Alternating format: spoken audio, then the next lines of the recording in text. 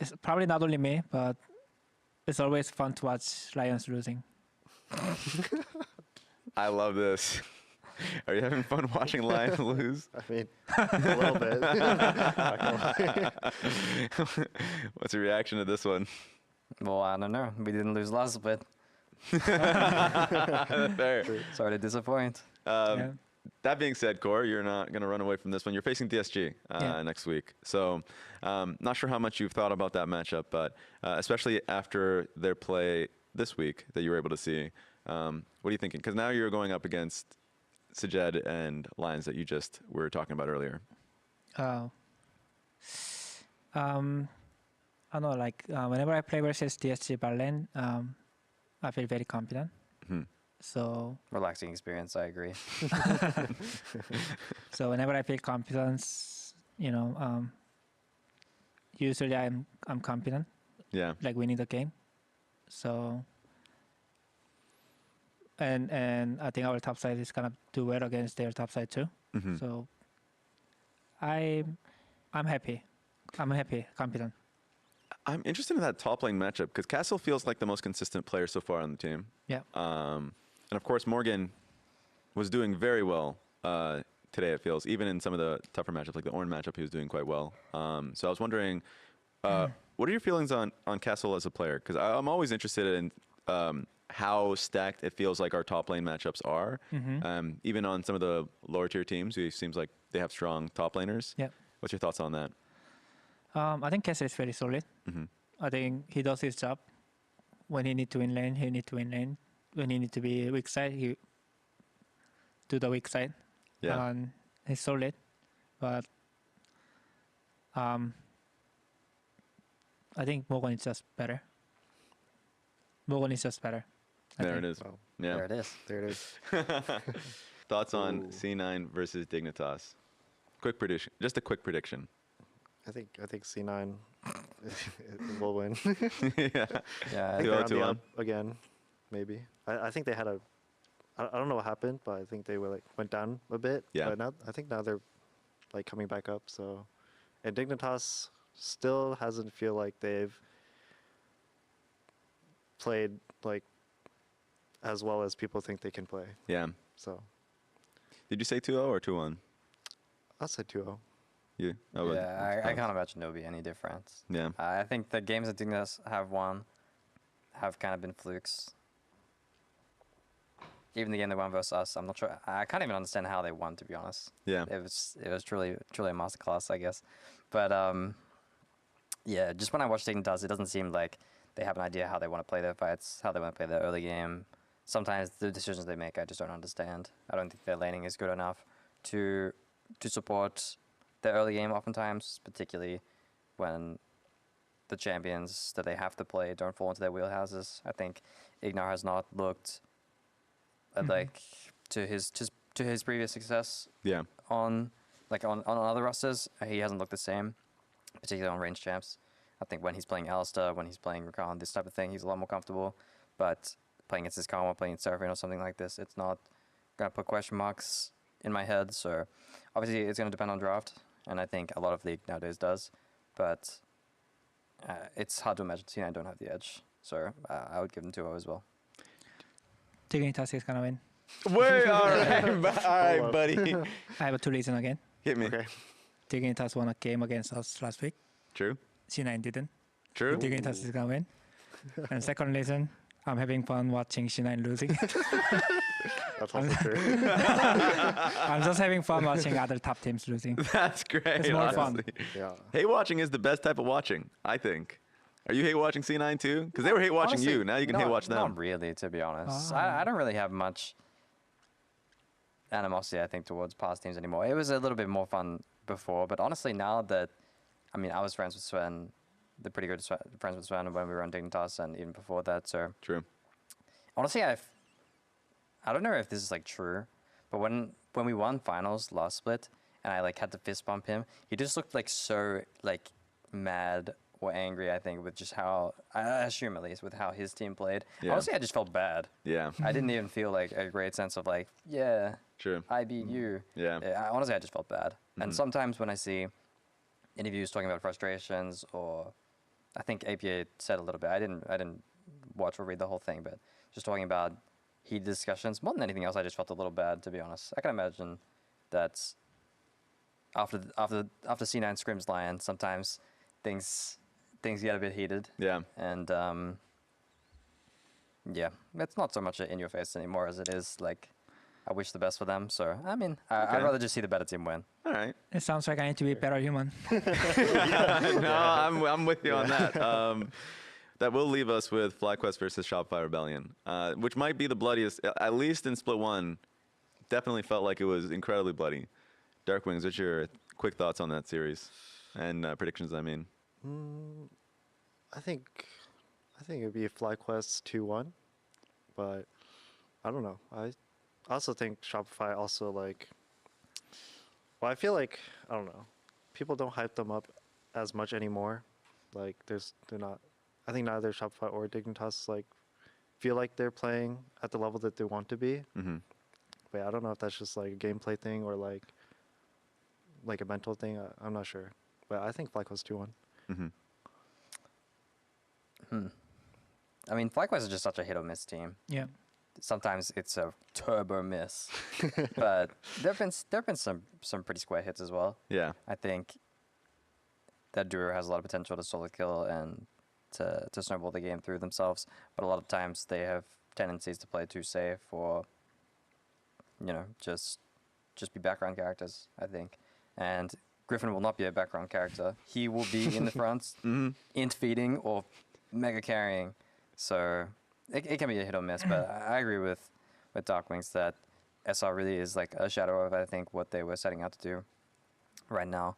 And if I were in their shoes, if I was Sam Revan, I'm not sure what I would do to fix their sinking ship. Yeah. I don't know if it's time to look for lifeboats or we can patch the holes, but yeah, it's hard to see the light at the end of the tunnel, I think, for SR right now. And I can't see any hope to be honest. Oh, really? So all I can think is 2-0. There's going to be a lot of investigating. I think after next week as well, because like that team, a lot of expectations after last split at least. Especially for Zinni, I think. Yeah. Yeah. For Zinni for sure. I thought SR is actually getting better right now, compared to when they start playing. Whenever we play versus them in the start of the year, I didn't know what they're doing. Yeah. But right now, they have decisiveness. They go for the play really quickly without hesitation. Yeah. I think they did something between the split. Try to be more decisive. I can see the decisiveness, and I like that. Sometimes you can make a like good counterpunch. Okay. And I think it can work against FlyQuest. I'm waiting for Shopify upset any team now. I'm looking forward to this prediction then, because you've already went crazy on the last two. This one is Lear prediction. Oh, oh my God. See how FlyQuest winning this? No, Shopify, 2-1. Boom. All right. I'm super interested to see if you come out as like a prophet after all of this or not. But yeah, thank you guys all. I appreciate you guys for being on the show for us. And that's going to be it for us for pros. For anybody out there, remember, like, comment, subscribe. Listen to this on all your audio listening platforms, Spotify, Apple, all that good stuff. And I'll be seeing you guys next week.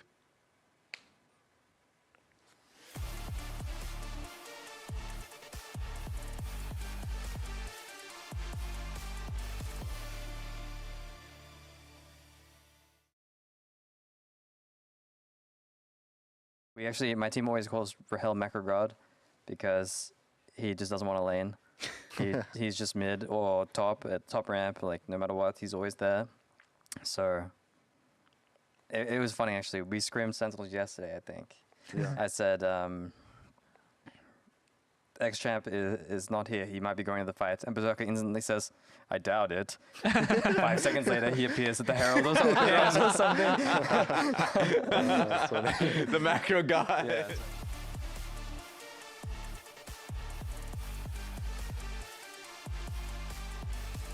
Welcome, everybody, to this week's episode of Pros. I got Sentinel Darkwings with me, Team Liquid Core JJ, and, of course, Lion Isles.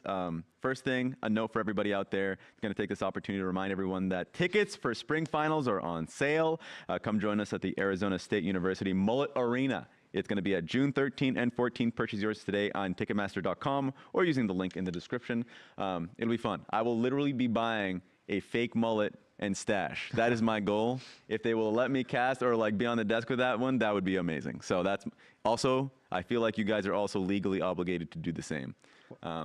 Yeah, you're raising your eyebrows. You're against it? No? No. Okay. For all of you guys, now I found a connecting thing with all of you. Every one of you guys have something hard. that connects each other. I want you guys to guess what it is. Connecting us. Yeah. Male humans. That is, oh, well, you know what? Sure. You won. That's You true. got that. No. Wasn't that hard?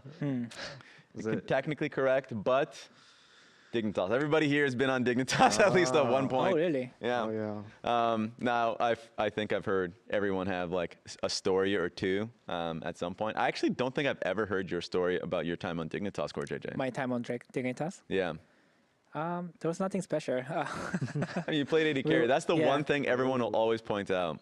I played ADC. I got shit on by double lift, Nice. and our team was pretty good. Okay. Like, we were not contender. Yeah. Not much. We just played the game. I had no idea what to do during the time, so I didn't go outside much. And, spend time with my teammates there. Better or worse than current Dignitas? Current Dignitas? Yeah. That's why none of us are in Dignitas right Are now. they doing? You're offending absolutely nobody. You looked I think we were out. doing better. We were doing better. Okay, that's Yeah, perfect. we were doing better. Darkwings, I'm actually your story is really interesting because like tier 2 and tier 3 I feel like has been a crazy journey for you. Obviously, because like your asterisk would be that was Dignitas Academy, and I don't think you Yeah. had a good experience with that one. I mean, joining them initially was not bad, I think, because I went from tier 3 to like tier 2, I guess. Yeah. But yeah, I mean, I had a 3-year contract, and then they didn't say much to me. And then after like, I think it was one split, they just told me, yeah, we're going to switch you with a tier 3 player, I guess. Well, I guess I swapped with Insanity Yeah. at that time. But yeah, it was not a fun experience. Because your resume is tier 2, you had collegiate in there, tier 3, and even like off your Twitter account, some of the stories I would hear are crazy. Oh, yeah. From like, I think specifically from collegiate. Collegiate times. I mean, are you talking about like the collegiate before I even tried going pro, or like I think so. in between? I think the in between. I think the in between. Between? That was 'Cause when you were with Surdy.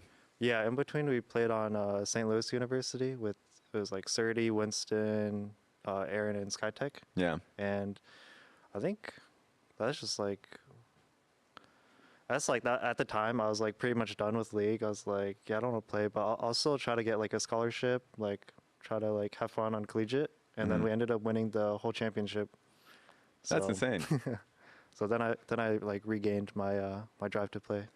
Was there, because you said there was an instance of like, some of your teammates may have been trolling. Oh yeah. So right after we won the championship, Yeah. I played on a team with Winston and Skytech, Yeah. and those were the main hooligans where we actually couldn't tell that they were win trading because that's just how they are. That's just how they play sometimes. Like So they were win trading, but you couldn't tell because that's just how they we play. just gave them the benefit of the doubt. We're like, yeah, I mean, Winston sometimes goes for these like crazy invades. Like, I mean, it's understandable. Like sometimes he'll do it. Yeah. But like I don't know, it was like during near the end of our matches, I think, when it kind of mattered most, where I think we just like lost some games that were like it was like close, like it wasn't obvious that he was losing on purpose, but he definitely But he was. was. Yeah, he definitely was. So yeah. So obviously, you and Core JJ just had a pretty insane series. Isles, just before this, you said you didn't watch a lot of it. How much of the games did you actually get a chance to see? Because it was long. Not that much. I saw the end of the second game. People were telling me like you know, it looks like a banger, and I looked at the game, and it looked to me like Sentinel was gonna win, so I just looked away, Yeah. and they did. So I'm the goat. Nice. But looks like some disasters may have happened in the third game, which I think some people around me may have some things to talk about. Yeah. But I only saw the results of these things happening. I didn't see the process, so I'm happy to hear about it. Let's help the investigation out a little bit. Let's talk to some key witnesses. Daejeon, I'm going to start with you. Maybe the victims. Yeah, I got free care. I They're think still living there with us. in our scouting, we're like, yeah, sometimes they just like come mid like level 1 just to like help out, like to secure the vision or something. And then third game, I think we were just like, yeah, let's go cheese them. And then we kind of forgot about the part where they're like defending us. And I think we didn't even wait until Annie face checked the bush fully, and then we kind of just went. And I missed my Gallo E, and then yeah, they got me good.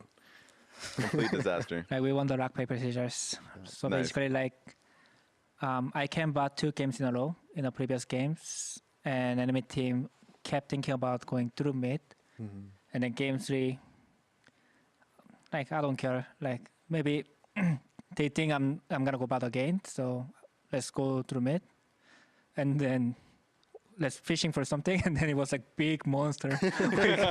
we got there. Yeah. Lucky. It was lucky. Yeah. Talk about game 2 just a little bit there, Core, because funny enough, at least from our side on the casting and analyst desk end, we were like, okay, this is going to be a quick 2-0, pretty clean Team Liquid victory, because game 1 was a stomp. At least it felt as though. And then game 2, you had this gargantuan lead through top lane. Like the fact that the gank from Jose Daejeon went topside, and it looked like everything was going well, and the skirmish that you were there, that ended up getting you guys a pretty large lead. But then things started to go downhill a little bit. Yeah, I mean, honestly, I think Sentinels is the team like actively play the game. Yeah. I think individually we're all better than Sentinels IMO. But I think Sentinels have a good ideas. I think some of the ideas Sentinels have is probably better than every team in the LCS. And when they made a play, like we didn't react properly, and we started behind. Eventually, we got outscaled and felt bad. We drew really hard as well. What are some of the plays that you remember, like that comes to your mind, that you were pretty impressed with Sentinels? I think they're very flexible. I think especially when they start behind, they try to find the way how they can play the game. They're not gonna like slowly lose the game. They will try to find a way, try to find a solution. Like I think second game, the turning point was when Bada came topside and then kill. Like we had the entire lead on the top jungle. Yeah. And then I tried to match the support like for a long time, and then I've been level 5 for too long. I'm gonna just catch some level in the bot lane, and at that point, Bad made a really good play topside. They killed jungle, they killed top. Our entire lead was gone. Yeah. Dark Wings, how was the game from your perspective, especially since like Impact? Was he pretty tilted? Because like I remember doing an interview with Golden Glue during the game, right? Level 1, level 2. Yeah. And I guess he was talking about the meme of like open-minded. Like I've never heard of this in my life. I'm not gonna lie. First of all, talk to me about the idea, the concept of open-minded. At least that's what it was being talked about within your team. And then also, how was Impact after getting camped?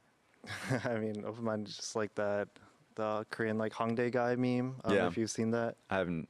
I guess I'm under a rock. I mean, bro. it's kind of troll, but it's just I don't know, it's just some guy in Hongdae just being like, just asking girls like, oh, are you open-minded? Oh, like, I see. Okay, I've heard about it. Okay, I've heard about it. Okay, nice. But yeah, I mean, Impact. I mean, he can get tilted, but he doesn't like make it affect his gameplay, if that makes sense. Like Yeah. he still like calms very well, like, or I guess like trying to find like creative like plans to come back at least for his lane. Yeah.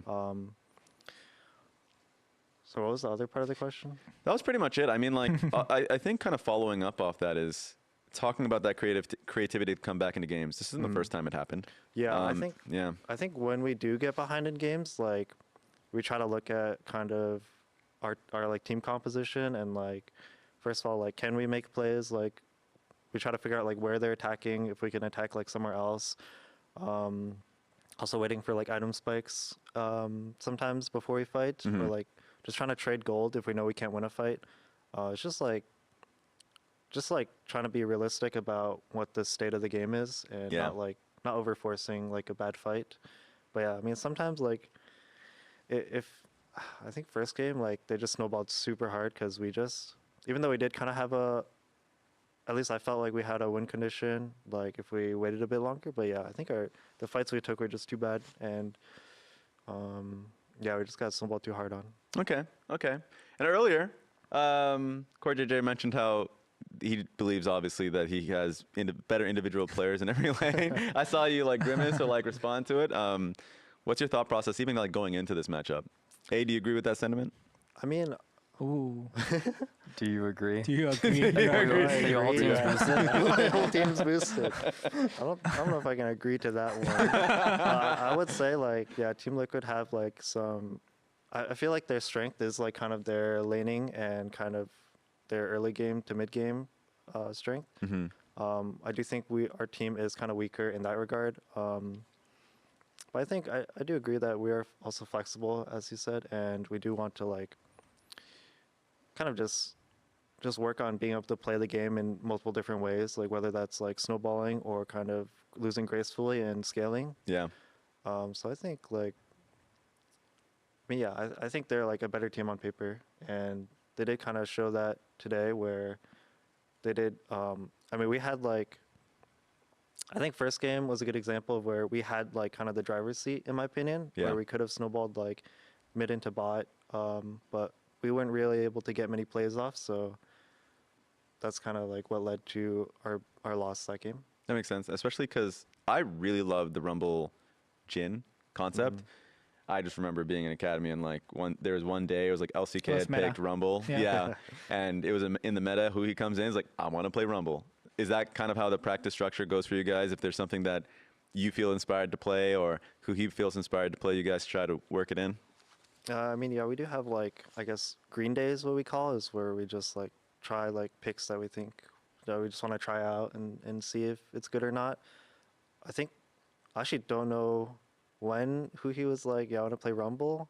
It was kind of more like, I don't know, he was just saying like, oh yeah, we can flex the Rumble like out of nowhere one day. And then Impact's like, okay, like I'll take the counter pick. Like, and then yeah, we had like some success on it in scrim. So yeah, it didn't seem bad, yeah. Okay. And Isles, now that you have a better picture of what happened within the series after the investigation is over, coming in just knowing that it's Sentinels versus Team Liquid, was there any kind of expectation that you had? Because Sentinels obviously not doing great in the standings, but there's a lot of at least belief that Sentinels is a strong team going into a team like. Did you think that they would take a series here? Is that true? Sentinels aren't doing great in standings? They're like 1-3 right now. I think you guys are. Who did you guys play? Yeah, 5-7. I don't think I've ever seen DSG. We've lost to DSG. And that's pretty low. The first week, I think. Have you guys ever had a 0-2 or a 2-0? Because you guys are 5-7 in games, but 1-3 in series. If this was a best of one, you guys would be in a completely different situation. Yeah, I think so. I mean, I don't remember. I don't think we've lost 0-2. I'm not sure. I actually don't remember the games we played. Yeah. And at least my producer is telling me, because Lion is different. You guys are 3-1, but in terms of game wins, you guys are constantly going to game threes. I think the only non-game three you guys was versus Shopify Rebellion. Actually, this week as well. Oh yeah, we won today at 2. Yeah, did it today as well. But I mean, I thought Sentinel was one of the best teams in the league, to be honest. The EWG qualifier, I'm not sure about how much anyone cares about that, because it's definitely not the same vibes, at least from my side. When I play, Berserker hasn't even had a coffee yet, and he's coming like this in game. He's saying, "Oh yeah, Jhin can go mid and cost his W." Oh yeah. So it's a bit unserious, I will admit, but Sentinels made the final. Already in the finals. They're completely all over the map in the games I play versus them. Seems like he's quite literally surfing the map. and praying that my teammates don't fight on top side because my team always calls Rahel Macrogod because he just doesn't want to lane. He's just mid or top at top ramp, like no matter what, he's always there. So it was funny actually. We scrimmed Sentinels yesterday, I think. Yeah. And it was funny because I said, obviously I'm not supposed to say champs, of course, but Of course. I said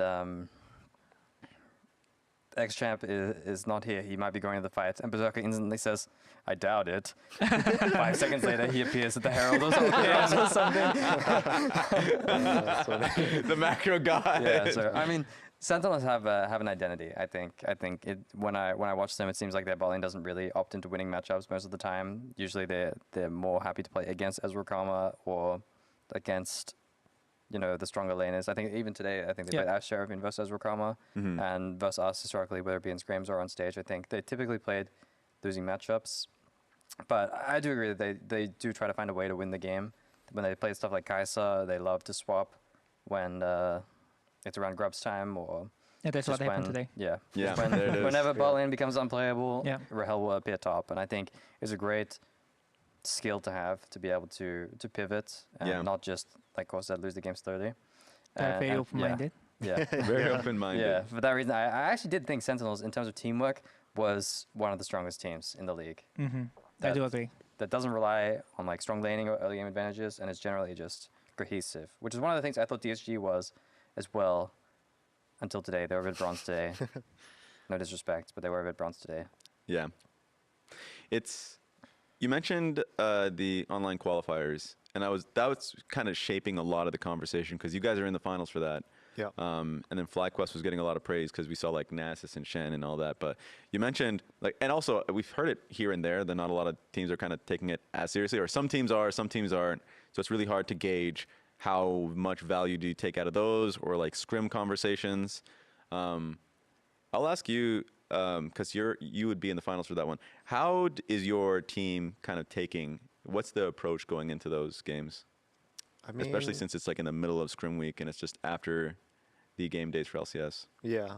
I mean, I think we just kind of when we heard about like the schedule, I guess we just thought it was just kind of, I guess like a scrim still. Like we just treat it as like a scrim / like match. But like just like as practice, I guess. Yeah. I don't know. We don't really do anything too crazy. I think we like just get coffee and stuff like it's a match day. Yeah. And then we come in like slightly earlier. Yeah. I think, but that's about it. Okay. And I guess I'll probably just kind of move on, mostly because the matchup today was very good, and I feel like the main story for me was getting a good idea of how competitive Sentinels are versus Team Liquid, or how good you guys are, but also we had some arrivals. Spawn in particular was a big one, Core. Spawn coming in from Australia, I think there was like a big visa issue. How was that having him in person again? Because I know this conversation always comes back. Yeah, I think having him is really nice. Jake Spawn has already really good ideas about how the game looks like he want to do. And in person is very easy, much easier for him to present what he want to do. Yeah. Like literally today he can draft on the stage too. True. So it's very easy to be on the same page and next to him. Like it's much easier to talk to him like next to you. So I think it's helping a lot. I think Jose Dodo definitely said that he was a bit intimidating, but I mean, maybe it's like the larger biceps or anything like that. But like just in general, how do you feel after game 2? Because especially with game 2 being as it was, he's generally an angry Australian man. Yeah. What was his reaction? Exactly what you said. I think we played really bad game 2. And we drew, I don't know how much lead we had. I think we drew like decent margin of lead. Yeah. And it's not only first time, so I think it makes sense coaching staff were met. and we should be mad on ourselves, and some belt up to focus on next game. And I think a question that I have, because this does come back a lot within the community about like, and even as a coach, a lot of the times you feel as though when you're not in person, you do feel the loss of impact, right? Versus while you're here in person. How much would you say the impact generally is of Spawn being in person and the presence in the room versus him coaching online? Do you feel like there's not that big of a difference? I think even on online, I think he's doing his job. Yeah. I think most of his job. Mm-hmm. I think when he is in person, there's extra on it because he can actually involve in the stage draft too. Yeah. Because like even on the online, like he tried to give us like a lot of motivational speech even during the game, the feedbacks, doing pretty much almost everything. Yeah. But it's just getting easier. True. Meanwhile, Deos is also here finally. I feel like that's been kind of looming over. It's the Canadian effect. Every time you're trying to come in, it's always tough. How's the impact felt now that he's finally here as your assistant coach, correct? Yeah. And you worked with him before, I think. Yeah, I've worked with him also on that SLU team. Yeah. Yeah, he was our head coach then, and on Dignitas. Oh my God. Yeah, Wait a minute. He's been around. You got your own entourage. Yeah. So, I mean, I have a really good relationship with him. But yeah, it was super nice because he's also my roommate now. But yeah, I think he was still like doing a lot of work online to help us out. So I feel like the impact is not too big that he's in person, but definitely he's like a big vibes guy too. So he's been helping keeping the team atmosphere up. Can you explain Deos for us a little bit? Because I don't think a lot of the general audience would know him personally, but also, I guess my introduction with him, he was on Luminosity last, and he was working with that organization to get them into the LCS. What does Deos generally do for you guys? Deos is, he does a lot of like scouting, talks a lot about like champion picks. He also gives us a lot of individual coaching. Yeah. I think a lot of the time he helps me like just like look at situations and stuff like that. And also he like is kind of like pretty organized person. So he sets like goals for us and like goals that we want to work on together with him. Mm-hmm. So he's just like kind of like all around, just like helping like the outside of the game perspective. And he's also just pretty funny guy. Now we need to get into this because there's the put together Deos, but now he's your roommate. Do you have any stories? I mean, it's not been here for long, but yeah, sometimes like I think I was just playing a solo queue game one day and he just comes knocking on my door and he just like watches the game. And he's like, all right, let's review this game right after. What the heck? You brings it up? In your room? Yeah, It looks like he you would just not comes into like my that. room. Would you like that, House? It doesn't look like you wouldn't. I mean, I don't know. Some of the, I don't know, goals-oriented people and just hands-on coaches like that, it's give and take, I think. Yeah. For me, being goal-oriented and that type of thing has never really served me in most aspects of my life, but to each their own. Fair. Is there any space? Do you say, I'm just belly out, just playing solo queue? Like, I'm not really looking to review every game? I told him like, it's fine. Like, if my door's open, you come in. Okay, yeah. That's the if. That's the big if. Yeah. That's a sign. Let's talk to you a little bit because you did go up against DSG. You did have an expectation. You mentioned earlier that it didn't really pan out. You just stomped them. It looked like. I mean, the first game wasn't like a stomp. Mm-hmm. The second game, it was over. Yeah. From how I viewed it. Mm-hmm. But I mean, I did view DSGs through a similar lens to Sentinels, generally speaking. Maybe less so. But I think the DSG mid jungle. I said this in the pregame interview too, but they don't tend to hesitate much. They pull the trigger when they see an angle, and that's something that is uncommon of rookies.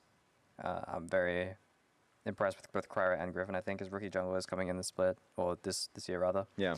That they don't tend to hesitate. They really do like to go in, sometimes a bit gung-ho, but when they see something, they try to go for it, and it's a lot of the time better to be that person who's more aggressive, and just quicker at making decisions in general, especially in critical moments, than someone who second guesses himself. And especially in Griffin's case, he tends to get himself killed a lot more than perhaps he has to. Yeah. Particularly in a certain Gwen game, you may or may not remember. That was a classic. History But was I think Cryer had a little bit of that today, particularly in game 1 of the Nocturne, just throwing himself in. Obviously, Nocturne is a champ where that sometimes is your only option. You really do just have to throw yourself in and just kill yourself over and over. But yeah, I expected a little bit more out of DSG today. I do think that bot lane oftentimes is their weak point in lane.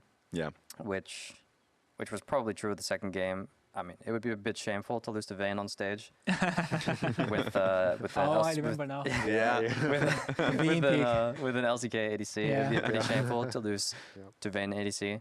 So obviously that one was bagged up in draft. Yeah. Core is disapproving. What do you remember from that game? Or the series, I remember I watching guess. the game after the draft is over. I think even after game 1, DST picked the really hard execution draft. Everyone need to play well. Can they do this against Lions? I doubted it. Yeah. And then they actually played really well in laning page, like early game. Oh wow, DST is a good team. And then they started collapsing really hard. And then on the second game, when I saw Vayne last pick, I need to find a way. I need to investigate it. Yeah. Why Vayne is good here? Is Vayne good in the lane? No. Is Vayne good against enemy champion? No. Is Vayne good with our comp? No. That was what I was thinking. Yeah. And I felt bad. Yeah. Because this goes into a larger topic that I think we in the community have been kind of hitting on, which is like the idea of there being parity within the league, if there is or not. Because there was a lot of 2-0s that happened this week. Now, your series was different. You're right, because game 1 was like Castle had a huge lead top lane. Even mid lane, it felt like Kryra and Calmny were like making a lot of plays happen. That was some disasters. Yeah. Now that you reminded me, yeah. Because like game 1 did actually look like, there was like DSG is a pretty active team, and then I think you guys were just a better team fighting team. And I also just caught Akali in Bush in one of the dragon fights. Like Inspired ended up finding him, and so that fight Got looked the blue pretty, buff. Yeah, and the blue buff. That was a pretty critical moment. So like that one was close, and then game 2 just wasn't in the draft. Do you feel as though there is parity in the league? Like for instance, because Dig is taking games off of teams, like taking games off of both of you guys actually, but then didn't end up winning. Wish you hadn't said that. Yeah, just throw you in there. But they are right now, I'd say firmly like last place within the standings. Do you feel like the teams like Shopify Rebellion, Dignitas, and DSG, like they're closer than the community believe currently? No, I mean, I can't speak for the whole community, right? But what I will say is that, candidly speaking, SR and Dig do seem to be squarely the worst. Yeah. Respectfully. I think in between, when you think about the rest of the top 6 teams, I had a higher opinion of DSG before today than after today. But it does feel like everyone can kind of beat everyone. Yeah, that's a bit of a... maybe that's a bit untruthful. But it is hard to judge. I think the way the meta is, a lot of the times, games are decided off of very small things. If one guy gets a crab and another guy doesn't get a crab, if one guy dies and a Raptors invade or something happens early, the game can be swung in a pretty dramatic way. Yeah. And these smaller edge leads, whether it come from someone laning slightly better than someone else or someone just making a mistake, like today, I think one of the whole reasons the game 1 was really hard for us today was that somehow, I mean, Saint will be investigated. That seems to be the theme of today. Saint will be investigated. Yeah. I'm not sure how he lost Flash's Orianna with Phase Rush level 5 to Nocturne. Oh yeah. That is quite the mystery.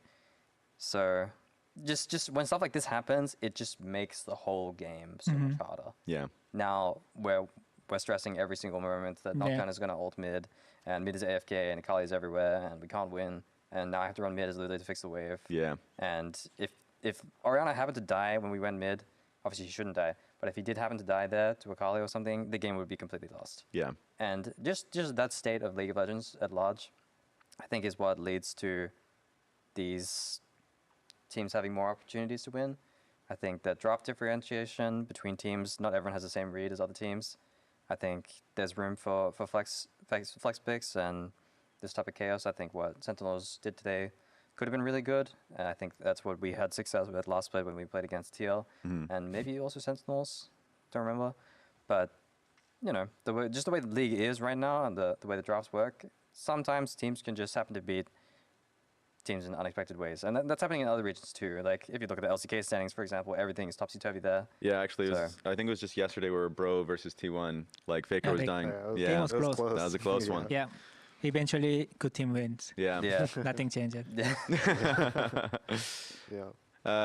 Darkwings, are you feeling the same? Are you guys feeling the same in terms of like general parity, or do you think that's just how the current meta is, where any team can just lose? Yeah, I mean, I think any team can get like a decent lead early game. I think like any team for doing that is like possible, but Yeah. I think like the better teams are able to like be more consistent, like I guess to like mid to late game, I guess, and I forgot the word, like just having more control over yeah. what's happening. Yeah. I do feel like, but sometimes like League is in a state right now where if you do get a lead, like you can just snowball it to the win. And it's like the teams have to like mess up their lead to like lose. Yeah. And I feel like most teams like are able to generate a lead. It's just like the fashion where they can close out the game or not. I want to push on towards the patch changes only because they're so massive. I think it's like Season 2 right now, and a lot of items, runes. Have you guys had an opportunity to look through any bit of them? Because you mentioned the Green Day being like a day in which there's going to be a lot of Green Days next week as you guys are gearing up for like a massive shift in the patch. Core JJ, were you able to explore a little bit so far? I'm usually the person that, check the patch notes when I need to play that patch. True. I don't want to get in like mixed opinion on my data. Yeah. So probably after the entire games on this patch is over, then I'm gonna start thinking about it. Yeah. So I don't know. You guys in the same boat for that one? Yeah, honestly, I Yeah. would think the same way. Yeah. I don't really like to look too much into the future. I really like to try and focus on what you're working on right now. I'm not really, like I said, a goal-oriented person, but it's really nice to, like, when you go into solo queue, at least play the champs that you want and play on that patch and kind of feel the trends. One of the biggest struggles, I think, on that note, was at the end of last year when you're still on like the snow map and you're still the whole patch behind and you're playing with Articon in the game. Yes. But I'm trying to play in the future where there's no Articon and stuff. Yeah. I hate that. Yes. It's the worst too much. feeling. Yeah. That is too When you're much. playing on two different patches but you're trying to practice together. And I really hope it doesn't feel that way again. Yeah. But I think the schedule has worked out in a way where the patch is on live the same way, or at the same time we're practicing in NA for the most part. Yes. It's not that much friction. There's no more between solo queue and competitive. Exactly, especially since we tightened it up. So yeah, you guys are just playing on live. The only real asterisk is there's like a new champion, then you would still be like delayed into the next week. How do you guys end up taking major changes? Core JJ, I'll ask you because you've been through many different iterations of different teams. There's always been like certain teammates that are like, oh, that's not like real. Maybe you'll get like nerfed or something. So you guys are like stickler for changes. But if there is like a massive change incoming, how do you guys generally attack changes to still be on top of the meta? When there's a new change, especially on the first day of practice, you just try to play something that changes it, and eventually, close to the actual stage match, you start comparing comparing between what you've been playing before and the champion you added, like what is actually better. But most case in a earlier patch, like what you've been playing was better because you know better champion than new champion. So the more time you are on, like you're gonna slowly add the new champions. That makes sense. I'm worried for you, Dark Wings, because Phase Rush is out of the game, but so Rise might take a hit. Yeah, I mean, so was it Storm? Yeah, Storm Raider Surge is in there, yeah. Is it done? Is Phase Rush over? Yeah, It's Storm Phase Rush Raider is Surge over. is coming Yeah, back. I don't know. I mean, I think it'll.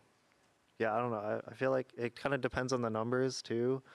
I think like some champions might come into meta, but yeah, I feel like all the time it's just like you have a couple of ideas of what can be good, Yeah. and then you just see if you just try playing them and see if it's actually like playable, Mhm. or like if you think you can actually like it's like good for the game, for your matchup, like stuff like that. But yeah, I don't know. I think I mean I haven't really looked too much into it, but I mean I find change to be like pretty fun. Yeah. Let's push on to next week, just because interested in the matchups. Sentinels versus Lion. Now, I need to know your guys' take, because A, you gave him a lot of credit, Isles. So I'm interested in your thoughts going into that matchup, because that's going to be Rahel versus Huhi for you directly. I mean, TL win today is obviously like a tick on in the column that we certainly have a chance to win. Mm-hmm. I mean, I guess that was given regardless. But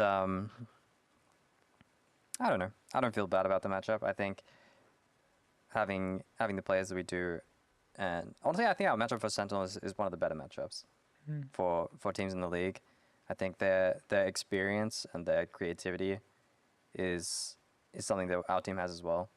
I think Inspired in particular is very grounded when it comes to making good mid and late game decisions, whether it be individual and as a team. He's good at pulling the trigger quickly. Mm-hmm. He's good at playing the controlled game. I think that's something that Sentinels is good at as well. But similar to TL, I think we lane a little bit better on average. And some of the disasters that we occasionally have, like today there was a big disaster in game 1 in top lane, usually happens a little bit less against Sentinels. Mm-hmm. So these explosions, these, I guess, exploitative parts of our team, these weaknesses aren't really exposed too much against Sentinels. Do you agree with that overall, Darkwings, thinking about the matchup?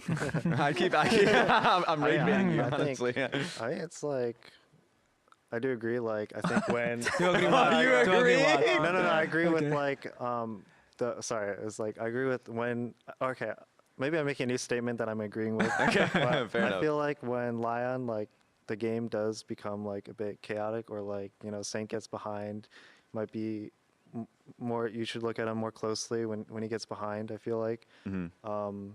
But yeah, I feel like our team we just I think we have like clear plans and like a good draft. I feel like we would have the advantage, but obviously that goes for both teams. So I think it's just like who has like a strong idea on how they want to play their draft better and execute that. I think that's just what it comes down to. What do you think of Saint as a player? Just because that's your direct matchup. I think Saint's very good, like mechanically, and like he is pretty creative in a sense where he goes for a lot of things, which is kind of like crazy in a sense, but Yeah. sometimes it works out, sometimes it doesn't. So I think it's just like a feel player. Like if he feels good in the moment, like he's gonna carry, but if he doesn't feel good, he might be like dragging the team down a little bit. Mm. So I think it's just like a double-edged sword. All right, Judge Core, that's on you now. Who do you think is winning this one? Ooh, And give me a solid and fair reasoning. okay. Fair listening. Sentinels win. Oh. You're pissing Isles off. Sentinels win because we played versus Sentinels and Lions this week. Sentinels won a game against us. Lion didn't. We were pretty low.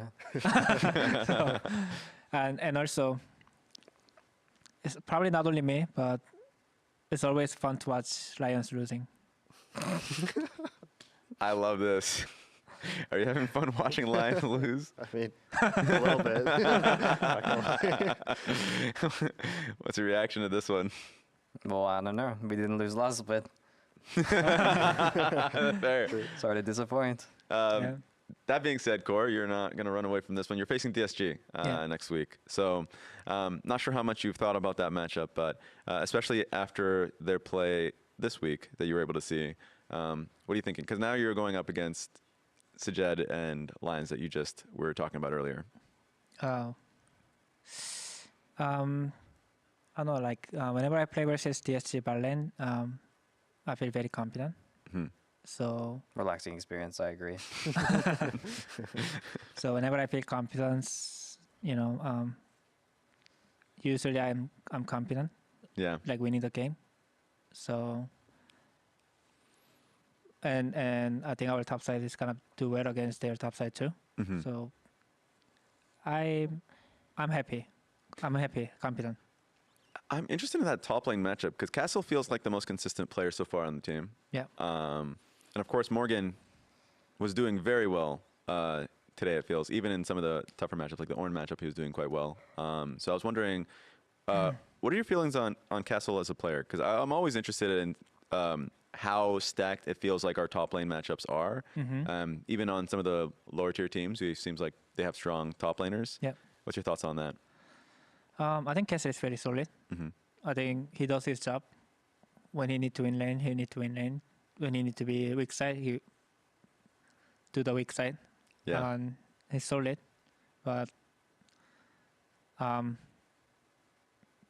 think Morgan is just better. Morgan is just better. I There think. it is. Well, Yeah. There it is. there it is.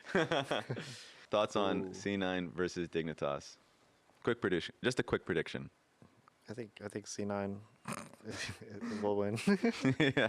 Yeah, I think 2-0, they're on the 2-1. up again, maybe. I think they had I don't know what happened, but I think they went down a bit. Yeah. But now I think now they're like coming back up. So, and Dignitas still hasn't feel like they've played like as well as people think they can play. Yeah. So Did you say 2-0 or 2-1? I'll say 2-0. You? Oh, but- yeah, I can't imagine there'll be any difference. Yeah. I think the games that Dignitas have won have kind of been flukes.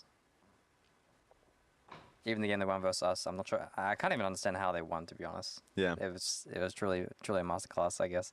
But yeah, just when I watch Dignitas, it doesn't seem like they have an idea how they want to play their fights, how they want to play their early game.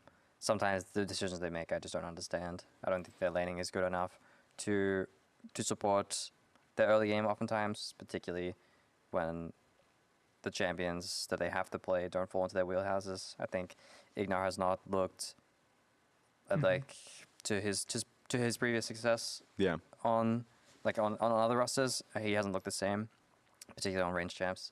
I think when he's playing Alistair, when he's playing Rakan, this type of thing, he's a lot more comfortable. But playing against his Karma, playing Seraphine or something like this, it's not gonna put question marks in my head. So obviously it's gonna depend on draft, and I think a lot of league nowadays does. But it's hard to imagine C9 don't have the edge. So I would give them 2-0 as well. Dignitas is gonna win. Way, all right, all right, up. buddy. I have two reasons again. Hit me. Okay. Dignitas won a game against us last week. True. C9 didn't. True. Dignitas is gonna win. And second reason, I'm having fun watching C9 losing. That's also true. I'm just having fun watching other top teams losing. That's great. It's more fun. honestly. Yeah. Hate watching is the best type of watching, I think. Are you hate watching C9 too? Because they were hate watching Honestly, you. Now you can hate watch them. Not really, to be honest. Ah. I don't really have much animosity, I think, towards past teams anymore. It was a little bit more fun before, but honestly, now that, I mean, I was friends with Sven, the pretty good friends with Sven when we were on Dignitas and even before that, so True. honestly, I don't know if this is like true, but when we won finals last split and I like had to fist bump him, he just looked like so like mad or angry, I think, with just how, I assume at least, with how his team played. Yeah. Honestly, I just felt bad. Yeah. I didn't even feel like a great sense of like, yeah, True. I beat you. Yeah. Honestly, I just felt bad. And sometimes when I see interviews talking about frustrations, or I think APA said a little bit, I didn't watch or read the whole thing, but just talking about heated discussions, more than anything else, I just felt a little bad, to be honest. I can imagine that after C9 scrims Lion, sometimes things get a bit heated. Yeah. And yeah, it's not so much in your face anymore as it is like, I wish the best for them. So I mean, I'd Okay. rather just see the better team win. All right. It sounds like I need to be a better human. No, I'm with you on that. That will leave us with FlyQuest versus Shopify Rebellion, which might be the bloodiest, at least in Split 1. Definitely felt like it was incredibly bloody. Darkwings, what's your quick thoughts on that series? And predictions, I mean. I think it'd be FlyQuest 2-1, but I don't know. I also think Shopify also like. Well, I feel like I don't know. People don't hype them up as much anymore. Like they're not. I think neither Shopify or Dignitas like feel like they're playing at the level that they want to be. Mm-hmm. But yeah, I don't know if that's just like a gameplay thing or like a mental thing. I'm not sure. But I think FlyQuest 2-1. Mm-hmm. I mean, FlyQuest is just such a hit or miss team. Yeah. Sometimes it's a turbo miss, but there've been some pretty square hits as well. Yeah. I think that duo has a lot of potential to solo kill and to snowball the game through themselves, but a lot of times they have tendencies to play too safe or, just be background characters, I think. And Griffin will not be a background character. He will be in the front, int feeding or mega carrying. So it can be a hit or miss, but I agree with Darkwings that SR really is like a shadow of, I think, what they were setting out to do right now. And if I were in their shoes, if I was Sam Revan, I'm not sure what I would do to fix their sinking ship. Yeah. I don't know if it's time to look for lifeboats or we can patch the holes, but yeah, it's hard to see the light at the end of the tunnel, I think, for SR right now, and I can't see any hope to be honest. Oh, really? So all I can think is 2-0. There's going to be a lot of investigating. I think after next week as well, because like that team, a lot of expectations after last split at least. Especially for Zinni, I think. Yeah. Yeah. For Zinni for sure. I thought SR is actually getting better right now, compared to when they start playing. Mm-hmm. Whenever we play versus them in the start of the year, I didn't know what they're doing. Yeah. But right now, they have decisiveness. They go for the play really quickly without hesitation. Yeah. I think they did something between the split. Try to be more decisive. I can see the decisiveness, and I like that. Sometimes you can make a like good counterpunch, Okay. and I think it can work against FlyQuest. I'm waiting for Shopify upset any team now. I'm looking forward to this prediction then, because you've already went crazy on the last two. This one is Lear prediction. Oh, oh my God. So you have FlyQuest winning this? No, Shopify, 2-1. Boom. All right. I'm super interested to see if you come out as like a prophet after all of this or not. But yeah, thank you guys all. I appreciate you guys for being on the show for us. And that's going to be it for us for pros. For anybody out there, remember, like, comment, subscribe. Listen to this on all your audio listening platforms, Spotify, Apple, all that good stuff. And I'll be seeing you guys next week.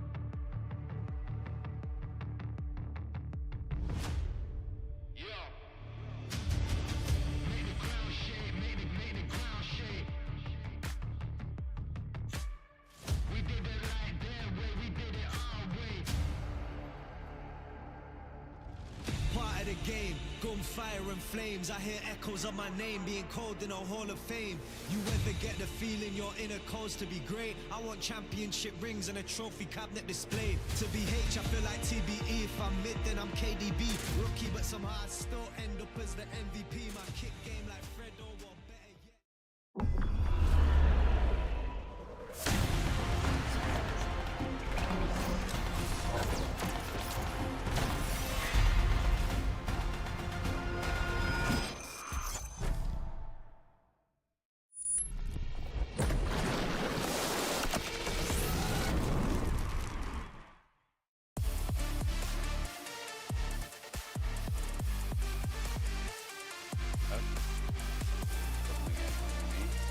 I can do it. Zijn ulti. Ja, watch it, man. Son. Ja, I'm going over. Daar, door flash. Go Victor, go Victor. Come on 2 seconds. Okay, daar, door flash. Come on 2 seconds, guys. Ga back a bit, I'm fighting left side. Yeah, just again. Daar, door flash. Yeah, I'm looking at guys. Barrier. I'm looking at guys. Die here. Come on 2 seconds again. Yeah, I can block. Okay. I'm okay, look there. That. I'll kill Victor. Baron's up, but we should kill him. Kill Victor, go. Come on 2 seconds. Oh, there's 2 people here. I got Victor. Okay, you got both. Oh, you flash? Yeah. 5-0 now. They're loving where they're at in the league.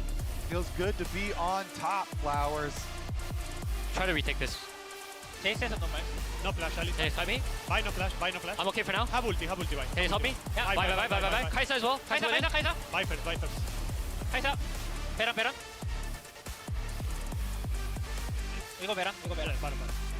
Everyone from DSG piles into the meat grinder. They get destroyed as this time Yeon reacts perfectly. Welcome back to the LCS, where before every show, we learned something we didn't need to know. I think we all learn something every week. We do. It's interesting information. Yes. All of I our. learned that I love League of Legends. Okay. And with that note, 15 years deep. Yeah. You gotta always You've been relearn, here. relearn new things. Refine the magic, you know? Exactly. Never stop dating your wife. or Exactly. Oh my God, that reminds me of the Static Shiv infomercial. Here are standings. Cloud9, Kia, and Team Liquid Alienware both taking their series yesterday, both 5-0 and both with a 10-3 win-loss record in games. So exactly tied in the standings, potentially until they face each other. Yeah. I mean, we're setting up for some pretty exciting matches next week as well. But before that, of course, we have Lion versus Sentinels today, as well as Shopify versus FlyQuest. Shopify and Sentinels especially need to start getting some wins. Two teams are going to miss playoffs, and these teams are down there near the bottom. And it's crazy for both of these teams because Shopify Rebellion with the expectations coming into this year, but also for Sentinels after Split 1.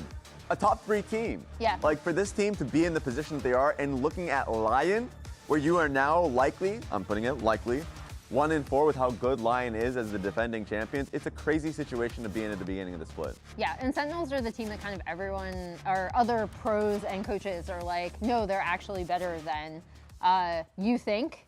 So we'll see from those matches. Just a quick reminder, tickets are still available. Any of these teams could potentially still make it for spring finals at Arizona State University's Mullet Arena from June 13th through 14th. You can scan the QR code on your screen right now or head to Ticketmaster.com to get tickets. We will see you guys then. We'll see how many of us are doing mullets. In fact, I will be. Yeah? We'll be growing it out. Right. He's growing. As will Raz. Raz and I will have really nice mullets. Oh, I will. Nice. I guarantee it. I'm looking forward to it. We asked the LCS Discord once again to help us out. They're our best farm for content on Waiting Room. And they gave us this time, thank you, LCS Discord, the most OP on the new patch. The spinner is back. The spinner! Which is a very fun time. Oh my God, Who can wants I to go go for it? first? You can can go. The moment hopefully we get old grandpa. Wait, Rafa's in there. Yeah, we're not getting one Wait, from we have a Rafa. Rafa take? Yeah, we have a Rafa It's take. either Rafa or old grandpa. Can we get one from old grandpa? Please, I'm begging. They're not going to Jackson. game it for you. It's Jackson. Okay, by far the most broken thing on the new patch is Seraphine. Genuinely crazy that champ hasn't gotten nerfed yet. the new patch, the old patch, all the patches. She's still here. Still very she good. is like 54% win rate. I think Yeah. she's the highest win rate champion in the game right now. She does need to be nerfed. And I just played like 4 games of bot lane the other day, and every single game was Seraphine Ashe. It's actually so annoying. It is a plague. It's disgusting. It is a plague. I Every hate time it. I'm in that green room or we're on the bus or going somewhere, I'm like, I hate Seraphine. I want her. Like, it's funny too, because I actually conceptually love Seraphine as a champion. Now we're seeing it way too Love many her as a times. person. Yeah. You know, you hate her as a champion. Exactly. All right, you go. Okay. Yeah, go. Let's see. Hide the choice on that one so we don't get that take again. Okay, hide that choice. Yeah. All right, let's see what we got here. Give us Rafa. Give me the Rafa. I wanted the Rafa. You get Trinicle. Trinicle. Okay, Static Shiv is rotten. Rotten. Wait, does that mean that it's the most OP in a good way and a bad way? It's up to you. It It's up is to OP. interpretation. I mean, I think it's really good, but I think it's not nearly as strong as people were kind of making it out to be, because people are posting all these, look at this crazy interaction where you have to go this build that's completely horrible with a build path that'll make you go 0-50, but once you get it, if they all group up and they all get hit at once, then it's OP. Yeah. So I feel like it is really good on certain champs, especially the champs that already did build it, are doing so well with it. Like, I played a Senna game the other night where I had like 160 stacks by 27 minutes. Oh, and it's insane on Senna. It's Oh God! absolutely- Oh my yes! God! We Holy brought it back. Shiv. This man's a criminal, by the way. It is, I think, really, really OP on certain champs, but I think that people are trying too hard to make it work on a lot of champions that it just doesn't work on. Yeah. I'm still waiting for that crazy Braum build to come out. Yeah, like you the know? Braum passive one. There's a lot of them that I think God. All right. too hard. Blanc wouldn't work. Sonic X5040, the most broken thing on the new patch. So yeah, I actually think Senna is broken. Senna was Shiv though. Yeah, Specifically. yeah. Shiv. I mean, because Shiv was already. We kind of covered this briefly. We could have talked about so much on the patch because it's massive, but like. It works. It worked so well with her already to the point where it felt really bad farming until you locked in Shiv, right? And now it's just incredibly. Whoa. There Better. was a second part Hey. to that, by the way. The second part to that was DFT. The DFT. Which is something Yeah. I think you had talked about. And so for people who don't know, the reason that Senna works with Shiv in this way is basically it's like when Shiv procs, it can proc your on hits, so it preps your passive to get a soul, right? Yeah. So if you actually proc Shiv on everyone and then you Q through everyone, you can pull a soul instantly. That's kind of what is making it really, really strong, is that it's just making it very, very easy to actually proc your passive, or if you auto attack someone and you proc Shiv at the same time, you instantly pull a soul without having to Yep. Q. So very, very strong interaction with Senna for an item she already liked. The finger of power. You know what? I'll accept a Brog. Can we get a... Wait, you like pre-called that? Yeah, I Yeah. did. There we go. AP Zins out. Anyone who doesn't think so hasn't played against it. Dusk and Dawn now heals procs, gives him 2 stacks towards his passive. Shiv applies hits on healing. Rage Blade. This guy, look. This he is just sounds, who was no, he's terrorized tilted. in solo queue. He's absolutely. He's by already, an when he was AP writing this, he was Xin Zhao. tilted. He literally just finished the game with Yeah, against AP Zins out and started exactly. writing. It's bad. Yeah, I think there are some Bruiser Xin Zhao builds that are quite strong. So AP, like the biggest thing that people are talking about is how it increases the passive healing. Yeah. So Rafa was talking to me about this build where you're going Titanic, Dusk, and Dawn, and then you go Riftmaker, and it's actually relatively tanky, and you get a lot of healing with the Riftmaker passive plus the AP scaling on that, and then as well as the interaction, get faster stacks of your passive because of Dusk and Dawn. So I think builds like that actually could potentially see their way to pro, but usually it's pretty slow to adapt, and Sundered Sky is still just strong. Yeah.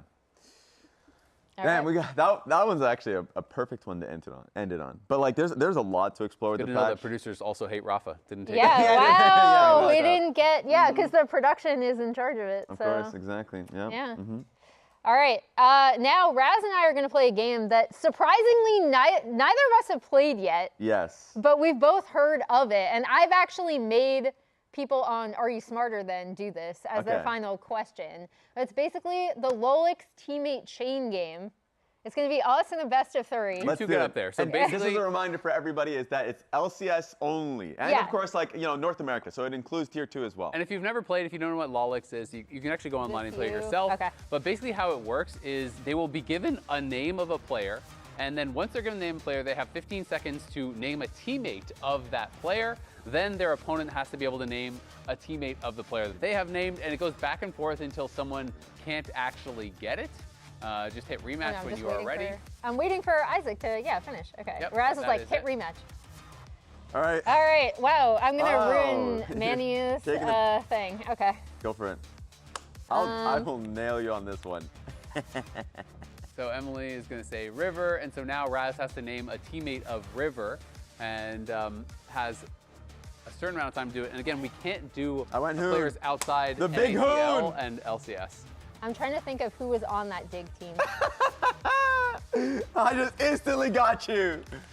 I just instantly got Did you. you? Oh! Yeah. Boom! I feel like Best of three. you're just gonna do All right, all rematch, these rematch. obscure dig rosters. Raz is only doing players from when he coached. Yeah, No, exactly. Hoon was there. You gotta Raz. respect the Hoon. Oh, snap. Wait, what just happened? We just lost. Oh, it's back. I'm thinking. Can I get her? Let's do this. All right, Isles. Well, surely we. Oh. Oh, No, 'cause what? it has to be LCS. Has to be LCS. Remember. He was in LCS. They were in LCS together. Oh. Oh. Oh, It's you spelled it I'm. wrong. What? That's. It's King with a 1. King with a King with a 1. 1. Oh, okay. That's his name. That's Because I always was like, been his that's name. not him. We got Yeah, another- let's keep that going. Let's is keep it really going. annoying. Well, I That's also his name? typed in Sven and it didn't come up either. So I either mistyped or it Well, that's didn't a good work challenge. That's a good challenge. Let's try it All again. right, Let's Raz try it takes again. the first set. because I can't type. Let's see. Let's make this a longer one. Why don't we? Oh my god. I'll give you a chance here. This. I'll give you a chance. Oh, Emily. Oh, throwback. I don't think I'm gonna get you. I feel like you'll be able to answer this. No, Raz looks stumped. I was trying to get Fung. Their top I got laner. one. I was trying to get Fung. All right, we got time for one I more. messed All up. right. We'll see if it's a- You it's could a have also tie. said Rush or more. Yeah. That I was whole trying to LMQ days. It's an instant defeat. Wait, what just happened there? Try One more again. time. Oh, Try again. Go for weird. it. Go for it. What happened? No, I don't. It doesn't matter. No. Okay. Easy.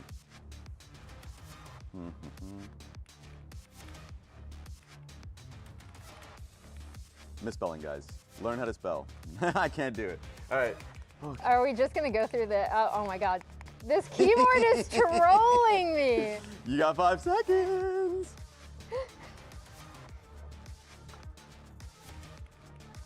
Okay, let's make it a long one. Okay. Let's do this. Who do you got?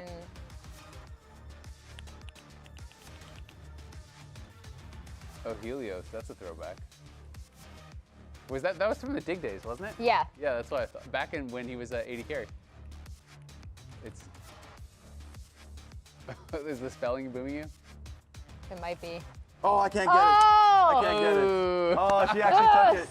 Is that a 1-for-1 or did she actually get Yeah. me? Oh, do we have time for one more? This is on producers.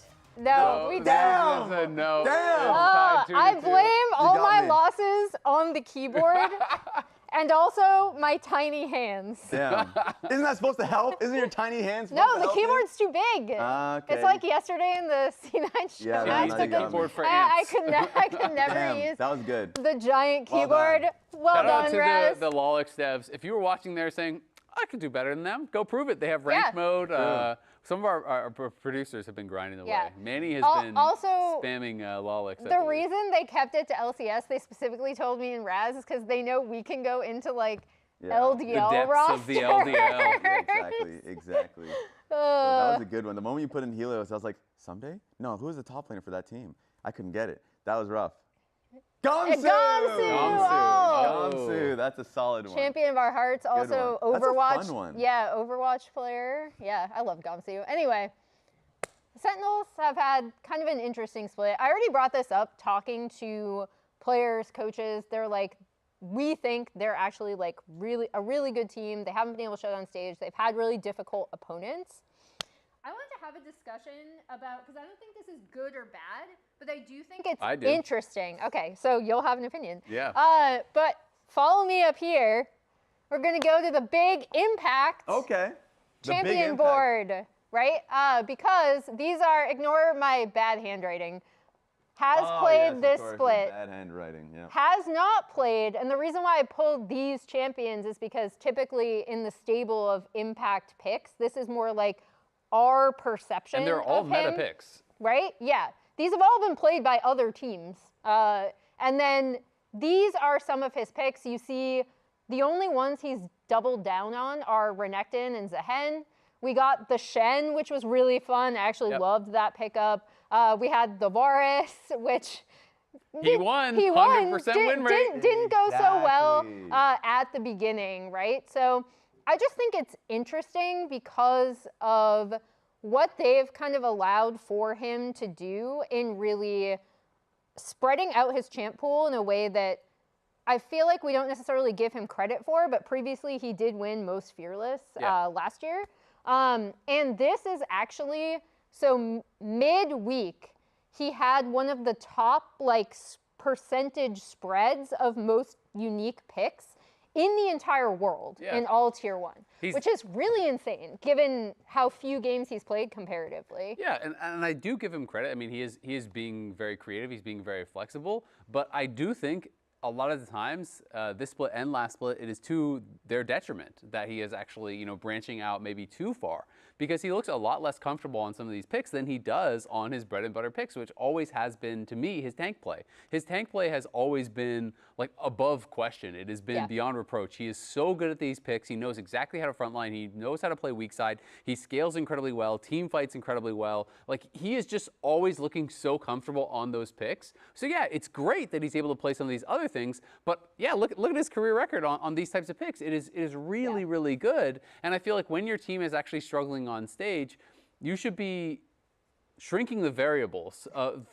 Just try to make things simple. And I feel like everyone talks about how you can play towards Sentinel's bot lane, but it's a lot harder to do that if you're going to play carries top. You need to have some sort of stability on the map, and I just think it's weird that either Impact just doesn't want to play them, or the coaches don't think they need to be playing them, or I just don't really understand why you wouldn't have this guy play what I believe is his strongest type of kind of champion.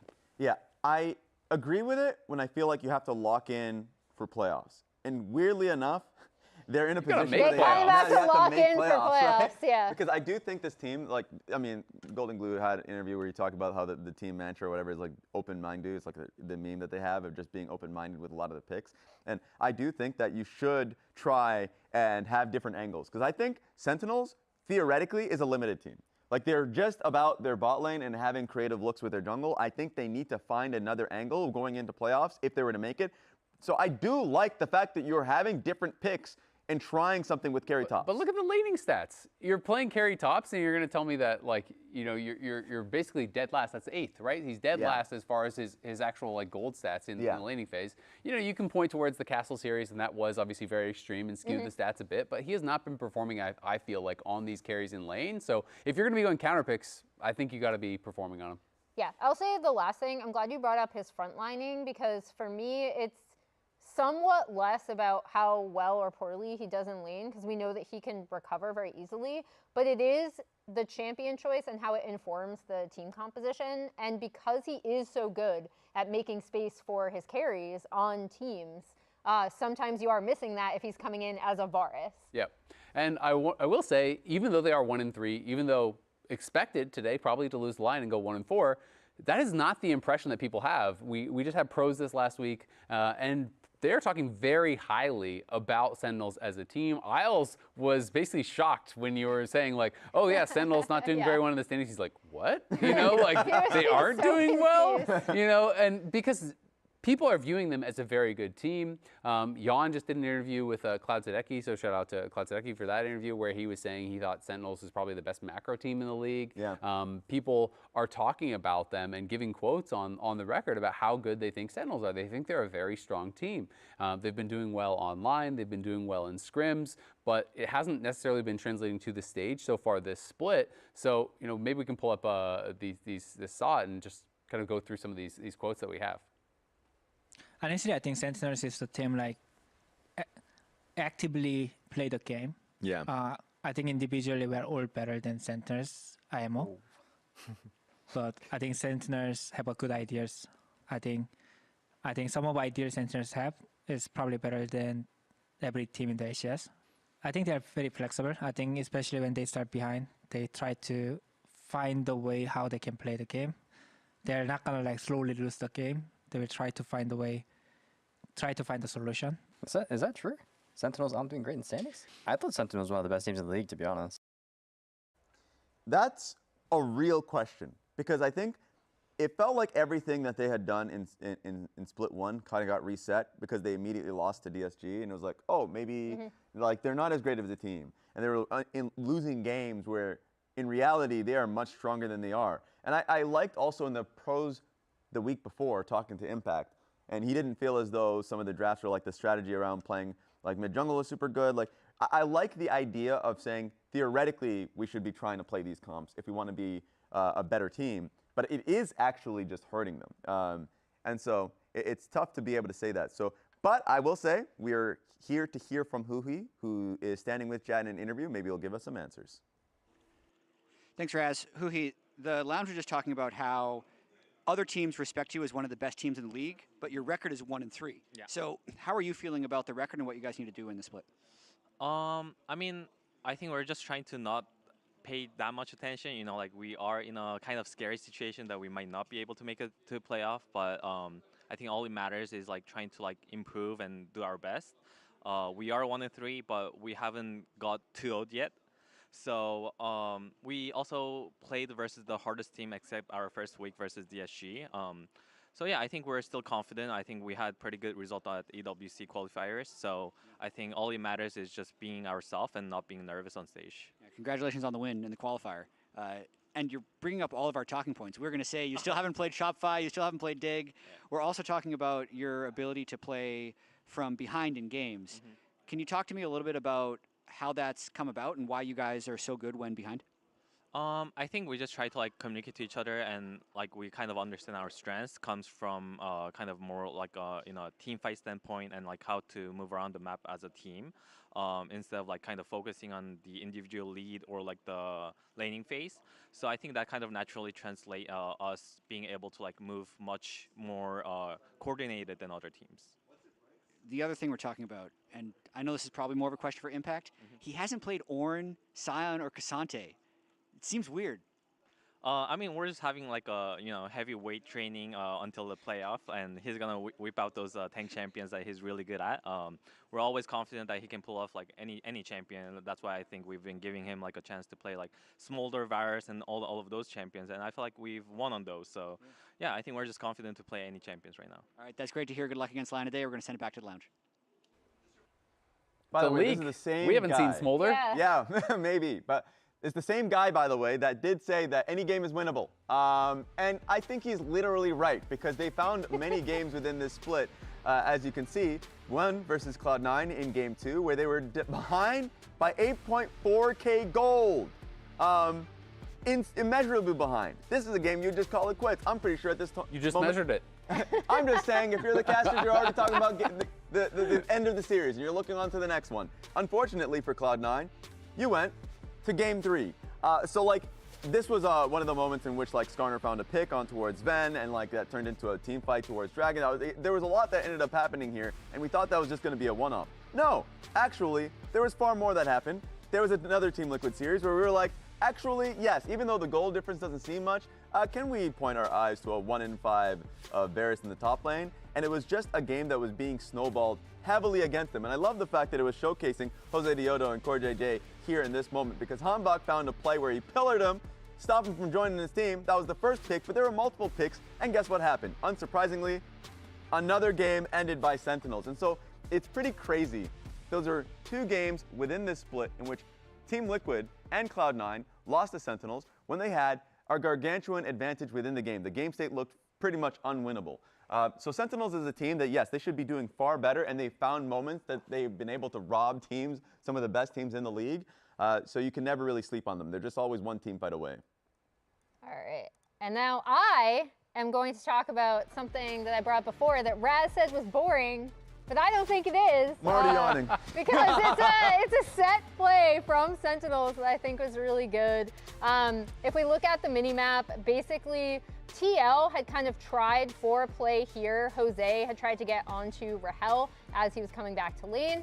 And so that chased him out of lane rather. So this is Sen kind of trying to respond. Obviously they have a bunch of vision there. And the most important thing is going to be the unsung hero of Huhi. He actually had been in mid lane, helping Darkwings push that wave in. He clears this. He helps, Rahel is getting some turret plates down there that Quid has to respond to. And this ward right here that he places is going to end up being crucial in the next fight. As he backs, we're actually going to get a look at what TL now are going to be seeing on the bottom side of the map. In addition to, I also want to point out that Sentinels purposefully sent Impact down here, and then Rahel in the mid lane as Caitlyn to clean up those waves right before the next Drake is about to spawn. And this is currently TL's vision, right? They do not see much. And again, that ward we talked about is going to be right here. As we play through, they're going to see Core crossing here. Huhi and Impact are going to get a little damage onto Quid. And what ends up happening is as this Aurora is pushing in the top wave, that's not going to work. As Aurora is pushing in this top wave here, right? She's going to be able to push that in and then TP onto this ward to set up for a pick, because TL think, okay, we've cleared out the vision, we're gonna try to get in before Drake. Here comes Aurora. They initially are gonna wanna get onto Yeon. Yeon escapes, they get onto Core, and this sets up for their second Drake. I just thought it was a really good way of showcasing how Sentinels saw kind of the end point from their setup, right? Through lane assignments, through how they were attacking minion waves, through their response to TL trying to push up in that bot side. And it was just a really nice set play for them and kind of supports some of the opinions we've been hearing, like the ones you brought up from Raz's Pro episode last week. Yeah, absolutely. I think they've been stellar, but we also got to talk about their opponents today, who are doing really well on stage, Lion. But there have been a lot of rumors swirling around Lion about some potential changes. A lot of rumors online that Dokla might be getting, traded away, or that he might be getting replaced for Castle. And, that I think is really, really interesting, because this is one of our teams that is our defending lock-in champion, that is already at the top of the table. But Dokla has been struggling in lane. Like, he has not been performing to the level that you would expect from him. And Castle, if that rumor is true, is on a team that is chain losing, but individually, everyone is singing his praises and talking about how incredible he has been in the 1v1s. Yeah, it's a super weird situation to be in if you're Lion, if these rumors are true at all. And it's only interesting because, yes, even though they're at the top of the table, it's been with an asterisk, because the fact that the games have been a little sloppier, the fact that they lost to Dignitas in a weird one, right? The team they're clearly not happy with the performance that they're having on stage. And so I think it is a weird state for the squad, especially since they're facing some of the top opponents at the end of the split. By the end of the regular season, they still have to face Team Liquid. So with Team Liquid performing as well as they are in comparison to last split, where they just weren't really present at all, the competition is tough. And when you talk about those other two teams in the top three, and you talk about their top laners, those are the people that people are really talking about nonstop, is Morgan and Thanatos, right? And Dokla is kind of the odd man out as far as those top three teams for top lane. He has not been playing to that level. His only CS advantage at 14 this whole split is the one Vayne game, and he was up 3 CS. He has been behind in gold, behind in CS, basically every single game. And we know that he can perform a lot better, but given the rumors, it's going to be interesting to see if he actually gets that chance. I think, it's really tough. And especially since the strategy with Lion is heavily around the creativity within their draft. If they want you to be able to because if they're giving you a Vayne pick or something like that, it has to be, I think, intentional. That being said, a real strong suit for their team has still been Inspired as a player. Inspired, I think, is right now still in a massive running for MVP of the split alongside Jose Daejeon. It's kind of funny that they're going to be facing off nearly at the end of the split. Next week. Yeah, crazy. What was interesting to me was last weekend when they were going up against DSG, and he was able to once again catch another flank from the Akali and stopped it, recognizing that, Akali was pushing out bot wave. And we haven't seen her for a solid 30, 40 seconds. Ended up completely pushing her off, chunking her, and winning the fight for his team. Yeah, I mean, I think that the way in which he wins games is so unique to him because he keeps his farm so high, he keeps his level so high that he puts himself in a position where he can actually 1v1 enemy soul laners. He's done this in multiple games where he understands where they're going to be, he's marking them, he's taking them out, and he is just able to take over games in a way that I think is unique to him in this league. No one else is able to do it in that same way. And we have our predictions here, I think, partially because of Inspired and how good he is. Everyone is favoring Lion. I do feel like it is going to be the 2-0. Why are you guys giving them a game? I just think that Sentinels can always take one. You have Rahel and Hui in the bot lane. They are so damn good. And maybe if you have a creative draft, they can go to 3. And maybe Sentinels can take it. It's up to you guys and the fans. And you know who else it's up to? To the damn players. Start the game. Start the games.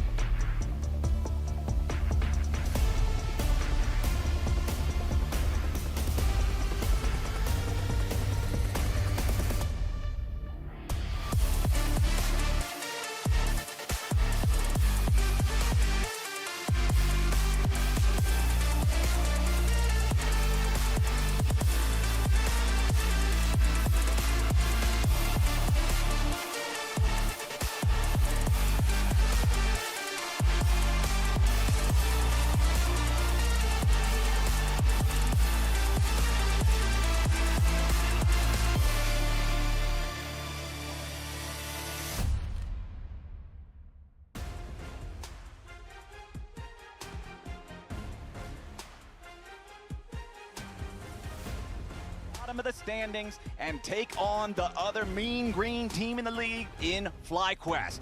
But before we get to that, we have another best of 3 to work through as Lion are going up against Sentinels. A Sentinels team that you talked to Huhi from just earlier in the show today, Jat, and Huhi says, yeah, it does feel like we're 1-3, but we're a better team than that.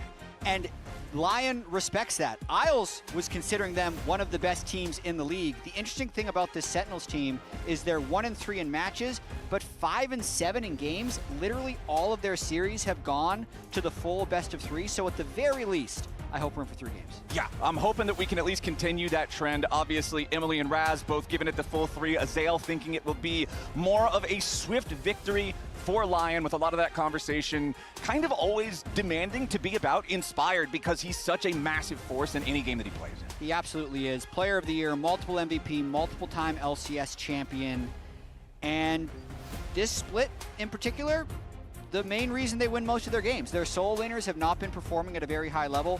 Dokla and Saint were both very far behind in their games last week, but Inspired was able to keep his farm up, make sure he was in a good position in the game. So Inspired in the bot lane were really the main contributors to their victory last week, and we'll see what happens again this week. Okay, let's go ahead and hop into draft number 1 then, with Anivia, Bard, and Pantheon banned out by Lion. Meanwhile, on the Sentinels side, it's Ezreal, Orianna, and Nocturne. Now Lion, they decided they wanted first pick in this one. Sentinels is going to play from the red side. It's the same draft we've known for over a decade now. Absolutely. Happy to see it. Yup, it confuses me less. It's a new change. It throws me off sometimes, but standard stuff here in this one. And speaking of standard stuff, Varus is open. Varus is first picked. And also, Ashe Seraphine is unbanned. A lot of times, if the other team doesn't first pick Ashe Seraphine, you would just lock Ashe Seraphine in. But a couple of other things are interestingly left available. Humbok Skarner was left available. He won 3 of Sentinel's 5 wins are with Skarner. But Jarvan has actually been a permaban against him mostly. That's also been up. So they jumped for the Jarvan already, since that's typically going to be good into Varus, whether or not Varus goes top or bot.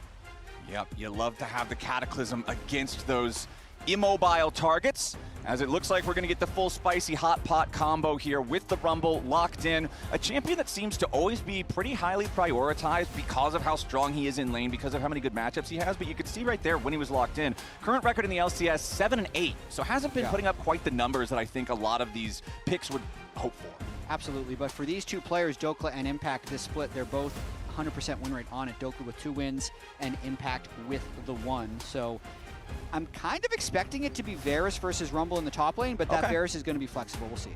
Yeah, Varus is one of those true flexes, I feel like, that we will have to see a few more hints from the rest of the draft to figure out exactly what he's doing. Ryze, not as much. We're pretty much guaranteed that this guy's going to go into the mid. For sure, but we're also going to see how he performs now without Phase Rush. Is he going to be going for Deathfire Touch like we saw yesterday from Call Me, or is he going to be going for the new speedy one that for some reason eludes me in name? Storm Raider Surge. Storm Raider Surge. I got you. Which isn't, it's just harder to proc than Phase Rush. It's not the 3-hit, 3-spell movement. It's you do a percentage of their max health and then you get the new speed. And I feel like that was very much the intentionality of the change from Phase Rush to Storm Raider Surge, is wanting to have it have more of a requirement to activate the thing instead of just sling out 3 spells. It doesn't matter if it's a level 1 spell that does 60 damage. It's going to count towards it, and you just run away and disengage. So will definitely be worth keeping an eye on, because that move speed can be very powerful to keep you out of the range of things like Jarvan's Engage or potentially Yone too. Well, if they were already experimenting a little bit with Impact's champion pool, letting him play the Smolder and Varus type champions, throwing in the Darkwing's Yone is going to be another new one. It'll be his first game of Yone in the Spring Split. He's typically seen as a control mage player who's been able to dabble in things like Ryze and Galio. So Rumble, Yone, Jarvan, very normal team comp. Yeah. Not the most normal team comp for Sentinels. These players specifically, but man, that is a ton of AoE in the top side of the map for Sentinels. The Jarvan Engage, trap everybody in the Cataclysm, Fate Sealed into Equalizer, following up right after it. I feel like there's so much opportunity to have some explosive starts to team fights before we even see the last 2 picks. Yeah, I'm hoping that we get to see a lot of Engage, because a lot of times Lion games end up being a little bit more slow-paced, waiting for the late-game team fight. So appreciate the first 3 picks, and still kind of crazy that Ashe Seraphine just doesn't exist right now. It's just through, yeah. Yeah, every series that we've seen for the past 2 weeks, it's been like, first pick, I'm going to break up Ashe and Seraphine by taking Ashe. You have Seraphine, you'll pick it with Ezreal, we'll pick it with Lulu. They're not even banning it right now in the second phase. No, it's a Jhin ban from Lion. Over on the other side, double powerful laning supports in the Nico and the Karma. Lion, okay, there it is. Finally, last ban of the entire draft. We will ban out at least half of that combo and take Seraphine off the table. I understand it, but I also think Rahel's just going to be playing Lucian. I was thinking he could play Kai'Sa because he can fly in with the rest of the engage, but it's still going to be really potent champion to play on mid lane after the laning phase. They're really mixing it up, man. Rahel hasn't played Lucian this year. Like, in the 41 games they played in Lock-In, America's Cup, and Spring Split, this will be Rahel's first Lucian game, so okay. Alongside the Darkwing's Yone that, just like you already mentioned, is not really a tested or known factor. Some dark tech here. Yeah, Sentinels are getting creative with it. Nautilus locked in, though, for Lion, so that'll be a little bit of extra engage for them. I am glad to see them picking this here. I know that Enchanters are the current hotness, but I feel like the Lion comp is really wanting for engage right now with their first 3 picks. Yeah, Varus has some picks. Xin Zhao and Ryze are not really going to be your big engage tools, so Nautilus getting locked in there makes a lot of sense to me. But now, reveal yourself. Is it bot lane Varus or is it top lane Varus? Okay, Berserker will be piloting that one, and Dokla is going to bring Cassante into the top lane. And I think with the Lucian locked in, they were more incentivized to play the Varus so they'd have a strong bot lane, and now they'll just handshake the top lane matchup. Dokla should get pushed in by Impact, and Impact should be able to get a lead, but it's just a top lane tank. And then the Braum to go in right up against the Nautilus, so a little bit of I think who he thinks he's set a trap card. Nautilus is a pick that Owls loves playing. The most powerful enchanters are banned, so he's safe picking the Nautilus, and Braum is a counter to Nautilus. Yeah, and Braum also loves hanging out with Lucian. How easy it is to proc the concussive blows after landing a Winter's Bite. This is one of those tried and true Lucian combinations. Looking at what he might be able to block with it, of course, Varus piercing arrow is always going to be high value if you can stop those from colliding with targets that generally are going to be squishier. It's not like you have a tank in the top lane. You've got the Rumble, right? So there's going to be plenty of targets for Berserker to try to find those big hits on. So we'll see how much value, who he can get out of the Unbreakable here on this Braum. If Sentinels can finally get themselves another series win after having all of these close series like you've been talking about. Our only team, I believe, that every single series has gone free so far. For sure. They're maximizing stage practice. They're playing as many games as possible. And seemingly playing as many champions as possible, too. On paper, it doesn't seem crazy that they're playing Yone, Lucian, Braum, but for this year, based on what the current meta is and what they've been playing, It's a very strange draft, actually, from Sentinels. It catches you off guard a little bit. There's nothing about it, just an immediate exclamation point that says, whoa, they're just completely cooking up something crazy here.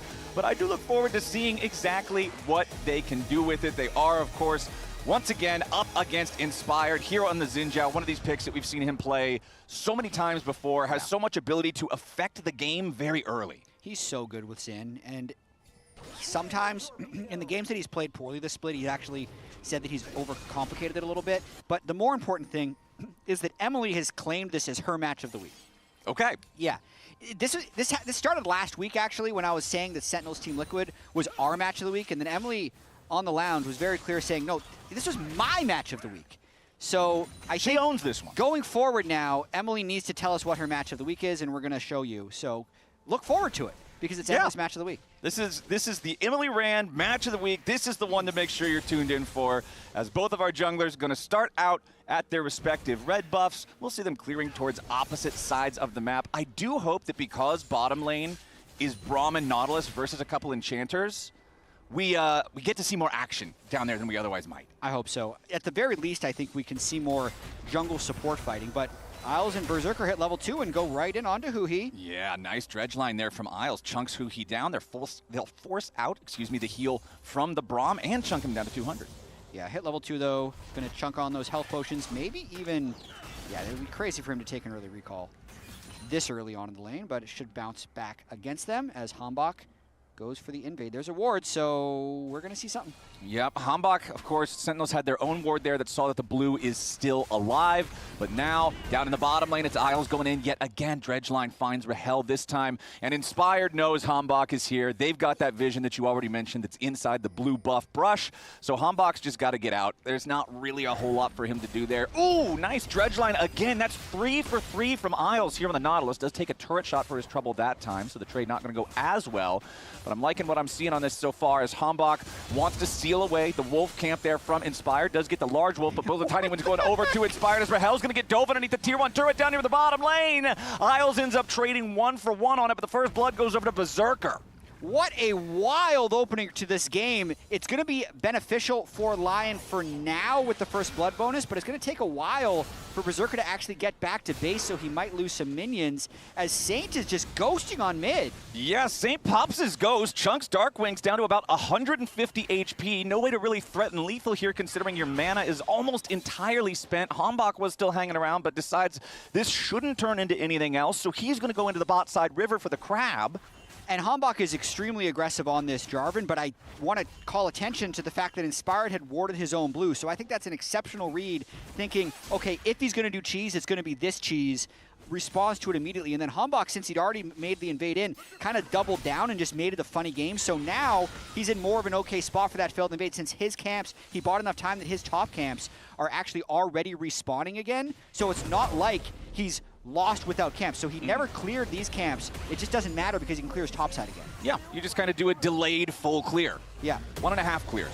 As Dokla is exactly where you would expect him to be early on in this matchup. He's the one who's stuck underneath the turret, like you mentioned before. It's up to Impact to try to build himself as much of an early lead as he can, considering we know that once Cassante gets Kaenic Rookern, things become a lot more difficult. Definitely. And just to be clear about the jungle point, Hambach is still behind with his failed invade, but it could have gone a lot worse if he didn't find a way to make the game a little bit funny and get back to full clearing.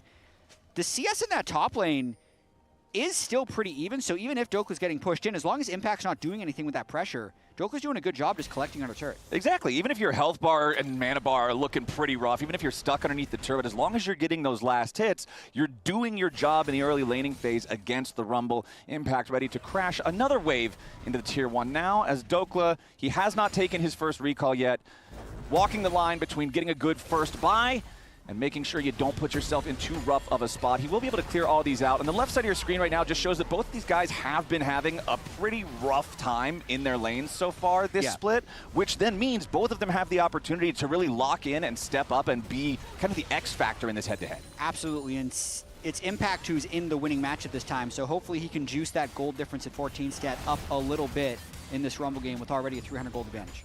Huhi steps up to clear the control board there in the tri-brush. Isles able to hurt him a little bit in the process, but really not a whole ton. Is still that nice little, about 300 gold lead for Berserker down in the bottom lane. You can see about a similar lead built for Impact up in top side like we've been talking about.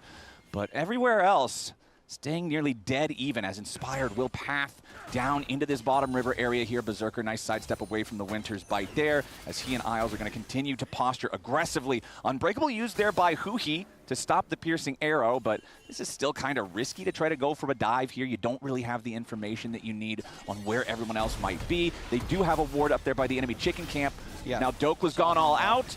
Impact's got to try to get all the way away. Hambach shows up just in case Dokla wants to really force the issue here. Impact trying to bait him in a little bit, but Dokla's got to be aware that something funny is going on here.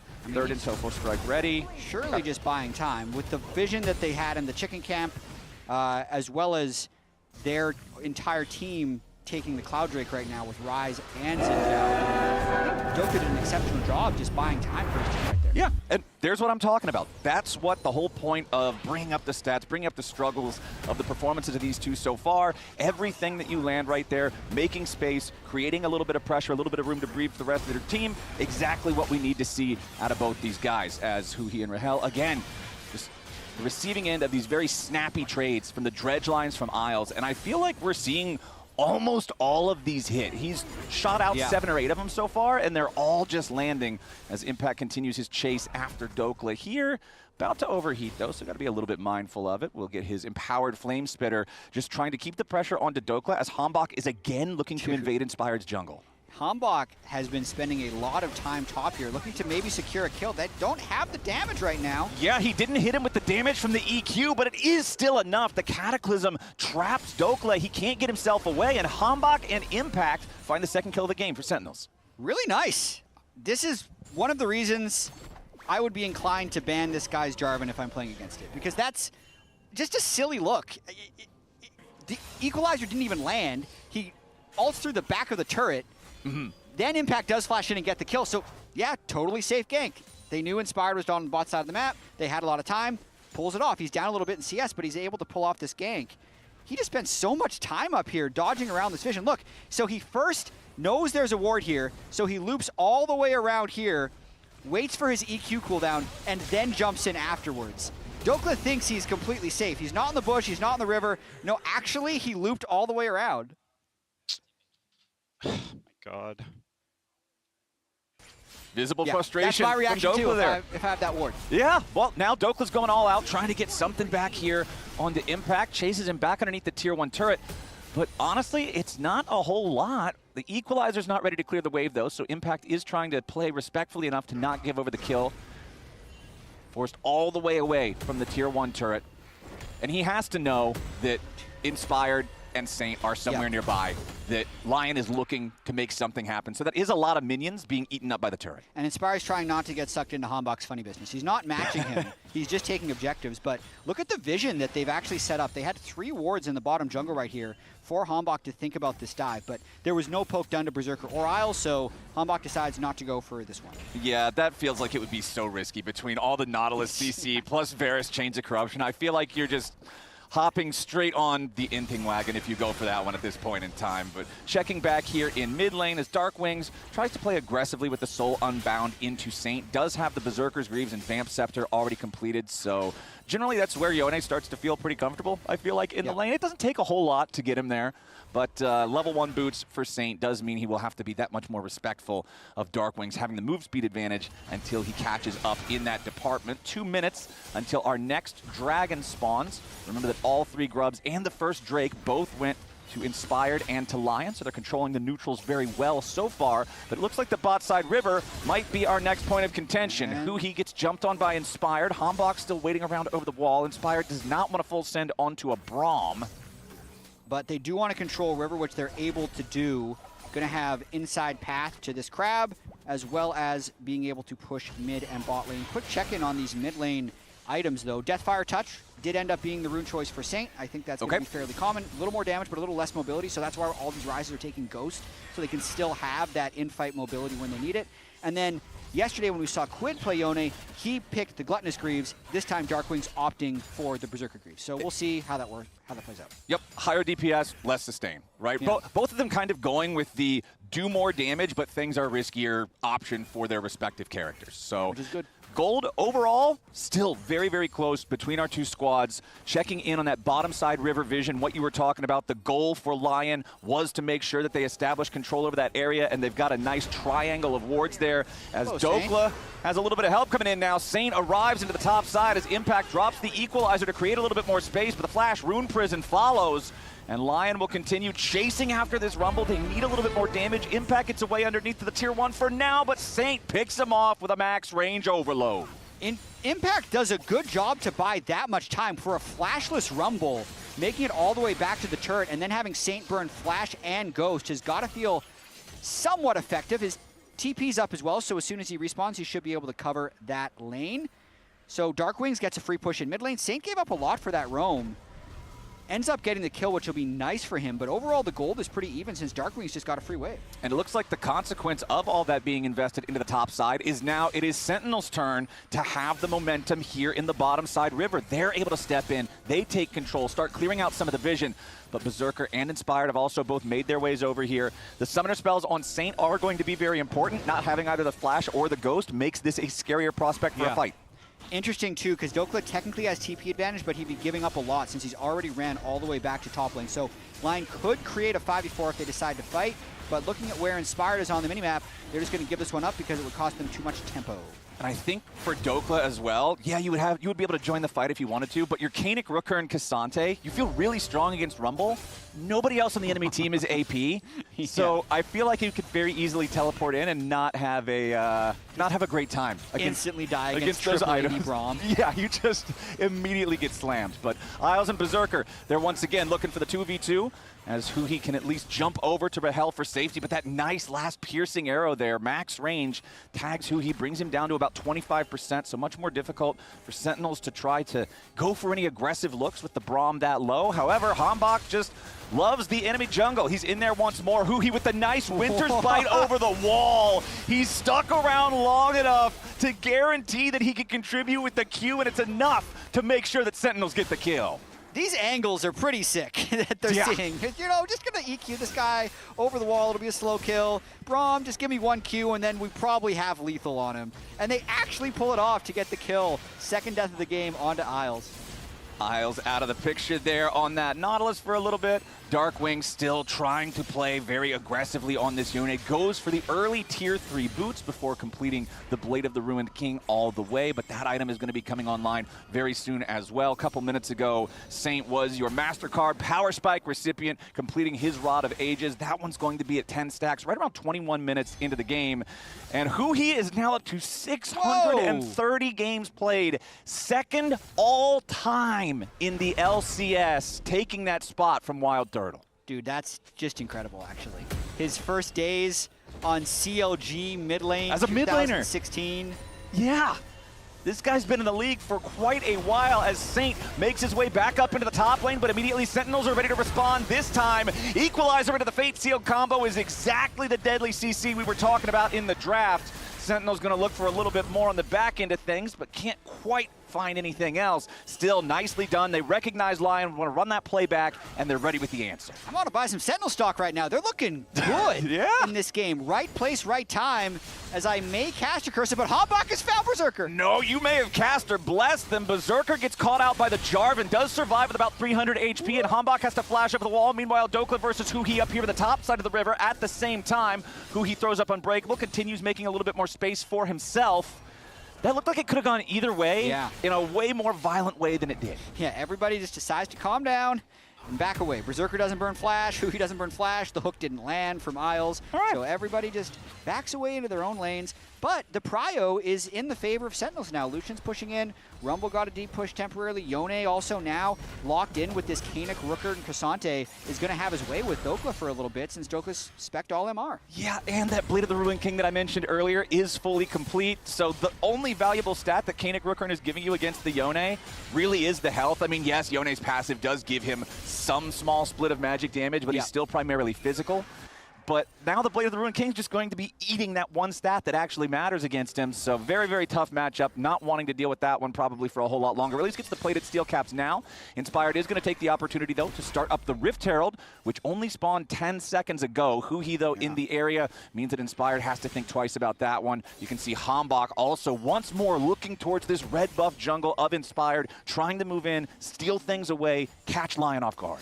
And an objective focus from Inspired. He's in a good spot in this game. 133 CS to the 108 onto Hambach. But Sentinels bring the whole squad here, and Impact could support with teleport off this base. So Inspired kind of has to back away. Yeah, Lion are going to lose control over the top side river. Still not even 1,000 gold separating the teams so far. 1-1 on the Drakes. Nobody's really running away with anything. Highest individual gold lead in this one is Darkwings at just about 500 or so over Saint on the rise.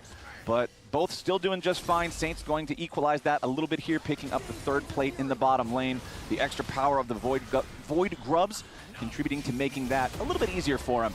As Dokla once more just on the back foot from Darkwing here. Q3 finds the target.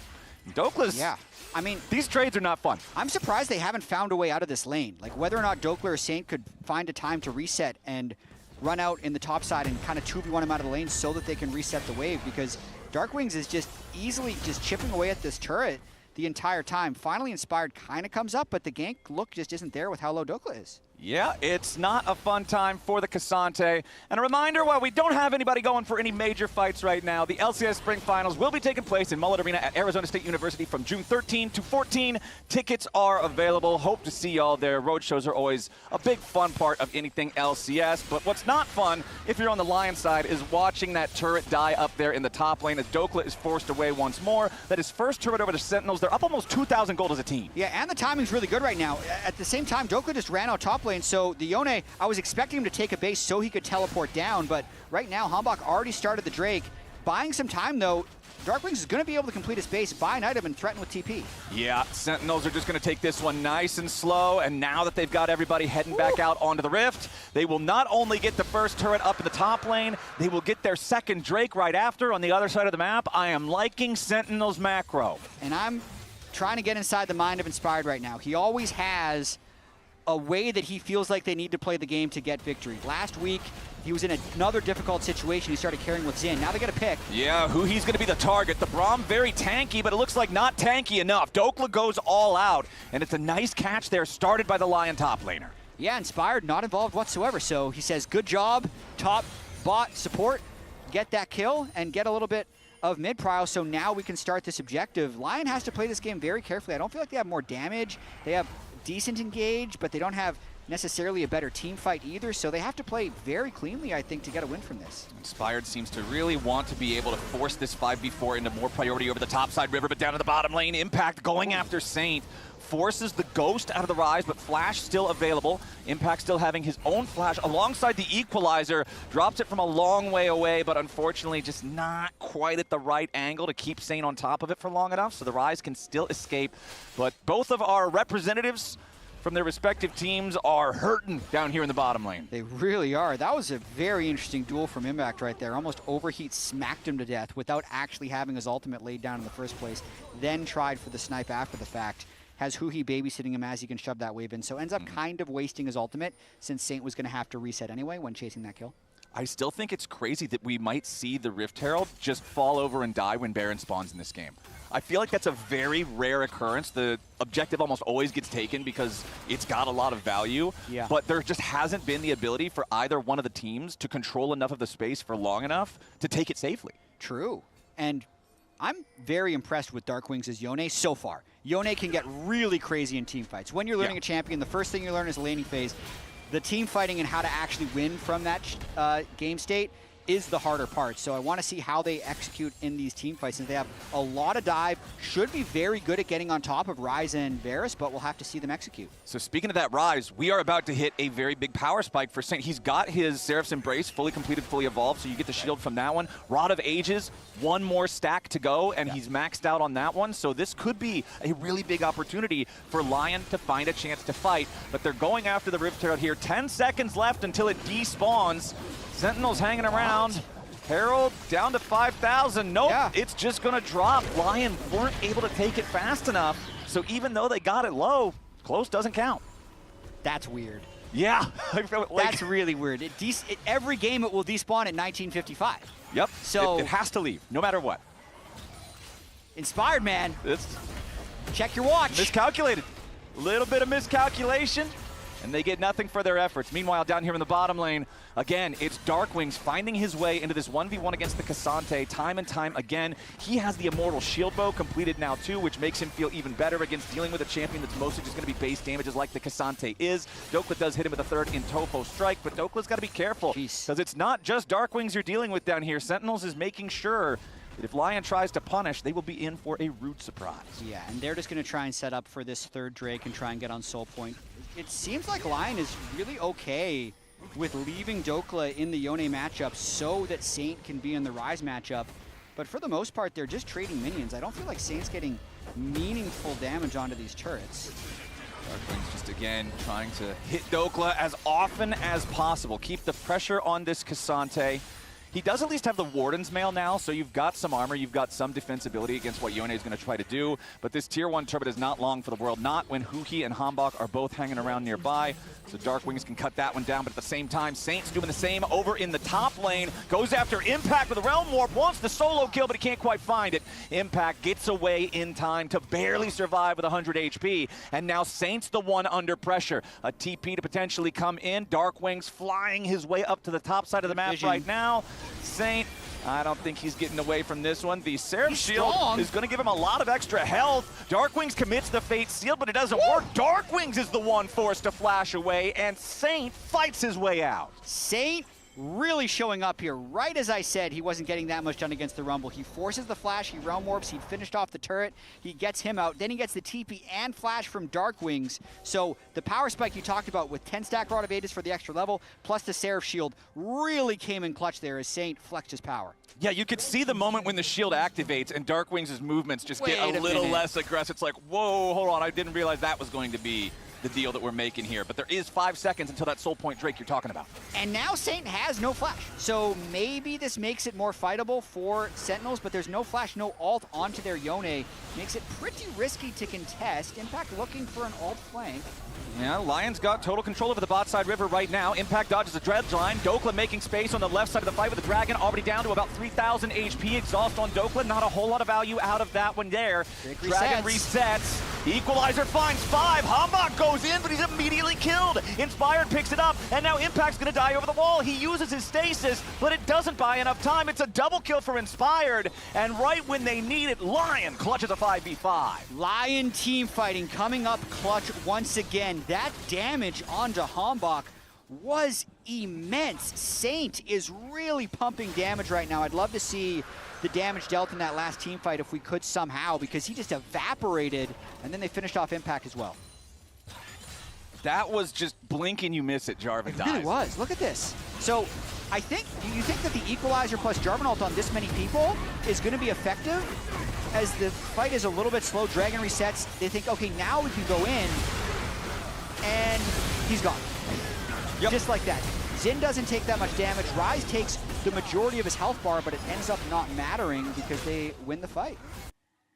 And then Impact also, that is an arm guard stasis. That is not a Zhonya's Hourglass stasis. So he now doesn't have that available for the next fight. If they get dragged into another scrap before he can complete the item, that could also be far more costly than it might initially appear. Lion has now retaken the gold lead. Remember, Sentinels was just about... Okay, I believe that Impact was the one. With the 5-man equalizer, you're going to top the charts in that one. But now Darkwings could be in some danger. Impact and the rest of Sentinels got to figure out how they're going to play this one as Inspired continues putting the pressure on, threatening to go further forward. Huhi, your target here at the start. The Unbreakable keeps him alive. But considering he's knocked so low, Sentinels have to back off yet again. And I feel like the tone has seriously shifted now. Lion feel much more confident. They are posturing more aggressively, looking to make more moves. This just happens when they have such a veteran shot caller and Inspired, and they're able to execute in these team fights consistently. They can find just an even early game, and then they'll win the team fights and find a way to take control of the game. Because that last fight, yeah, it was Saint, 2,900 damage, Berserker, 2,400 damage, but Darkrings were hell, just couldn't get involved. So that was the biggest thing. It doesn't matter how good your Equalizer combo is if your mid laner 80 carry, you're out of the fight. So that's the gold swing we see off the back of that last fight. 25 minutes in, and our Dragons are tied at 2-2. Gold lead, still just about 1,500 here for Lion. But with 25 minutes being the time, it means Baron is starting to become that much more inevitable. That is what we're going to be playing for. Tier 1 turret here could be the target, but Sentinels honestly can't even get the wave far up enough for Lucian to shoot the crust off of the Tier 1 turret and try to get this one bursted down. So Sentinels still not able to find that. Still only 2 turrets to 2 between both sides, as the side lane Tier 1s are the mirrored casualties there for the structures. Yep, and Saint still in that side lane against Impact, but Impact with no MR will be getting really pushed around by Saint as he continues to build up towards that actualizer. And yeah, it's just a lonely little Lucian trying to kill that wave. It's not going to happen. Nope. Lucian loves to play around using the culling in the mid lane, try to put a lot of pressure on after the laning phase is over, but he doesn't quite so much like to be on the receiving end of that one. And what you're talking about with Impact, this is kind of just the reverse of what Dokeless had to deal with the entire game, right? It's like, okay, well, Cassante had to deal with the matchup from Hell for the last 10 minutes. Now it's Rumble's turn as this Rise is just becoming more and more and more of a problem. Still 2 minutes to go until we get our next Dragon spawn. Sentinels grouped up around the top side of the river right now with the exception of Impact, who's still keeping things held down in the bottom lane, but Darkwing's going to be your target here. Inspired goes in with Isles right behind him. They want to try to get some burst down, but it's only who he's still going to damage so far. He gets away with the Unbreakable, stays alive. Impact has arrived into the fight, and Dokla's getting cooked. He flashes out, stays alive himself. Hambach is taken low, but it's who he taken down. Snap back from Darkwings, wants to reset his position. Inspired with a nice win, becomes Lightning, continues the chase. Rahel fires back, but it's only enough to ward them away for a moment as the Rune Prison from Saint catches Rahel. And Sentinels are falling apart in the bigger fights. Yeah, these team fights just aren't close. It doesn't feel like the Yone can find Impact. Darkwing's still alive on the back end of this fight, but he's not really doing anything.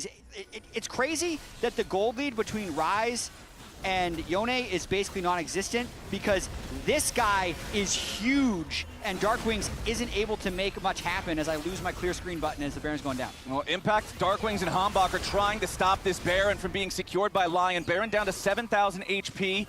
However, the Lion health bars do appear a little compromised. Dokla lower than half. Everybody else has taken at least a chunk, so Sentinels will complete their mission in avoiding the disaster situation of Lion getting the Baron after the fight, but the fight still went Lion's way. It really did, and at this stage, when they can engage on Darkwings, Inspired loves doing stuff like this because he says, okay, now we can't get flanked by Yone. So if I'm protecting my Varus from the Yone, Berserker's going to free hit and Saint's going to be pretty safe so that the front line can just go forward. Darkwings can't get involved in this fight, and it just allows Berserker and Saint to free hit. Look at the health bars on the Rise and the Varus. They're completely full this entire time. So when Lions carries can hit, they're going to be effective. And I feel like this is deja vu. You were saying this exact same thing about the previous fight. But Sentinels, man, we know, even when they fall behind, absolutely, they do not give up. Huhi, Balboa, and the rest of the Sentinels boys, if they don't hear a bell, they're going to keep fighting. They're 3,000 gold behind right now, but they've already won a couple of different games in these past few weeks from far greater deficits. And even when it looks grim, the Yone can't do anything. Soul Point, they're still trying to figure out ways to win, make the adaptations mid-game. They traded a little bit of Baron Vision for that Drake, and they're trying to get some side lane push.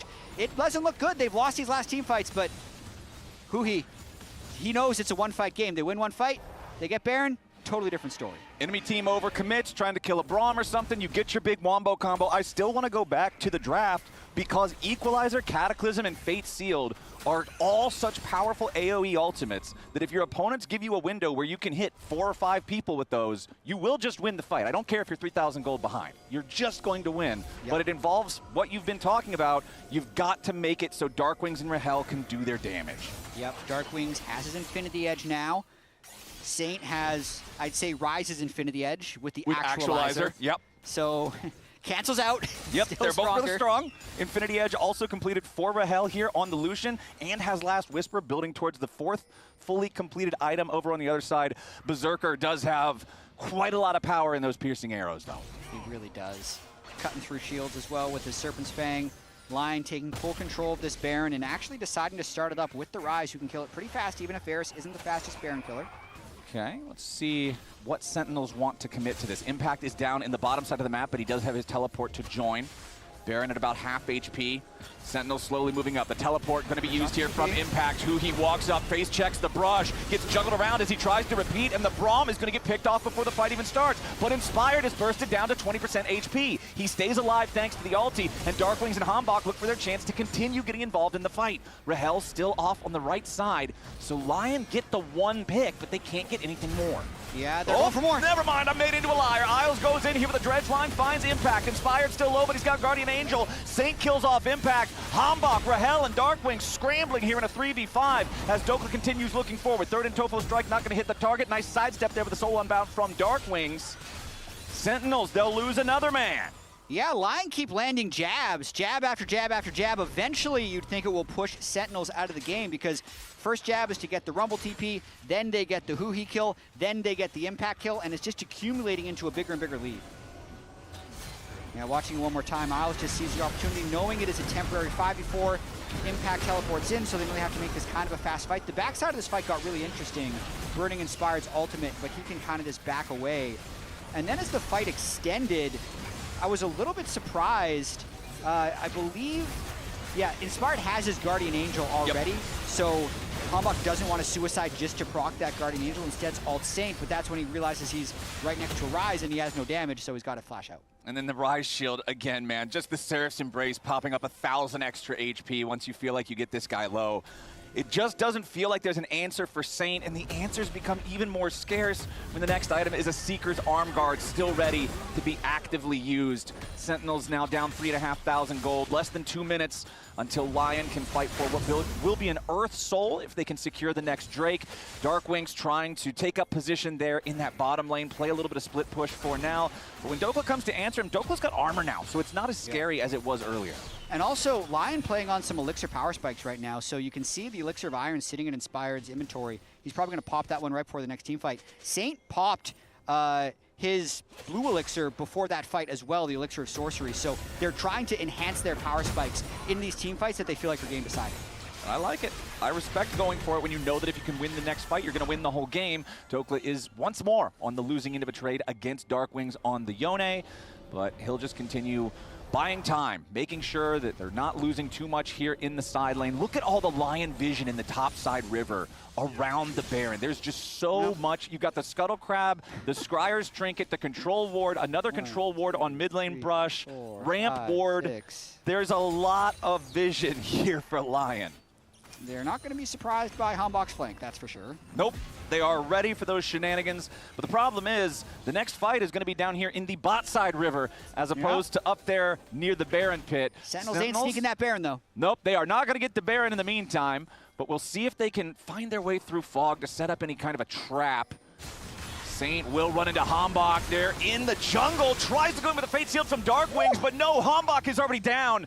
It's a disaster before it begins here for Sentinels, who have already lost their jungler, and now Hoo-Hee's getting caught too, trying to protect the exit of the remaining players on Sentinels. Darkwing still trying to escape here with a TP, will manage to just barely do so, but now Sentinels are completely out of position. They're down in a 4v5, and the one they lost is the jungler. Yeah, they're going to try and just start the Baron to maybe delay the Soul or maybe get a Baron in trade, but I feel like Lion's going to try and stop them.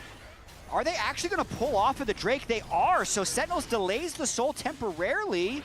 Inspired's going to finish it. Okay, Inspired goes back towards the Mountain Drake. Dokla, Isles, and Berserker in position to interfere with his Baron take. Impact's going to lose about half HP there. Saint finally rotates over towards the fight as Impact further disengages with the Blast Cone. Isles still looking for an engage. Yeah, it's still 4v4. Hambach is still in base. Ooh, nice piercing arrow there on the Darkwings to knock him below half HP, and now Hoo-Hee, isolated from the rest of the team, becomes the main target. It's often difficult to kill Braum, but not when you have that much firepower. Rahel, Darkwings, and Impact all trying to get away, but their exit plan is completely flawed. There's no way home except for Impact, who again has to use his teleport. That is both solo lane teleports used by Sentinels in the last 60 seconds just to not die. That is so much extra pressure off the map, and Lion are not only going to secure the Mountain Soul, they're going to secure the Baron from this extended sequence. They're going to be 8,000 gold ahead. And Saint is Thanos in this game. He is just doing so much damage on the rise. 2,500 damage so far from his Deathfire touch as an update, but he's probably done like 30 to 40,000 damage in the game so far in these 35 minutes. He just completely actualized Hanbok in that bot lane fight before the Drake. Yeah. Just one-tapped the Jarvan. Hanbok, you know what he wanted to do, but he didn't want the Rise to be the one person that finds him in that brush, in the red buff jungle. 9,500 gold lead now for Lion. They've got their Red Bull Baron power play for the next 2.5 minutes. There's no neutrals to fight over for the next 5 minutes. They can do whatever they want on this map. Yeah, and the Mountain Soul is completed, so everyone has that overshield in case the Jarvan Rumble finds some type of wombo combo. At that point, with the Mountain Soul plus the Locket Shield from the Nautilus, and even a Knight's Vow, who, you know, if you're a bro and you want to build Berserker's Trust, put it on him. If you want to have the best Knight's Vow, I think put it on Saint, because he's going to heal you more because he's doing more damage. Yep. But it's just so hard for Sentinels to play this one. Who he didn't hear no bell, but I feel like I did. Yeah, there's something ringing out there. I'm starting to lose the faith here for the Sentinel side in this first game, as Lion is going to make the full push here in the bottom side. Total damage, it is 30,000 for Saint on the rise, top in the charts. Relmore brings everybody in. They try to flash engage into Impact, who does get caught in the Rune Prison, and they burst him down. 5v4 for the next 60 seconds. Lion are going for the game ender here as Sentinels try to hoof it all the way back to their base, and Lion is happy to just meet them at the walls. The minions are already crashing into the Nexus turrets. Inspired's wrapping around from the left. Sentinels just have nowhere to go. Hanbok dies instantly yet again, as who he's knocked down to 10%, and Rahel is already dead. There's no way out. This one was an absolute crusher of a final team fight. Lion's gonna get the ace for free. Nobody even got close to dead.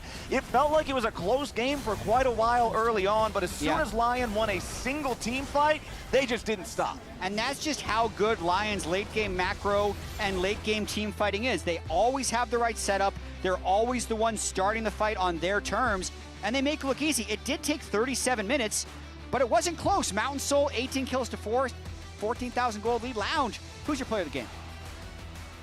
Oh.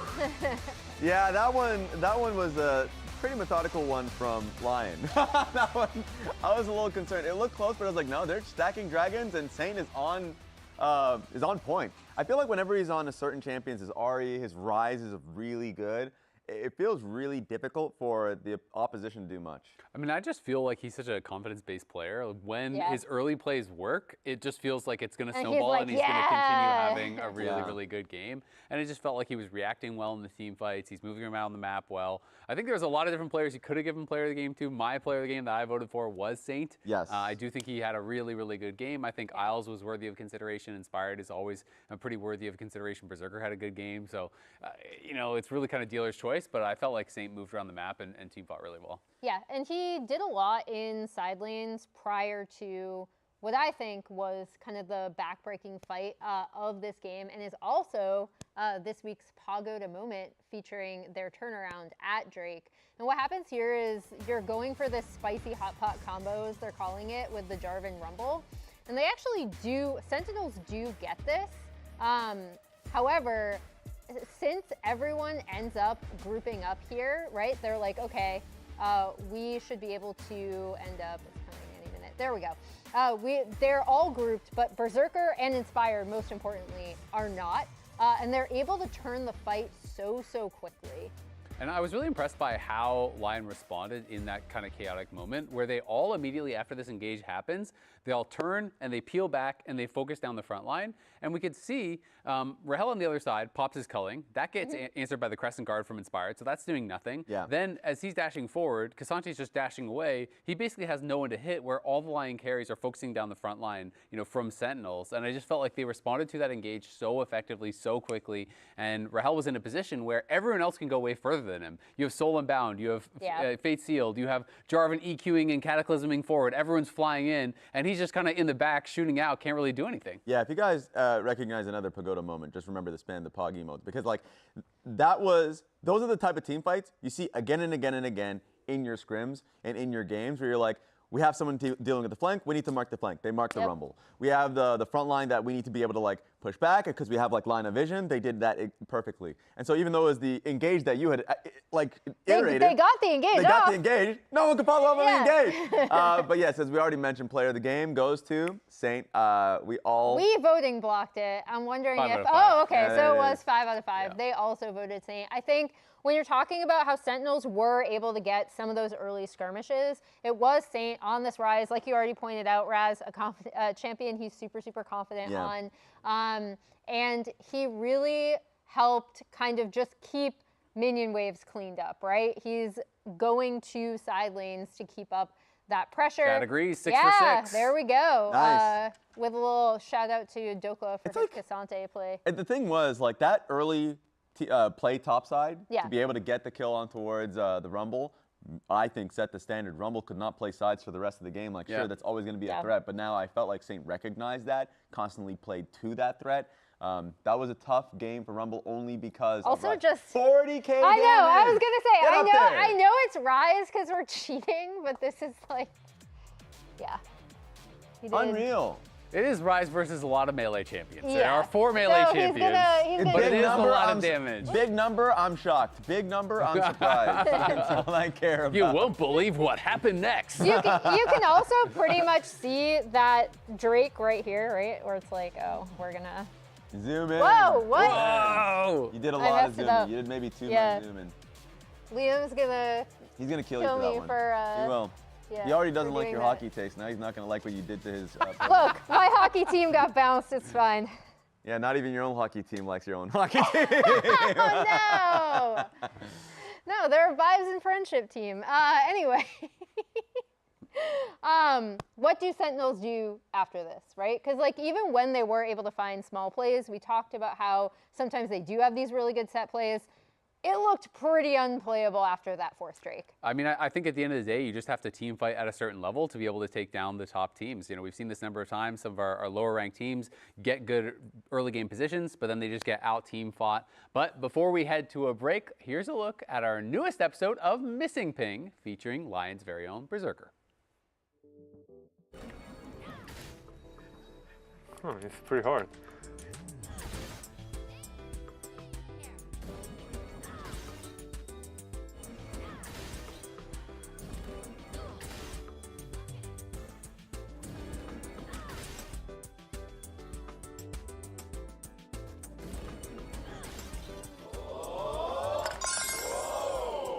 Here, I guess.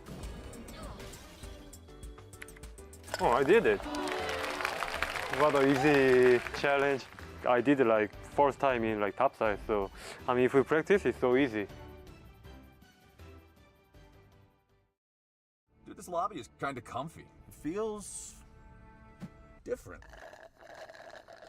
If this is different, I like different. I'm staying right here. Are you guys serious? We're about to get into game. Emily, let us enjoy it. You guys need to lock in. Maybe this'll help.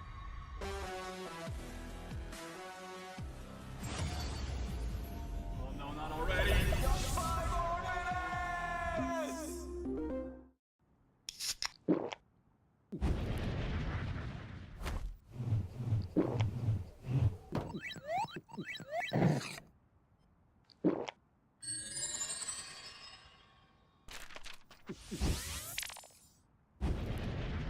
Red Bull gives you wings. Rich in the ground before Dub can even get there. In time to try to knock out as Impact gets bursted. Don't feed. Get fed. Scan the QR code for deals only on Uber Eats.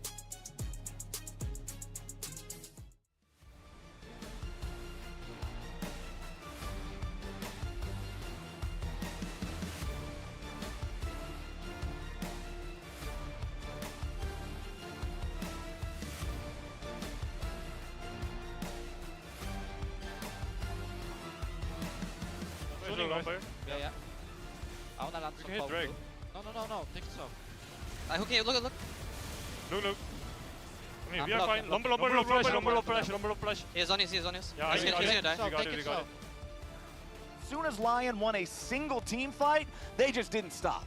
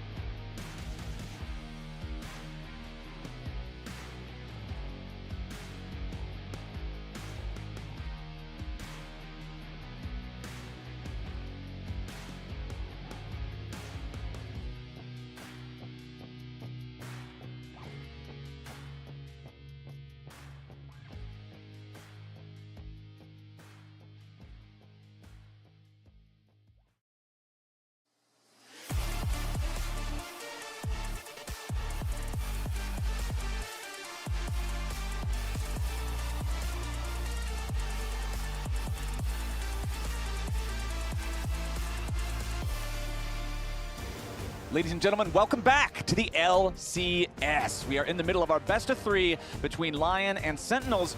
The early game, honestly, went pretty well for Sentinels. They had a lead at one point. They were able to find a lot of good macro movements across the map to make some plays, catch Lion off guard a little bit, Hambach in the enemy jungle all the time. But then once it came to the team fighting, once we got to the big 5v5s, when Saint's Rise was online, Sentinels just had no answer. Saint completely cooked them. Melee champions into Rise, but a lot of engaged champions into Rise as well, and they could just never find the right angle. A momentum player who had all the momentum in that game, because I agree with you. Sentinels early game, I was buying stock at the very worst time. You're supposed to buy the dip. I was buying at the apex. Yeah. Bad investment. Bad investment. That's not the strategy. Well, let's see if they can manage to bounce back, because right now they're in a dip. Now is when you buy the dip. Now Sentinels are in a dip because the game ended 18-4. It ended with the enemy team having Baron and Dragon Soul, and they just realm warp in. They make the pick onto Impact, and then Sentinels had to do the walk of shame back to their own base as they get caught outside of their own walls and die one by one. It was just the most anticlimactic ending I think you could have imagined for that game. So let's see what changes here in game number 2. Lion has chosen blue side, Sentinels have chosen first pick, and the first ban here is one of the ones that you brought up in game number 1 being conspicuously absent. They will ban away the Skarner from Hambach. They're going to be sad. Sentinel's going to be sad. They didn't just pick Skarner in game 1. It's what they win with so much. Hambach Skarner's absolutely elite. Ashe Seraphine is still going to be open as well, so I wouldn't be shocked if we see an Ashe Seraphine angle from one of these teams. I was rather shocked that we didn't see it in game 1, but they had their own ideas. We didn't get the Seraphine ban until all the way 10th ban of the entire draft. But talking about powerful bottom laners, Caitlyn is another one that we see fairly often. She's going to be banned out by Lion, while the 3 bans from Sentinels are the Nocturne, the Azir, and the Ezreal. Yeah, Lion is learning from the book of what has Sentinels won with. And they're saying, okay, we're going to make them win with something else, because 3 wins with Skarner, 3 wins with Caitlyn. Sentinels only has 5 wins. Okay, so these are responsible for over half. Yeah, they're their 2 winningest champions. In fact, Rahel has 1 Ezreal win, 1 Kai'Sa win, 3 Caitlyn wins, and then lost on everything else. So currently, I like Lion's ban strategy. Well, the numbers for Orianna there were pretty impressive. The champion has 100%, excuse me, pick ban presence so far in Spring Split, and the 6 times that she's actually managed to become a pick and not just banned away, she's got a 100% win rate so far.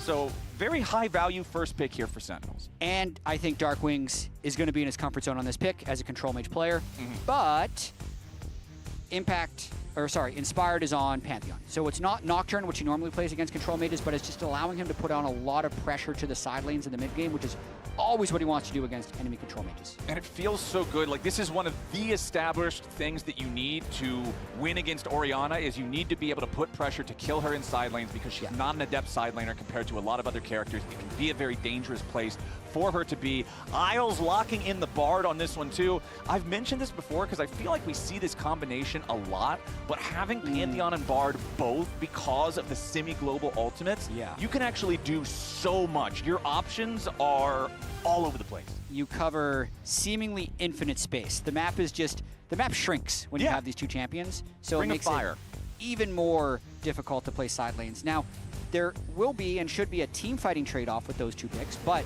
with how superior Lion team fighting was last game, they won't be that concerned with that fact currently. Well, the Corki and Nami combo that has been gaining much more traction here in recent days is once more going to be locked in. Sentinels will be handing that off to Rahel and Huhi. I think that we saw a lot in the bottom lane 2v2 laning phase last time of Isles just hitting hooks over and over and over again. It honestly felt like Lion were really the ones kind of dictating the pace of that 2v2. So it's something like a Corki and Nami. I want to see Sentinels be able to fight back. I think, though, they should be able to win lane with this combination, because they can ban out some of the power pick supports after this. So they've already banned Ezreal of the Ezreal Karma. You can pair Karma with other stuff, but I just feel like Jhin Karma and stuff isn't as powerful. And they can also ban 1/2 of the Ashe Seraphine, which I think they should do. That would still leave open like a Lulu Yunara, which most people lose with, but Berserker Isles have been really good with. But all things considered, this lane is meta. They've locked it in, and there's no lane for Lion currently locked. Well, the Bard's already locked as well. So. Yeah, we got the Bard. The Jhin is going to be banned away. The Poppy banned out by Lion. I always like this when you lock a Kali already on your team and you spin one of the second bans, like getting rid of the Poppy. I feel like she's so effective. Also, Pantheon, of course, can't even use his point-and-click stun if he's in range of the Poppy. So already, that would be a lot of value for Steadfast Presence, so I respect banning that away. Lee Sin, the final ban for Lion. Interesting. I mean, Hanbok Lee Sin, maybe they saw Jose's Lee Sin yesterday, thought maybe it's similar. Yeah, just I don't want to deal with that. I'm a little surprised by the way these pick and bans have gone. Ashe Seraphine being completely through, even Orianna making it through this early is surprising. Jarvan going to Hanbok in game 1 was surprising. So an update on this new patch. Like the new patch, we're all thinking about who's going to be playing Static Shiv and how's the phase rush change going to impact things. And instead, things like Ashe Seraphine have just kind of fallen to the wayside. Yeah, it's always interesting to see how expectations differ from reality when you do have those big shakeups to the way that the game works. But Lion, I still need to see an AD carry out of them. I still need to see what I'm assuming is a top laner out of them as well. So we're going to go Sivir next to the Bard. Somewhat self-sufficient, can spell shield either a rocket or a phosphorus bomb or a Nami tidal wave that comes at him, so he'd be left in a few more 1v2 situations with the Bard. Probably just looking to scale up and pick something safe. I respect it. As Sentinels, what's the jungle pick going to be here? You're up against Inspired Pantheon. You know how strong this champion is. You know how well Inspired can play the map. So what is the response? Still, of course, need to see the top laner too, but there's plenty of these kind of evergreen blinds still available, like the Renekton, so that's what they'll lock for Impact. They will still be looking for Hanbok jungler, giving Dokla full counter pick to the Renekton. Vayne is still there for old time's sake for Dokla, if he really wanted to. But decent chance they'll just match it with something like Gnar or Ornn since they have no real front line. Pretty interesting scaling.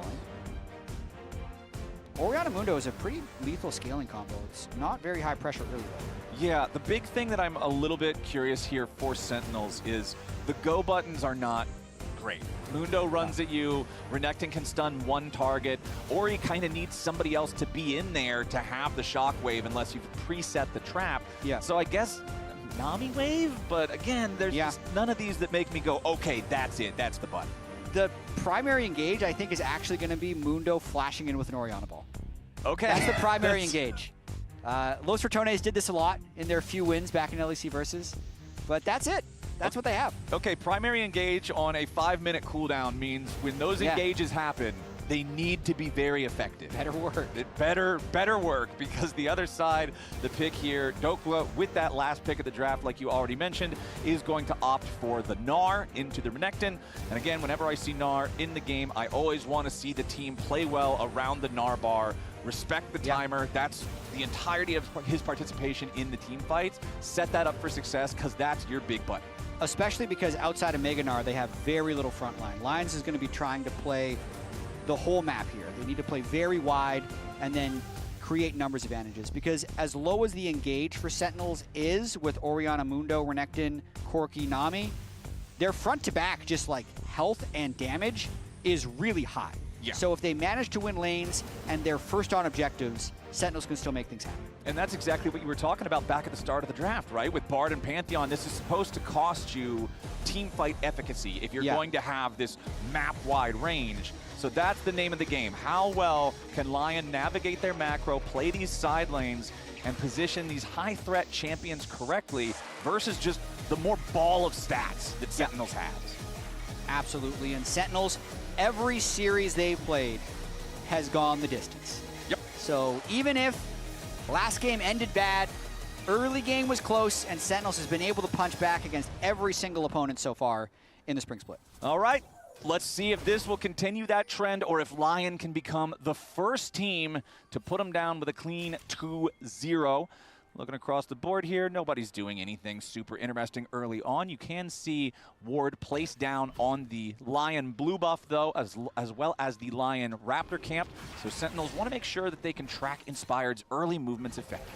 They absolutely do, and we can see Impact in top lane on the Renekton once again. We've talked a lot about where Impact's tanks are, but we need to point out kind of how crazy this is.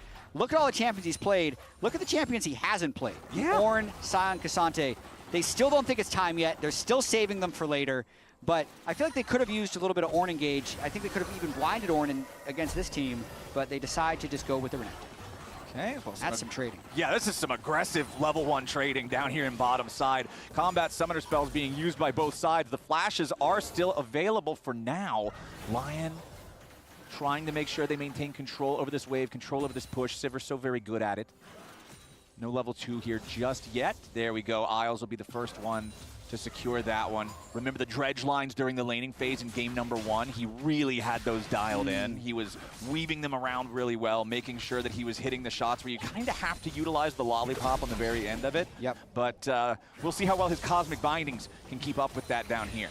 Isles has been doing a great job performing as the year progresses, earning more and more of Berserker's trust. And their laning, their actual 2v2 laning, even at first stand, was exceptional. So Berserker Isles really been playing well. Both bot lanes had burned the barrier and heal in the early trades just to get the wave in, and Isles buying a bunch of time here so Berserker can get back to base and probably pick up an early call. Yep, that's what he does, and he'll be back. And I feel like this is such a glow up for Isles as well, because for a long time he was on teams that were kind of permanently in the bottom part of the standings, right? Yep. It's much harder to prove yourself and really pop off and show your worth in those types of situations versus being on a team that has pieces on it like Inspired and like Saint and like Berserker. So I feel like Isles has kind of really got the chance. It's like, okay, you are on like a top contender team, show us what you're made of. And he's actually showed us some pretty good stuff. He really has. I know we're saying, okay, there's a fight for Crab. Gonna flame Dignitas real quick, but there's no need. Tombach trying to trade with Inspired here. Has the Heartstopper turned on. Meanwhile, Impact versus Dokla up there in the top side. Impact charging up a lot of Fury. Dokla getting away for now. One more auto attack is going to proc the Hyper, and Impact is the one forced to flash away. We know Hambach down to 300 HP as Inspired is at 200 himself. They managed to heal him back up a little bit further as Hambach continues to chase towards Isles. Hits him with the Bone Saw. Isles jumps away onto the blast cone, keeping himself alive. The attempted flash out from Hambach, but it's not good enough. The brush was warded, so Inspired's ready to follow immediately. Now Dokla needs to kill into Dark Wings. It's going to be a 1-for-1 trade as flashes get exchanged back over here underneath the tier 1 turret in the mid lane for Sentinels. Saint nearly kills Huhi, but the Nami survives. That is a big win for Lion in this skirmish. Dokla trading kills at the very end, but most importantly, look at the biggest recipient of the gold. It's Inspired. He gets the kill, he gets an assist, he gets the double crab, and he's going to be off to the races on this Pantheon. The Pantheon damage on the Q for the execute, having the ward in the brush to guarantee he gets the kill onto Hambach. Those are the types of small things that matter the most, that can really determine the outcome of these early game skirmishes. Now Dokla's ready to crash this wave into the turret up here topside. And remember, Impact flashed in that exchange, Dokla did not. So things can only get that much more dicey for Impact here in top. Dokla can really start bullying. The one thing that really started this play, though, was Isles being here first. So that's what was able to secure Inspire the inside track on that crab. Yes, he arrived later, but Hambach was already very low. Once he took the Bard Tunnel, he's gone too far. The brush is pre-warded. That's the execute. And I think Dokla rightfully trades the 1-for-1 here. He'd already moved down into River. If he can secure the kill, it doesn't matter if it cost him his life as well, as that's just going to end up helping him and Saint. And now that Nami also not having a flash there is going to open up more potential opportunity for plays to be made down there in the bottom lane, because it's such a squishy champion to play. If you're not in the right position on the Nami, it's so easy to be punished. Hambach makes his way down here though. Berserker, nice spell shield there onto the Aqua Prison. Isles just goes on a magical journey. They can just walk away from this one. It's a Mundo gank. What's he gonna do? Yeah, it's like, okay, well, he walked at me. I'm gonna walk away. Yeah, flashes, barriers, spell shields, heals, they're fine. Impact committing dominance up here in the top lane, though. Recognizes that Dokla is not close to being able to transform, so wants to try to take advantage of that window. Does force Dokla back, crashes the wave into the turret, takes the first plate. Don't want to stick around too much longer, since Dominus will draw that tower aggro if Dokla stands right next to you, so Impact's just going to walk that one off. But still, that's good from Impact, knowing he's no flash, no TP, getting the wave in, getting a plate, trying to keep himself relevant in this game. Dokla's likely going to base, try and get those upgraded boots, and then return. All right, let's see what Inspired's going to do here on this Pantheon. Needs just the slightest amount more experience to hit level 6 and unlock the Grand Starfall. Not going to find it here just yet. Heads back into his own jungle instead. Rahel and Huhi still kind of trapped underneath their own turret. They know that Inspired is somewhere in the neighborhood. Inspired waiting on his own red buff there now to respawn. That will be red plus level 6. I feel like this is a recipe for playmaking. If Sentinels decide to push in a little bit too far or start this fight, Inspired would be flying in over the top. Impact is mid lane, though. He's hoping for an extended fight.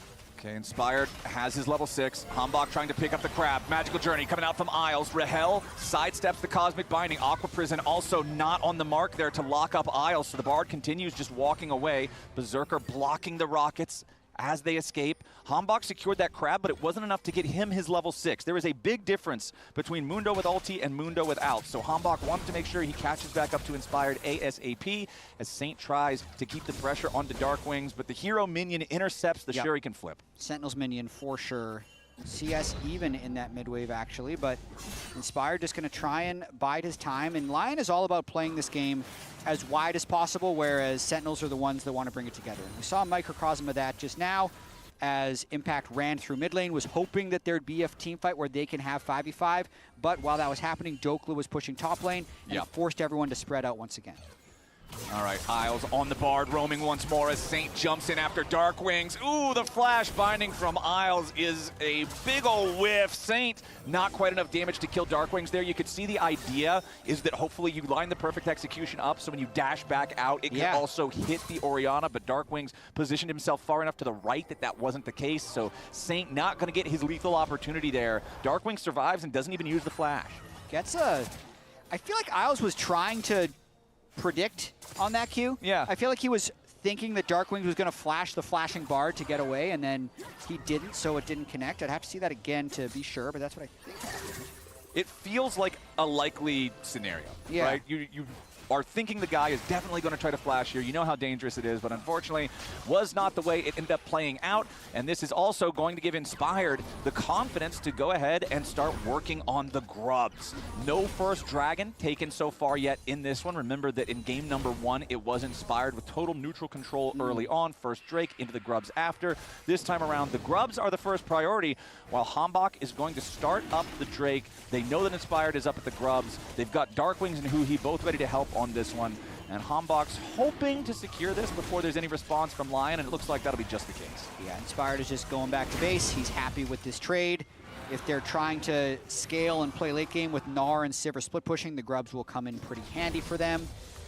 And they're just going to take this game slow, just like every early game that Lion takes. If the team was pushing the tempo, they're kind of seeming to do everything they can to slow it down.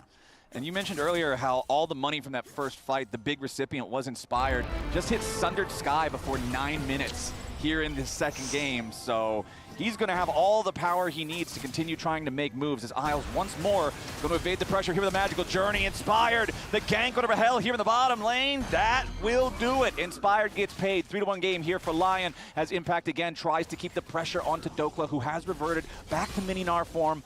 Hambach coming in from the jungle, but Dokla is already in full retreat.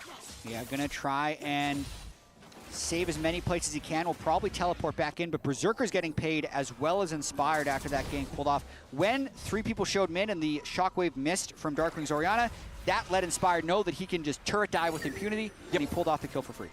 Isles trying to just continue covering up here in this top lane as Dokla will use his teleport, return back up to the top side, has the plated steel caps alongside the Phage. Over on the other side, Impact will take this opportunity for a recall of his own. No neutrals to fight for on either side of the map right now, since the grubs were taken by Lion and then Sentinels took the Dragon right after. But it does mean here in about 4 minutes, we're going to have a pretty interesting map state where I'll be interested to see what the teams place the value on with the Herald and the next Dragon spawning at very similar times. Absolutely. It's probably going to depend a little bit on just how the lanes are going, which flashes are burned, because then Inspired can pick his targets to find whatever the best team fight would be. I think if you're Sentinels, you just want Drakes.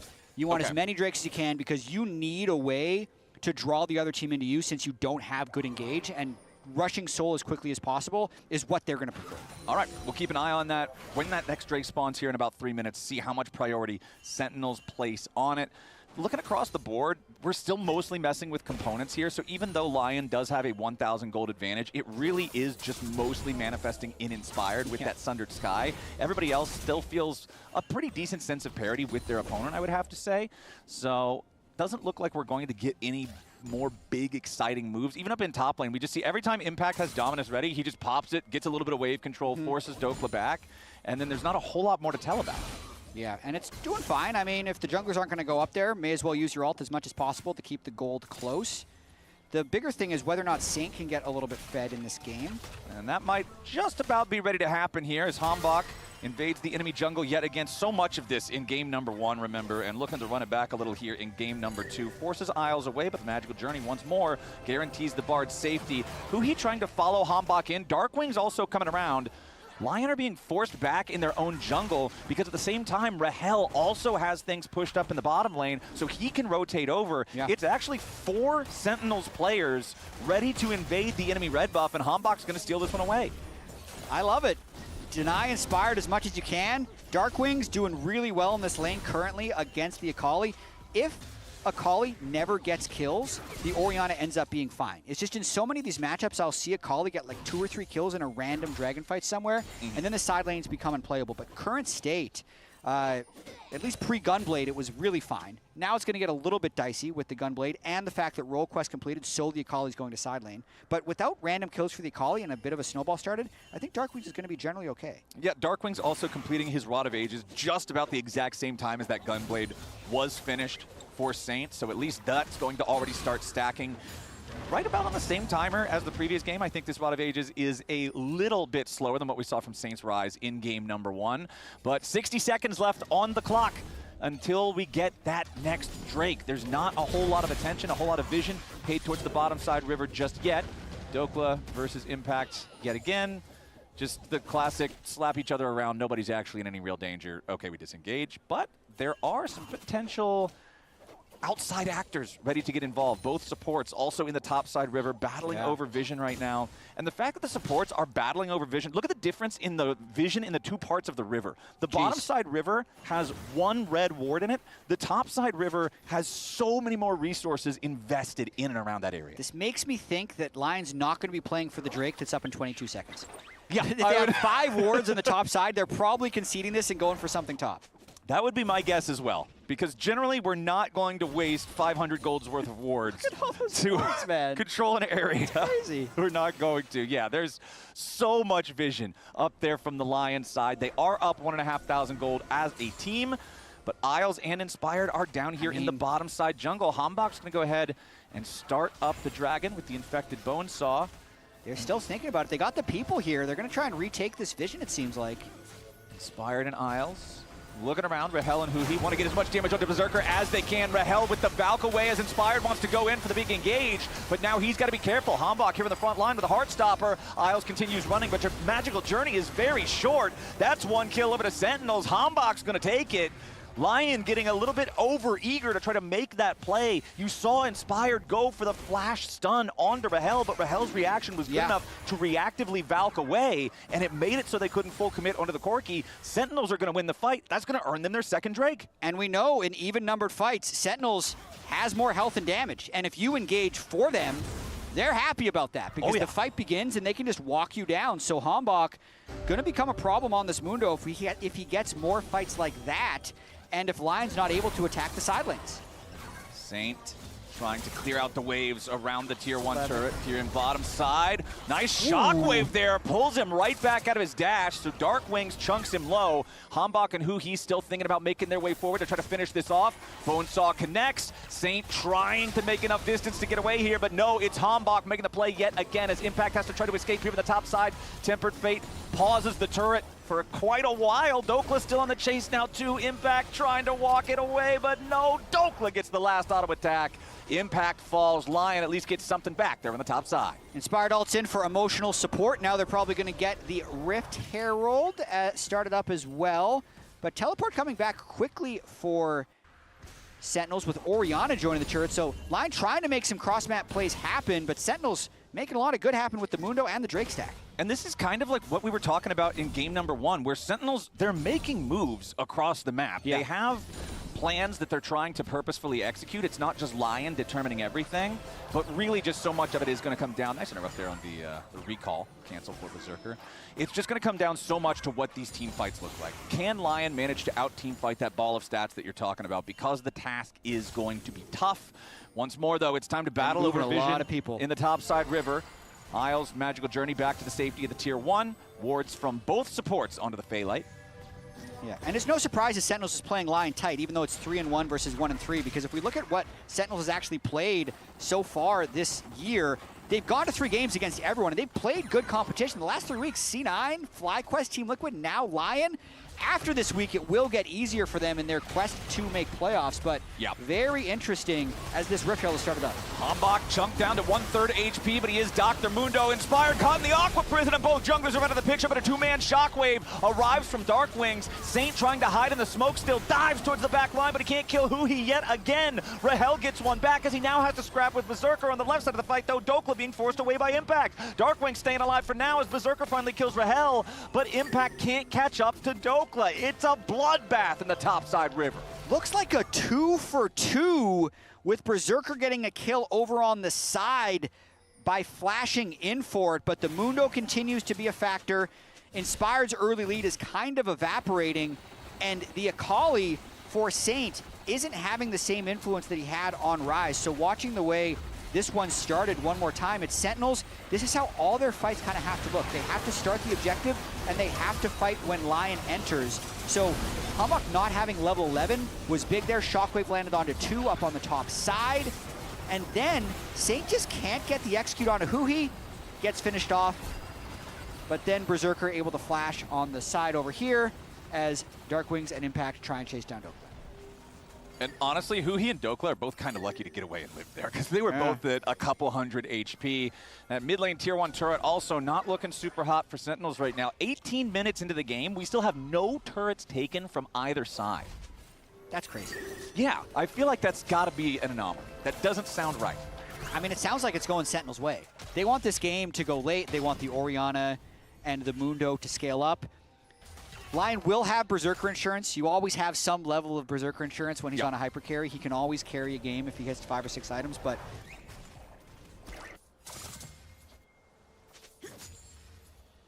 because it just shortens the lanes, so the ganks aren't as threatening. Still only that 1,000 gold lead, not even that much.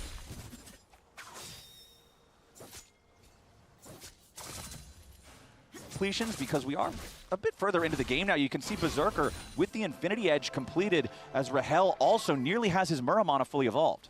He does, so he's going to be trying to keep up with Berserker as well as possible. Second item completed for Dark Wings with the Proto Belt as well. And I do want to call out, I know we talked a lot about Jose Daejeon and his quest for MVP. I think Inspired is actually there as well. So last weekend, he didn't die. He had 11 kills. He was soloing the solo laners in Game 1. He didn't die in Game 1 of this series. He's died once in the last 4 games. He's still the defending champion. He's still a shot caller. He still finds the right setup in almost all situations. He's pretty good. He's pretty good. Again, it looks like they're in a tough situation. We'll see if Lion team fighting can prevail once again. All right, 10 seconds until the Earth Drake spawns. If Sentinels secure this, it's Soul Point. It's exactly what they want. Like you were talking about earlier, something that Lion will be forced to answer for the rest of the game on a 5-minute timer. Sentinels control the river for now. Hambach trying to land as many bone saws as he can. Look at Saint. Look at this flank. Ooh, he is deep behind enemy Yes, lines. he is. If he can manage to get the angle there, that is a prime angle to make something happen. Meanwhile, though, Dokla off on the left side has to be careful as Rahel valks forward with Huhi right behind him, puts a little chunk of damage into the Gnar while he is in that vulnerable mini form.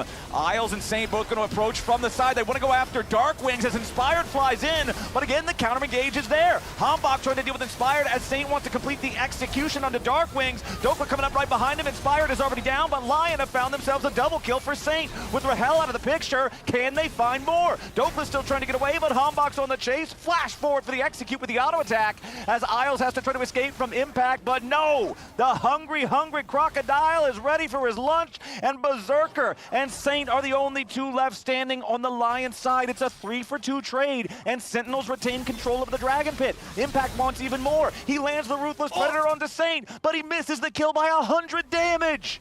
But it looks like the Mundo is going to be able to secure Sentinel's soul point for Mountain Soul as soon as he finishes off the last 2,000 health on this Drake.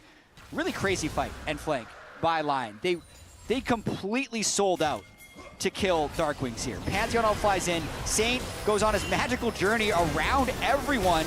Doesn't even reach, so the Bardald has to get him there, and then he kills Darkwings. I kind of blame Rahel a little bit for being right next to Darkwings after all of that, because they sent everything on Darkwings and still managed to kill Saint. So I think the fight could have got even better for Sentinels if their carries had spread out a little bit more, because they ended up, if you're trying to run through like Mundo, Orianna Mundo, it's tough. Nice. Agreed. Yep, that was pretty nice. Yeah, pretty nice. That was pretty nice.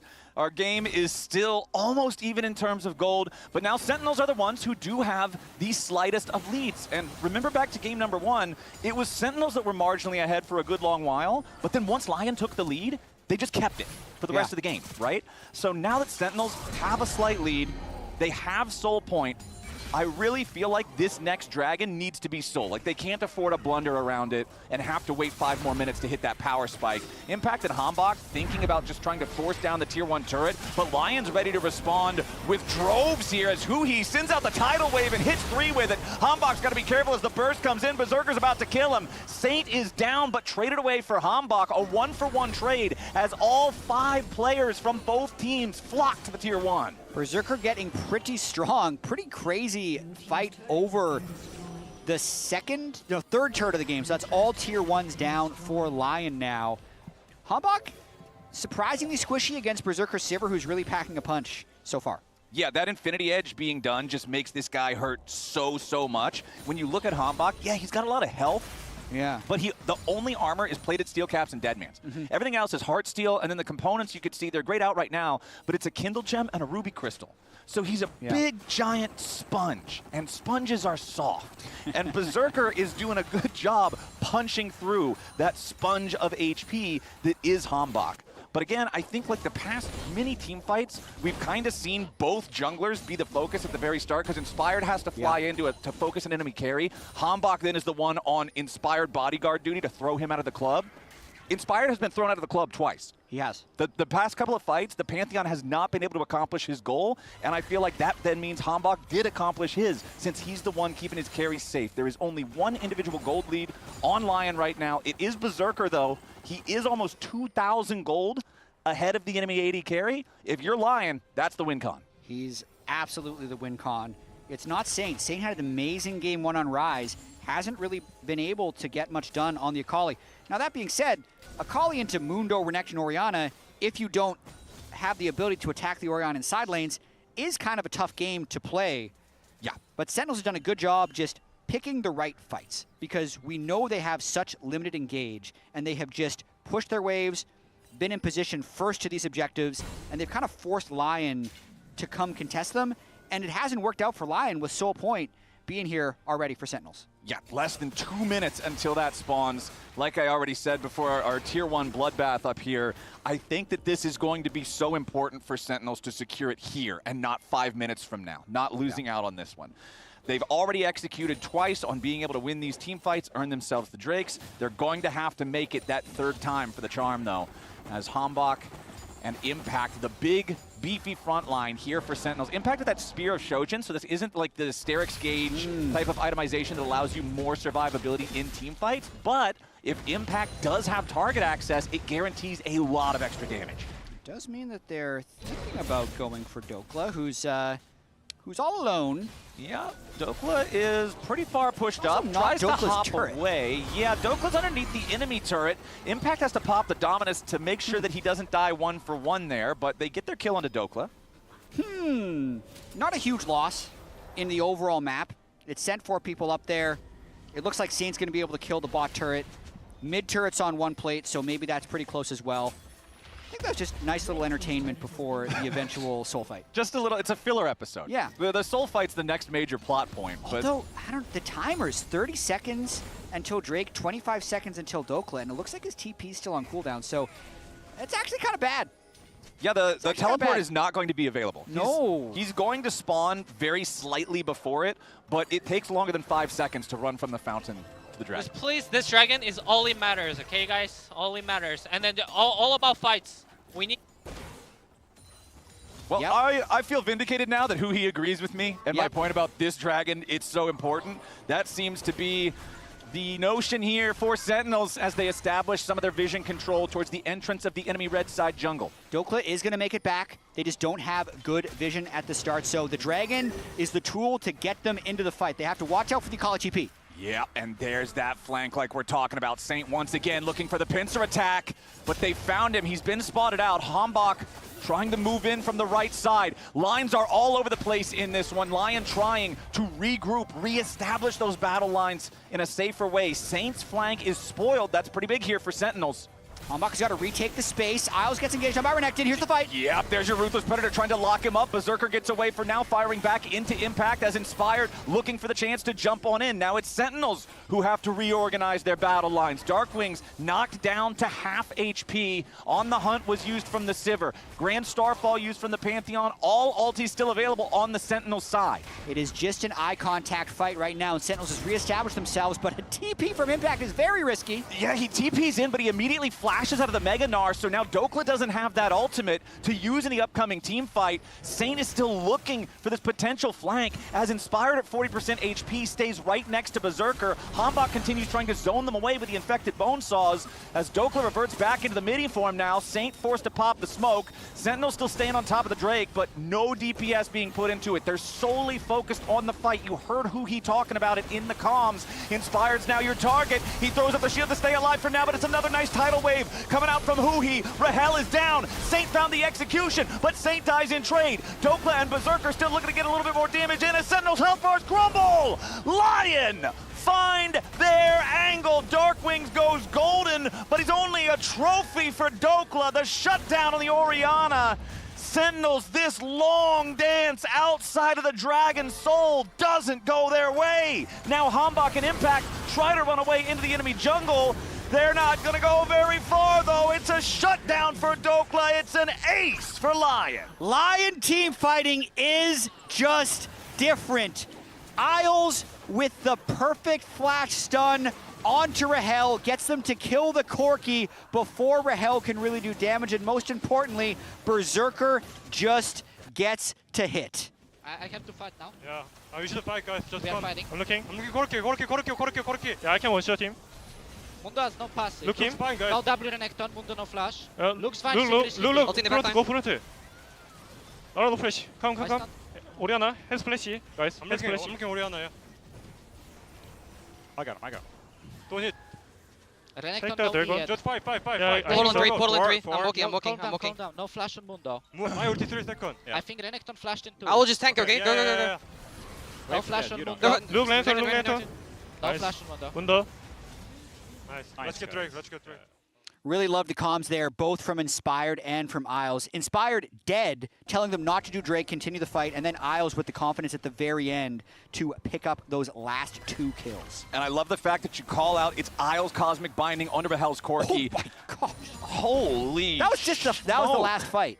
Yeah, 13K in one fight. So you remember what I was talking about with sponges? Spongy Mundo. Yeah. That Mundo is Wait a minute. sponged. The damage from Berserker is just absolutely next level now. He has his Mortal Reminder fully completed. Total damage this game, he is 7,000 ahead of the next closest competitor, which is actually his own top laner. It's not even Saint. Yeah. I mean, it's almost all of it was from that fight. So his Sivir, 11-4. He does win a lot of games, but it's every hyper carry, I feel like Berserker just has some insane stats on. I mean, we remember when he first joined the league back in the day on Cloud9, it was the very scary Zeri hyper carry meta where it's just a pentakill every single game, and that just became synonymous with him in my mind. But Lion have now taken a huge control over the momentum in this game. 4,000 gold ahead. You've stopped the soul for Sentinels. This is now where we put Sentinels' tenacity to the test, because things are rough. They have got to try to stabilize themselves after that. That was the biggest swing in the game thus far that has resulted in the biggest difference in power thus far. It really has, and just like that, a 4,000 gold lead for Lion. Like, what is this, man? Just materialized. Okay, don't count Sentinels out, Flowers. Every single series they've played this year, they've gone to split. They've gone to 3 games. It doesn't look great. It doesn't look great right now, but trust the process. Yeah, what we were talking about earlier, their previous games that looked like they were guaranteed losses. That one against Cloud9 that was a 7,000 gold deficit or something at the time. 7's more than 4. If you can win that one, you can win this one. 4,000 gold, 31 minutes. That's like nothing. Yeah, that's nothing. That's might like as well not even exist. Don't worry about that. It's all on Sivir. Yeah, which I think is worse than it just being 3,000 general gold. But that means if you kill Sivir, it's all gone. And it's all gone. It's all gone.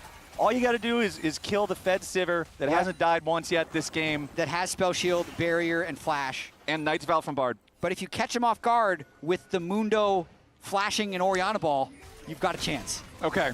That's the name of the game then. Yeah. Isle trying to clear out some of the vision here in the Baron Pit. Still 2 minutes until that next dragon spawns, so attention will be more around this topside river for now.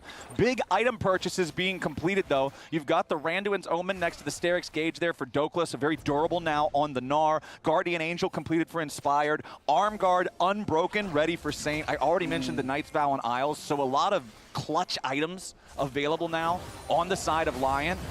As Berserker, I mean, he takes a chunk of damage, but he's not in any true They got his lethal R. danger. That's something. Got to chip away at him, land some jabs, so no crazy move speed.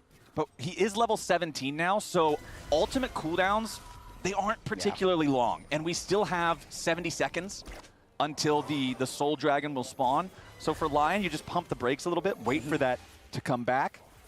And it shouldn't be that big of an issue. Or maybe you just do the opposite. Catch them off guard, go for the Baron yourself. A little surprising here that they're starting up the Baron because I feel like Hambach would be able to walk in. It's on a Mega Gnar timing, so they're trying to get something out of it.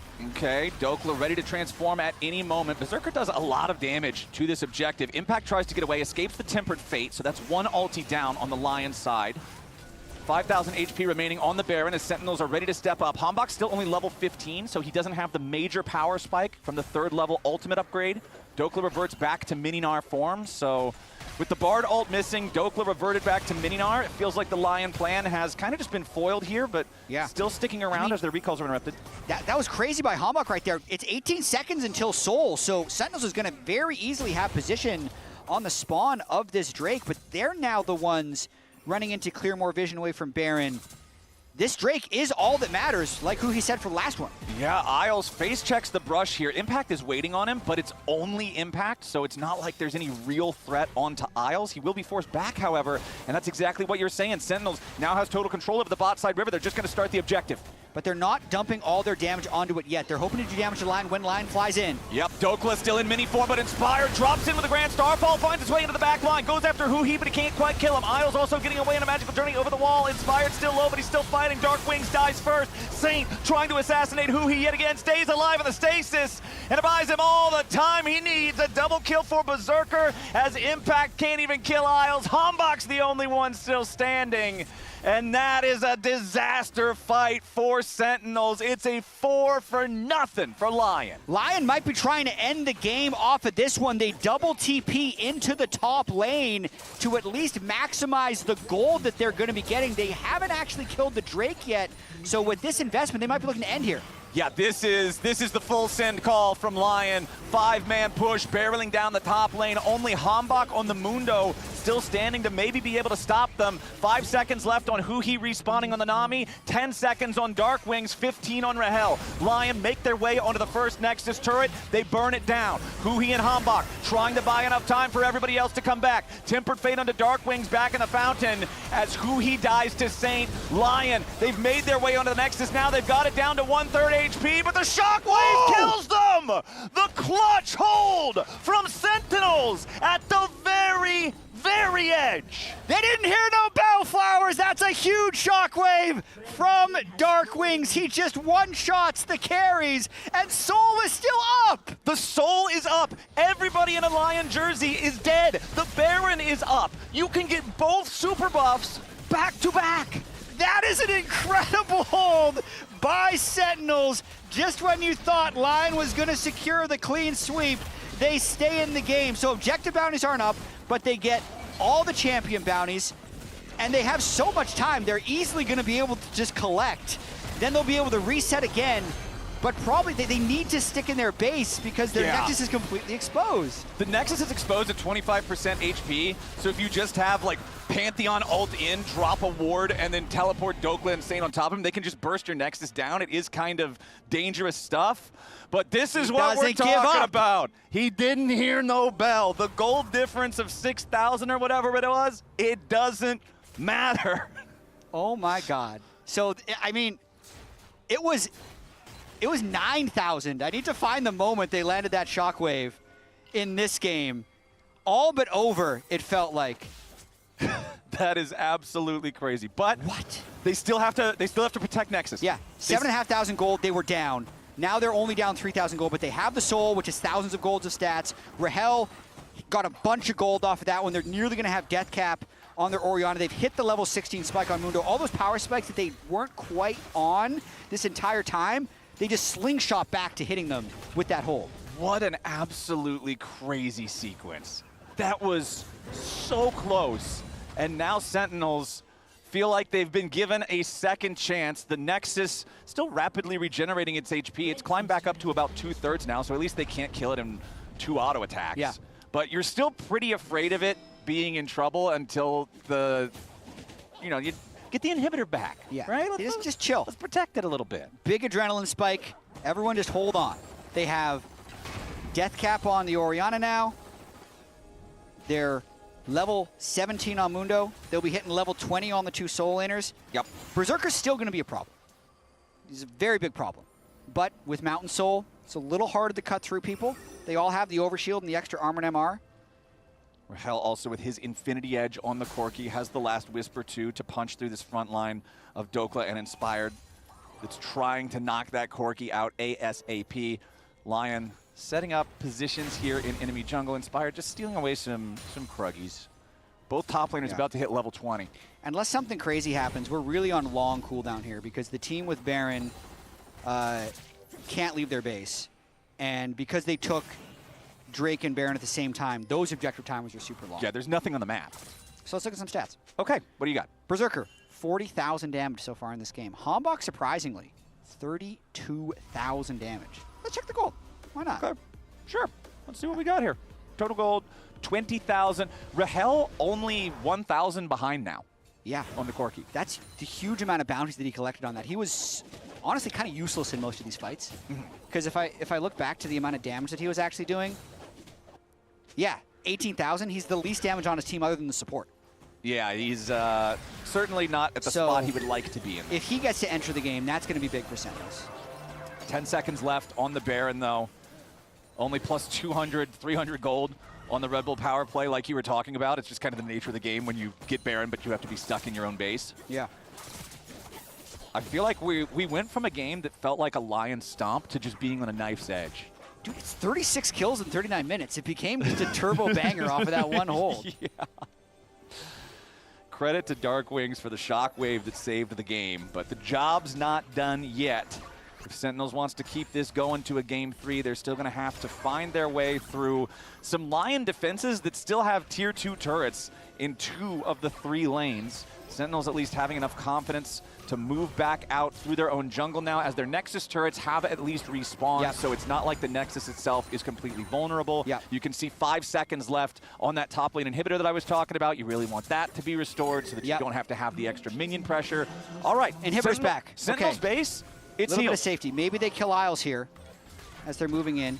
So production wasn't running the replay because they were afraid, like, running the replay into some Nexus backdoor. Oh, okay. Yeah. I told them now is probably safe to run the replay. So if the game ends during the replay, you can blame me. Okay. I apologize. I really want to see it again. But it's still 2 minutes until the next fight. Exactly. So I don't think, there should be time. unless someone makes a big mistake, we're safe to see the replay. Okay. Yeah. All right, I agree with Jack. Let's see it. Yeah. Oh my God. So Hambach, the Bardalt stops the Orianna. Hambach is just mauling Inspired, but it's really, to me, it was all about the Shockwave. Let's see what Rahel does down on the bot side. He kills Dokla, kills Inspired, and then Dark Wings. God, catch Saint and Berserker in the Shockwave. That's it. If he only catches one, they have so much AD. Here. Nice. Wait, I think... Man, I think it's not over. Yeah. Inspired. We're still alive. Something. All right, now it's time to start having things get tense again, because like you pointed out earlier, the buffs taken at the same time means they respawn at the same time. Yes. So Baron and Elder are both going to spawn just about 60 seconds from now, and these types of situations can become so nerve-wracking as the teams dance back and forth and try to decide where are we actually going to pressure, where are we going to try to juke them out and make them think that we're focusing on. It's this is where that macro level shot calling just decides the game. It really does. I'd say one small call out that we haven't given much credit to is Dokla's Gnar in these fights. He seems to always be hitting Mega. He's a big part of the dive that's been killing Rahel and pushing him out of fights. So that's been very effective. But Berserker, Guardian Angel completed, Hex Drinker on the side of Rahel. Both AD carries approaching max items. Berserker's there, Rahel almost, and Sentinels set up on the Elder side currently. Double Guardian Angels for the Lions side. You've got Stasis for the Akali. You've got the Sterix on the Gnar. So many defensive tools on the other side. Also, the Sterix for Impact, the Stasis for Dark Wings. But the critical difference here is no Guardian Angel on Rahel. If he gets stunned at the start of a fight again, if he dies instantly, that's just the whole game right there. But it looks like Sentinels have decided the buff that they care more about between the two is the Elder. Typically, if you get this one first, you're just so much stronger in combat. You can force your opponents away from the Baron. Isles going on a magical journey, trying to get all the way away. Tempered Fate defensively gets enough space for now, will escape. But that's one of their big potential pick/engage tools no longer available. Totally worth it. They don't burn much for that. They get the heal, the Bardalt, and they really push him out of the fight. Lion playing the long game, though. Dokla just looks like he took red buff right now. So they're really trying to spread out. Saint being marked by Impact on the right side of the fight. He popped Mega on that red buff. Okay, Dokla goes for his recall. Dokla bars Guardian Angel. There are 3 Guardian Angels on Lion. This team is ready for one fight to decide the entirety of the game. The Elder begun by Sentinels, but DPS is going pretty slowly. Inspired ults in here with the Grand Starfall, who he has to try to flash away, but the Nami dies immediately at the start of the fight. Saint finds his angle over the wall, and the carries from Sentinels are cut to ribbons. Berserker gets the kill on Dark Wings, and yet again, Sentinels kill everybody except for Dr. Mundo. Lion are taking these guys down 2-0 style. It was dicey there at that first Nexus push, but there's no way for Sentinels to stay standing on this one. The timers are simply too long. The Lion team fighting is simply too good. They call their shot, and it's a home run. Lion sweep Sentinels 2-0. What a gorgeous team fight to end the game. That was against Mountain Soul, late game Corki, Orianna, Mundo, and they just came in from every possible angle. They had 3 GAs, they only used one of them. So they completely wiped them there at the very end. Was an amazing last round, second to last round of fighting. As Sentinels stayed alive, but then they walked in for that last round and got completely KO'd.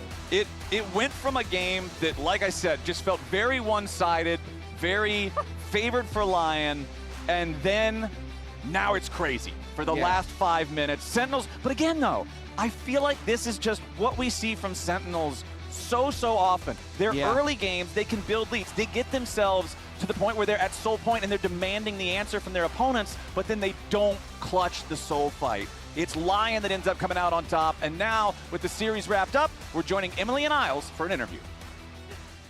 Hello, I am here with Victoria's support, Isles.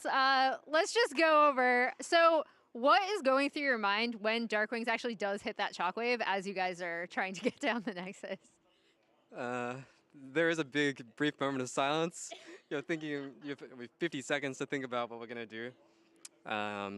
I think I said not so cheerfully. They're gonna get Eldurin. I mean, Soul and Baron now, but you know, when you have so much time and they're not ending, I mean, all you can think about is your next steps. So yeah. Yeah, what went through in terms of comms for regrouping? Because obviously you guys did end up taking the game, and it was through a team fight at Baron. Your team fighting definitely seemed superior in this series. I mean, I do think that even though we lost Baron and Soleil, the game was not really over. At this point in the game, it seemed like Renekton was largely outscaled. Na was pressuring on the side constantly, and it didn't really seem like Sivir could be moved off the mid wave particularly easily. So I think, I mean, there definitely was some complications. I think the way we played around Nash wasn't great. I was definitely too hasty in what we were looking for, but I mean, the way that we engaged later on in the game is not really that clear just altogether when you play against champs like Kokinami, but I think we did a fairly good job of playing to our win cons, and that's what got us over the line. Going into this match, you had said on pros, you kind of expressed shock that Sentinels were 1-3 going into this. They've had a recently tough strength of schedule, but just talk to me about your perception of Sentinels as a team going into this matchup. I mean, I've said this many times before, but I think that Sentinels' greatest strength is their teamwork. Not necessarily their team fighting individually, not necessarily the laning individually, but their teamwork. They're a very coordinated team, and it seems like their jungle and support are almost always on the same page about what they want to do in the game, and their laners play around that very, very well accordingly. Obviously, I think today in game one, I think they had a bit of a tough draft to make use of, and I think their support was maybe underutilized. In that sense, it was really hard for them to make progress, which is probably why the game seems so easy. But I still think Sentinels is a good team. I think they didn't show their best today, neither did we, maybe in the second game. And draft is really important, I think, right now in this stage of the meta, so definitely can contribute, but glad to get the win regardless. And then kind of looking ahead, you got comparatively little to prepare on this current patch. So have you seen anything that surprised you or anything fun and interesting you kind of want to pull out for the future? I mean, some teams have been very experimental in scrims, but a lot of the stuff, especially for support, honestly, has stayed the same. So for me, it's not as exciting, I think, as other people, but I mean, we'll just have to see.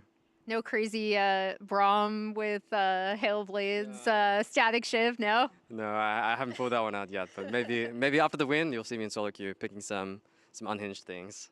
Nice. We'll look forward to it. Thank you so much, Isles. We'll toss it back to the lounge to close that out.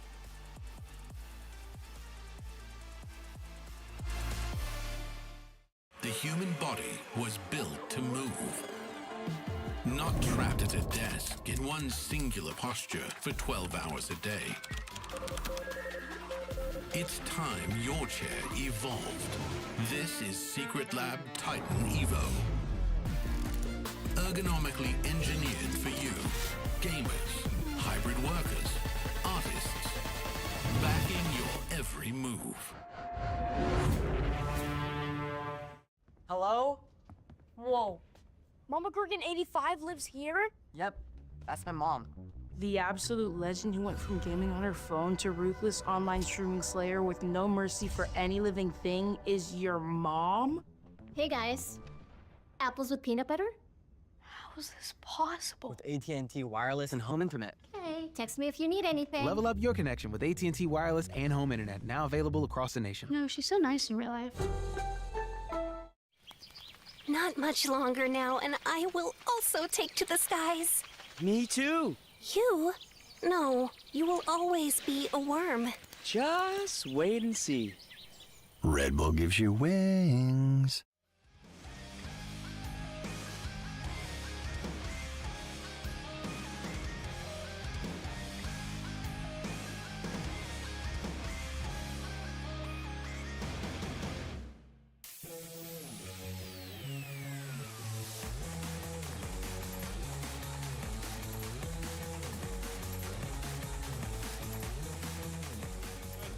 They don't know where I am. Yeah. Let's go. Look Corki if you can. No. I'm looking Corki. I'm looking Corki. Look Corki.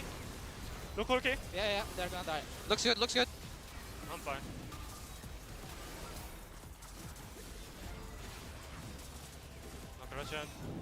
Nice. The Lion team fighting is simply too good. They call their shot, and it's a home run. Lion sweep Sentinels 2-0.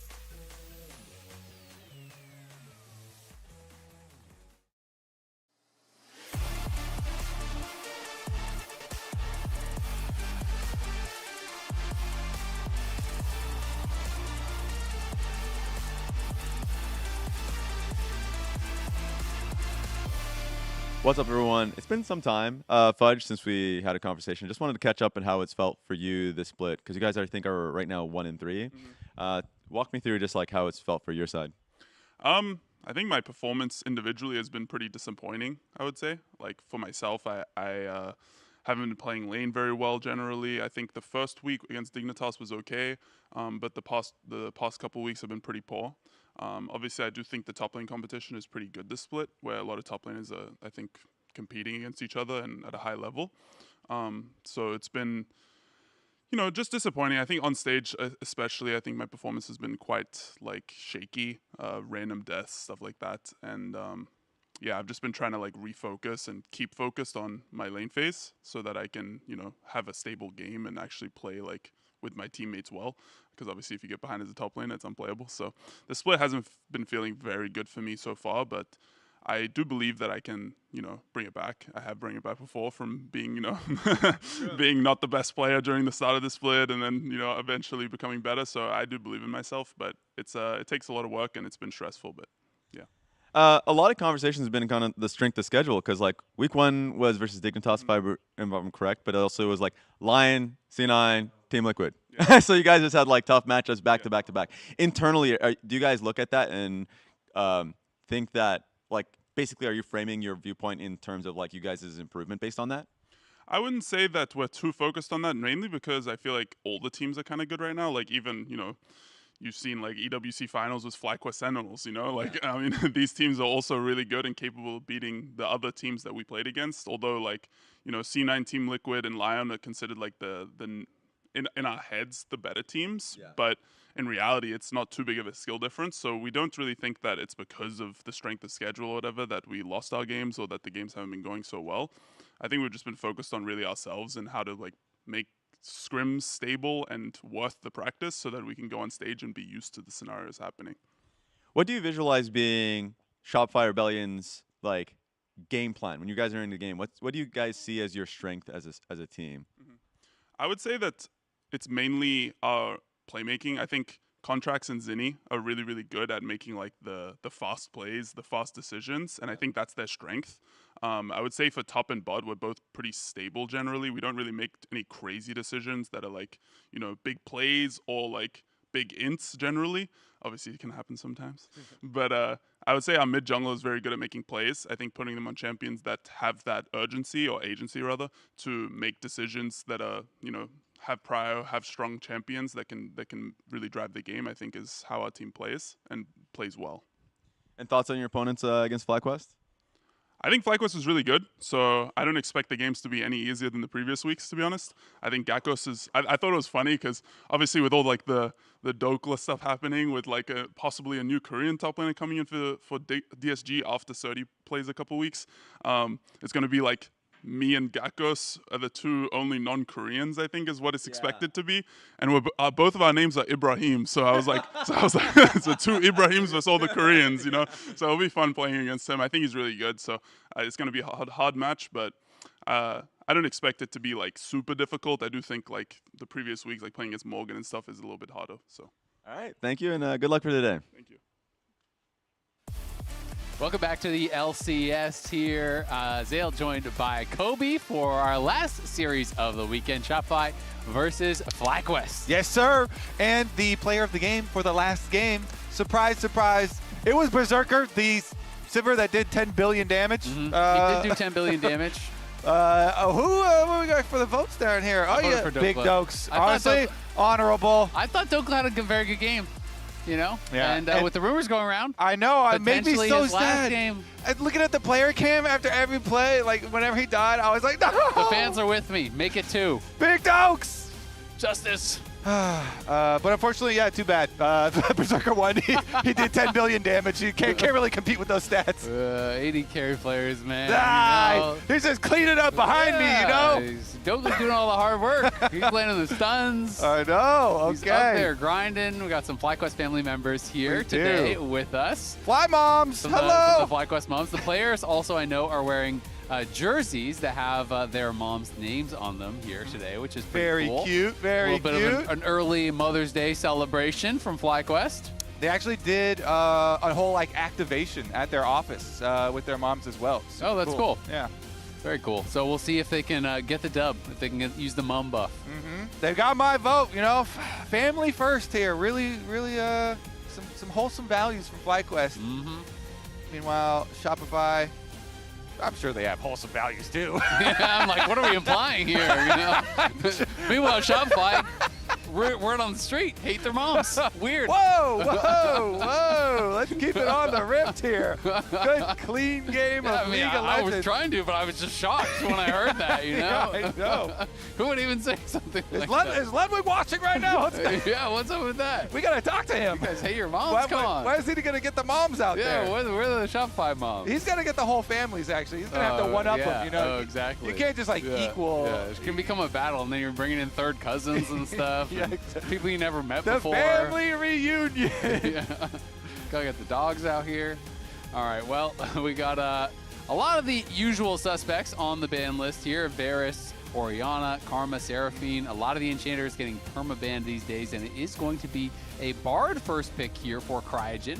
One of his popular picks these days, for sure. Yeah, I feel like it is a very versatile champion too. Obviously, like you can do offensive or defensive ults with it. Like you can build a team that wants to split on the map or still good for team fights. Like you can pick Caitlyn. Bard is definitely a very, very good combo at the moment, but definitely has a lot of other partners as well. All right, the Ezreal plus the Nico here for the poke and the engage. Yeah, Ezreal Nico, very strong. It is kind of what people seem to go to when Karma is taken away a lot of the times. Of course, you can play Ezreal with a lot of different champions. It is quite versatile. We'll see what Griffin wants to play this week. I've been waiting for him to do Skarner because we've had all this talk about Hanbok Skarner, and it's crazy. You gotta ban it.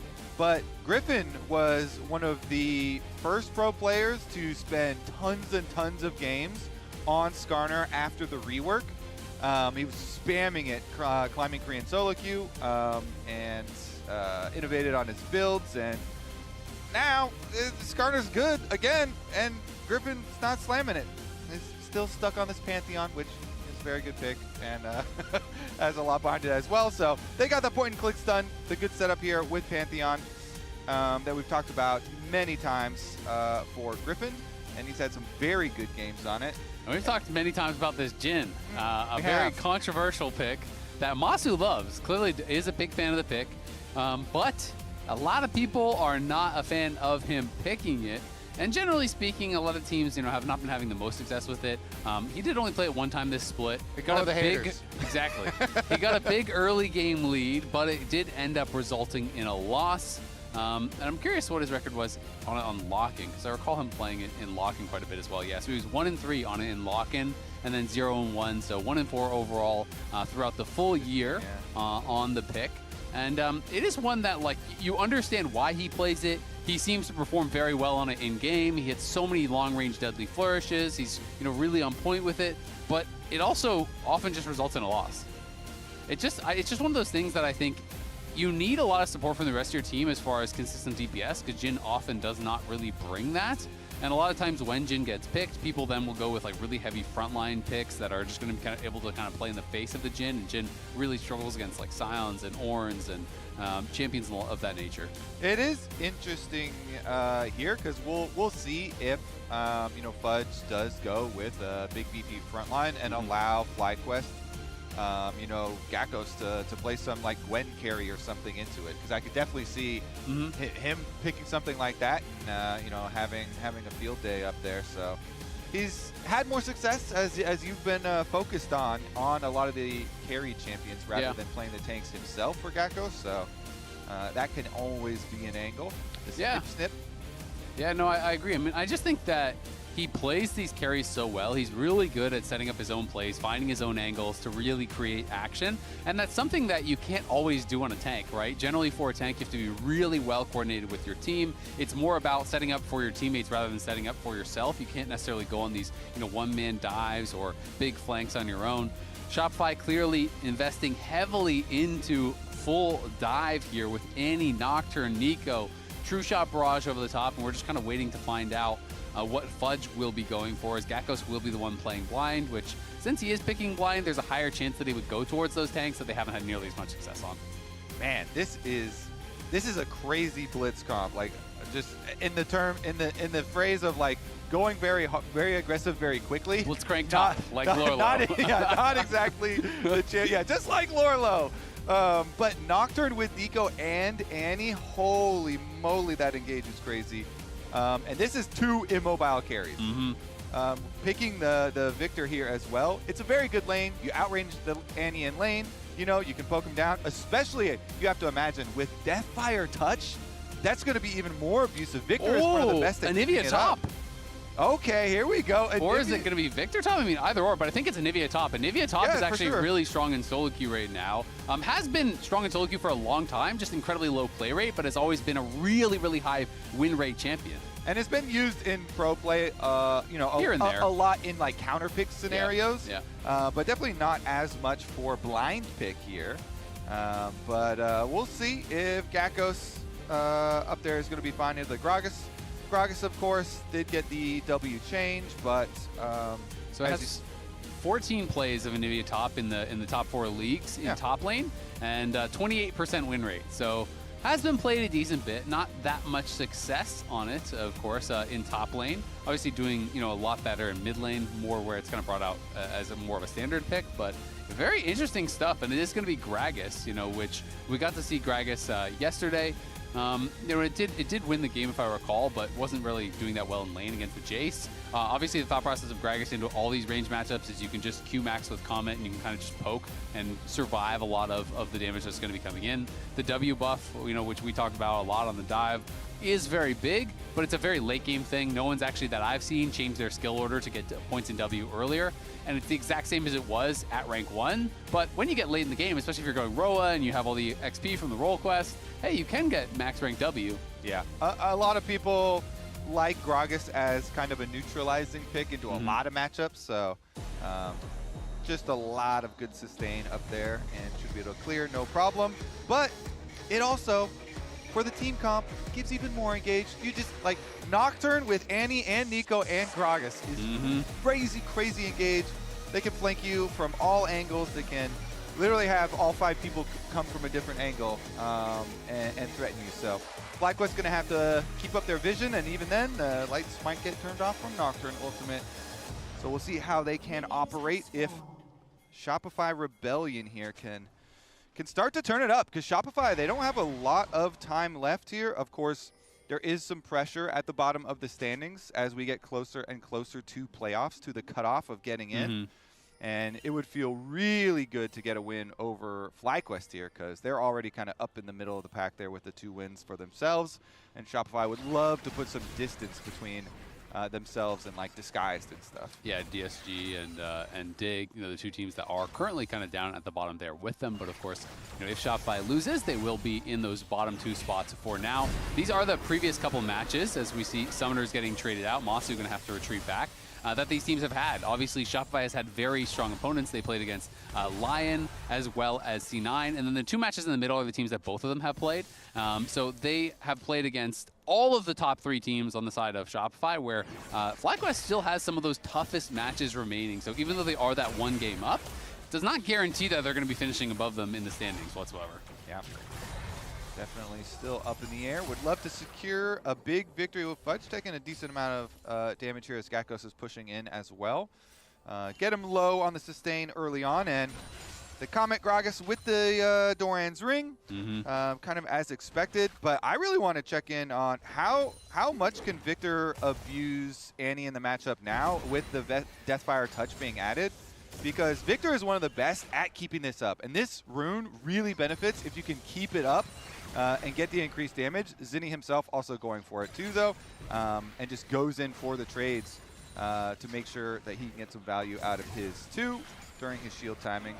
Yeah, but I imagine we'll check in on the damage numbers of the rune, you know, in like 10 minutes or whatever, and see a discrepancy, a fairly big one. Yeah, I would think so. Annie in general just struggles into long range, right? Because you are just going to get poked every time you come up. I mean, this is why Quad is positioning so far forward. Every time Annie comes up for a last hit, the Victor can just hit you with a laser. Of course, you have a little bit of return damage with the Molten Shell. You know, you pop your E when you're getting hit by some damage. You know, that can apply the Deathfire Grass back and return a little bit of damage, but it is always difficult for you. And for Gragas, the early game is often just kind of pretty heavily mana gated. A lot of people feel like Gragas turns on once you get Catalyst if you want to go towards that Roa build.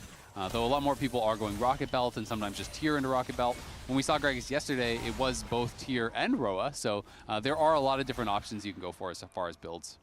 All right, junglers done with their first clears. Just trade crabs, do a little handshake there, and go for a normal recall. So just normal laning for the very beginning here. Nothing too crazy, as FlyQuest are actually pushing in on both mid and bottom side. And we got Jad, though, who's standing by with a very special guest. Thanks. I'm here with a mom of FlyQuest, Masu's mom. Tell me a little bit about what FlyQuest has done this past week. Okay, so for that, I'm very grateful and thankful for FlyQuest for this invitation for the Mother's Day. So it was like such an event to spend with our sons, me and the other mothers, and it's really very nice to be here live on the stage with all the players, with you guys, everyone. What's it been like watching Masu play these last several years? Because he came through the academy system, had so much success last year, and now he's kind of a leader on this new FlyQuest Yes, team. yeah, that's right. This is very rewarding to my heart because I see him growing in this field, and this is his passion since he was 7, 9 years old. He started with the E-games, and then at 10 years old, he was playing better than his brother, the oldest one who introduced him to this game. It's amazing seeing your support for him. How invested do you get into the games when he's playing? So when he's playing, no. For myself, I would be frozen to death because I will be just saying prayers, hoping the team to win. If he wins, so this is Masu's win. If he loses, this is the teammate's fault. Yeah. What do you think the chances are today for a FlyQuest win? So I wish everyone has, for FlyQuest to win, but I like also Shopify Rebellion, but win for FlyQuest, for sure. Okay, thank you very much for joining us. Thank you for having me, and thank you for everyone. Yeah, back to the cast. She could be a League of Legends player herself. She's already got the mentality down. If you win, it's because of you. If you lose, it's the teammate's fault. Yep, she's just like me for real. It's either Masu's wins or teammates. What's the team doing? Didn't support Masu enough today. That's funny. It's great seeing the families come out and being so supportive. And that's something that's actually just cool in general, as Masu, going to get wrapped around on here, does get rooted up. Should be okay, but does take quite a bit of damage there. As Cryogen now going to come in, Deadly Flourish will go wide. Seos taking a little damage on the back end of that trade, but now Contracts is here. Griffin is going to be here as well. Cryogen forced to use the Magical Journey in retreat. Put up some hot cocoa here for the healing afterwards, so not too big of an exchange. Gonna go for full recalls on the side of FlyQuest here, so actually Masu gonna stop his and just continue farming, but Contracts feels pretty good here on the Nocturne. Level 6 should be able to start up the Dragon off of that play, and doesn't look like FlyQuest even want to contest. Yeah, something worth noting is that B-Boy is actually playing Exhaust, so something that you see more in solo queue, especially as tech against assassins and these types of champions, but you definitely see it a lot less in pro. And it is interesting because Anivia is going to be calling longer range, Victor's longer range. Obviously, Griffin on the Pantheon is a great target, and maybe that's what he's kind of thinking about it for. The Grand Starfall comes through, you just kind of exhaust the Pantheon and negate a lot of that damage. But it is an interesting tech choice here, and we'll see how that pays off. Yeah, definitely very interesting, especially if you get into isolated duels with people and side lanes and stuff later on too. Yeah, with Bard being a very roam-heavy support and Nico also being a very roam-heavy support, maybe we do see Masu with Trinity Force Spike and looking for some plays with Exhaust. Yeah, absolutely. Could look for those plays on Masu. And Zinni just continuing to get pushed in here, but has stayed basically dead even as far as the farm is concerned, so not going to be worried about that whatsoever. Fudge has been under his tower for most of this lane, as you would expect against Anivia. It's very hard in an isolated 1v1. I've even seen a lot of top laners talking about even just Theory crafting what is even supposed to be the counter pick to Anivia, because Anivia in an isolated 1v1 for most top lane champs is just very, very difficult. So it is going to be tough for Fudge, but he is sustaining well, and really his job is just surviving. He doesn't have to do too much. Yeah, exactly. The kind of nullifier pick, the absorbing pick, whatever you want to call it up there. Not give up too much pressure on your tower plates, keep your CS decent, and then perform in team fights. And that's one of the nice things about Gragas, kind of similar to Cassante, is that even when you're getting pushed in, it is risky to hit the tower against Gragas, because Gragas can both clear out the wave and knock you in with the explosive cask. And that can mean all of a sudden you are stunned under the tower from a body slam, the tower is shooting you, and that is how Gragas gets a lot of 1v1 kills when people get a little bit over aggressive and they're trying to chip away at that turret. So something that Gatghost is going to have to be careful of. You know, even if he perma has push, can't always hit the tower. And look at this. They are really respecting the Pantheon ability to ult it down here. So wave held there by FlyQuest, very close to their turret. And Shopify don't want to expose themselves to a Pantheon ultimate or anything early on, because they know Contracts is taking the grubs right now. We've got junglers on opposite sides of the map. And so they just go for a recall, and they just kind of eat some of the CS loss that is going to occur. And you can see both Quad and Gatghost are going to be going for the Rod of Ages rush here. Makes a lot of sense, especially when you're seeing how much burst, how much dive there is over on the other side. You want a little bit of tankiness. And generally speaking, a lot of the Anivias these days are not going tier. They're just going Roa straight into something else, Leandries, whatever. But also a reminder that the LCS Spring Finals will be taking place in Mullet Arena at Arizona State University from June 13th to 14th. The tickets are available now. Scan that QR code. And maybe you'll see some of these teams there. Who knows? Maybe. Gonna have to make a strong run here, but either of these teams are positioned to do it. Just got to lock in for playoffs. Lock in. Honestly, when are we gonna get some action in this game?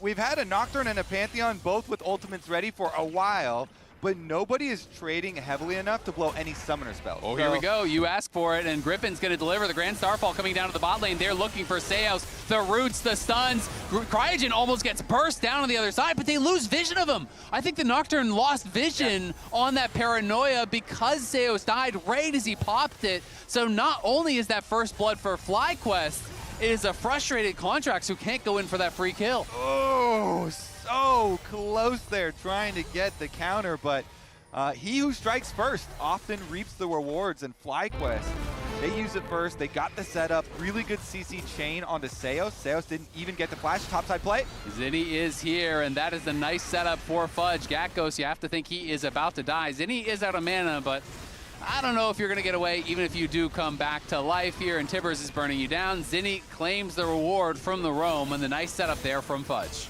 Okay, there they go. Now they get their counter kill. It does leave mid open, though. You see the minions dying, and you see Quad as well farming another turret plate for himself. So it still comes at a cost, though they do even up the kill score at the very least. FlyQuest still quite happy with this marginal gold lead that they have early in the game. And I think this play right here exemplifies a lot of times where it's actually better, if you're going to be late on the roam, don't match the roam, just push. Because Quad is actually up gold, even though Zinni got a kill off of his roam, and you're getting experience, you're sometimes taking plates, you know, there's a lot of a cost every time you roam. Yeah, especially if you're a Victor, and your roam is not that great. It's slow. You're slow, you're hobbling over there with your cane, your walking stick.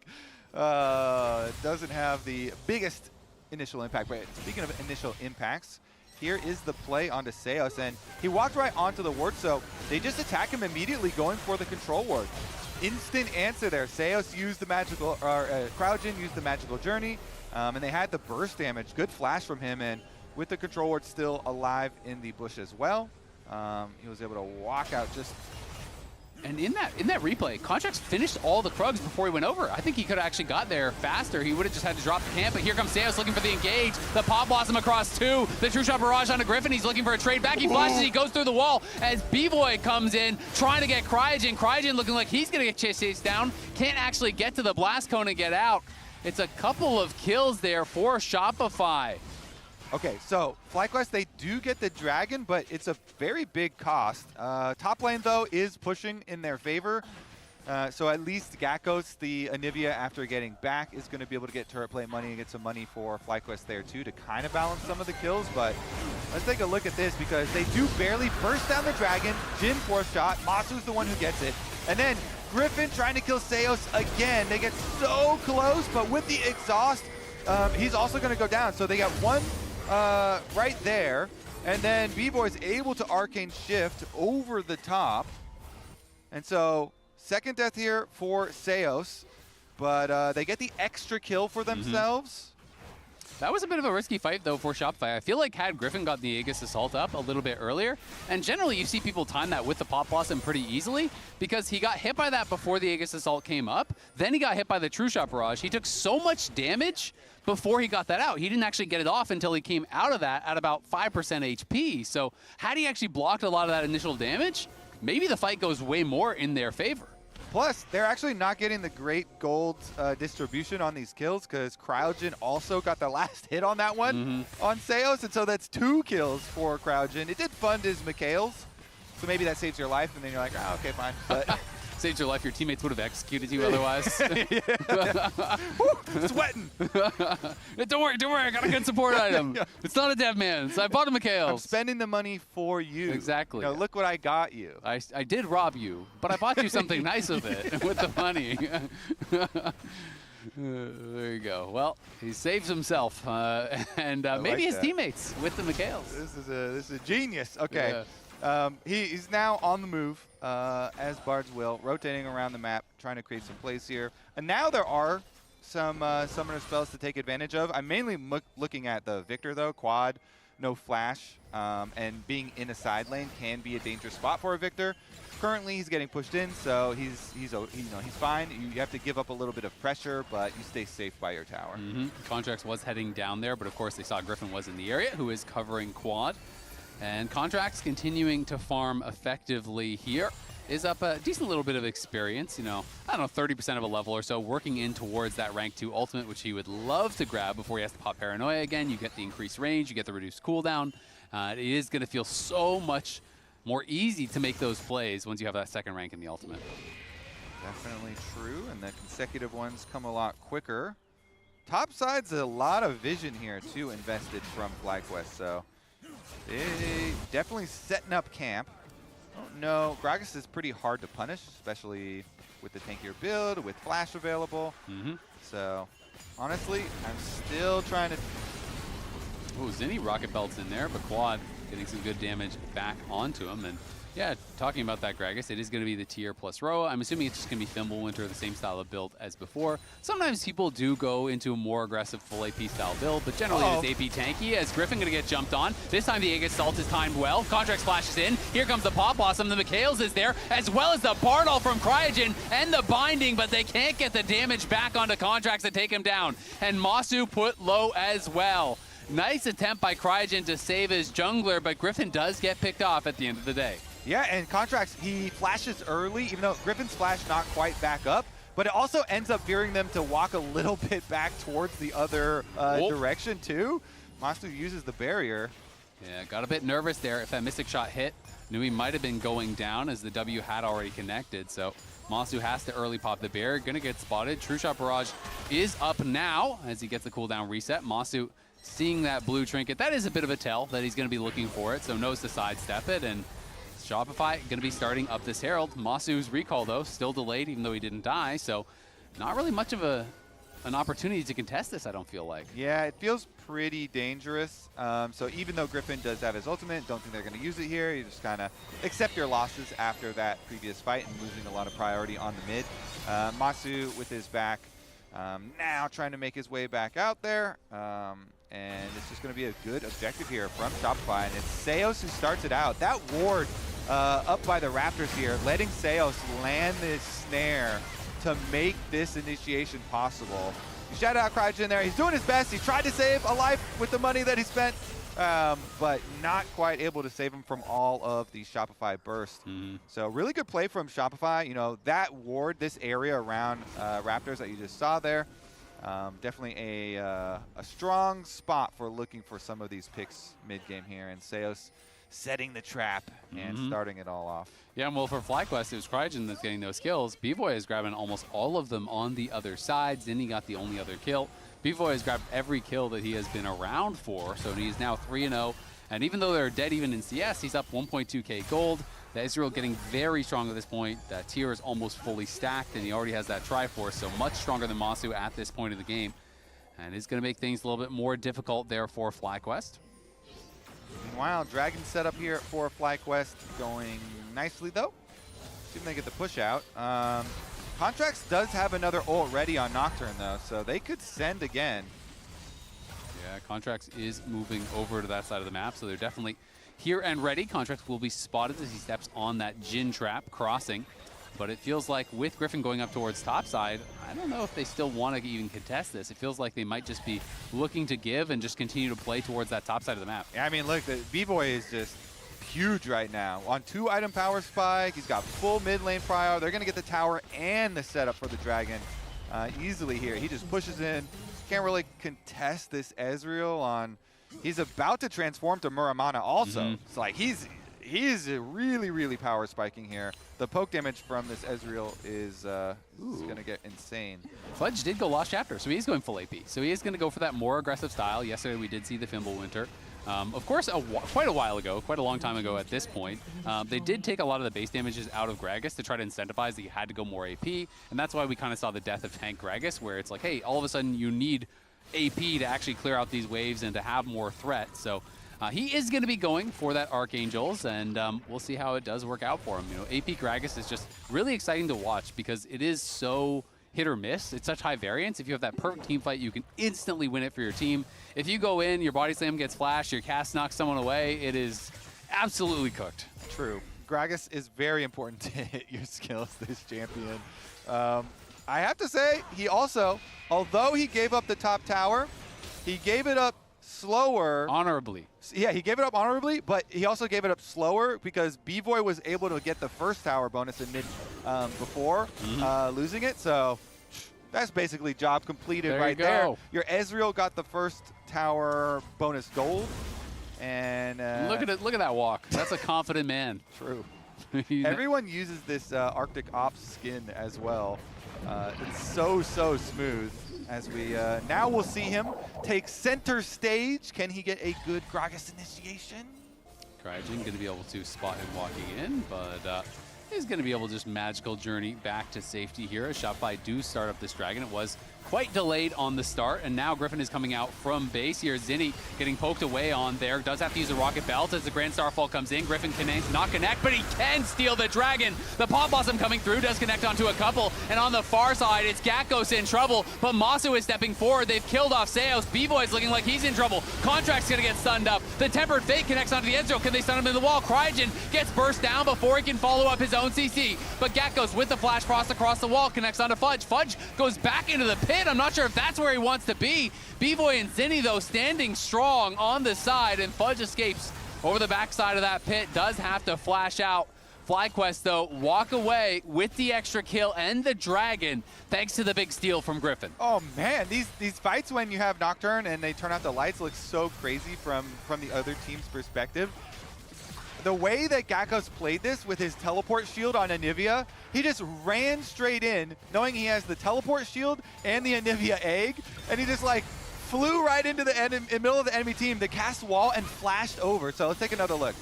FlyQuest looking to contest here, so they teleport in. He's going to get the big Anivia shield from the bottom side. Quad pushes Zinni out from this side, so Zinni's basically out of the fight here, but then you have him flying right in. You get the Seos ultimate, and immediately, look, he's flashing over here. He has 3 people on him. They can't actually put threat on his life because he also has egg, though. So it allows FlyQuest to get the early lead. It's just then, with the follow, Crygen also gets bursted, and then you have to give up a little bit on the chase, but definitely a nice contest from them.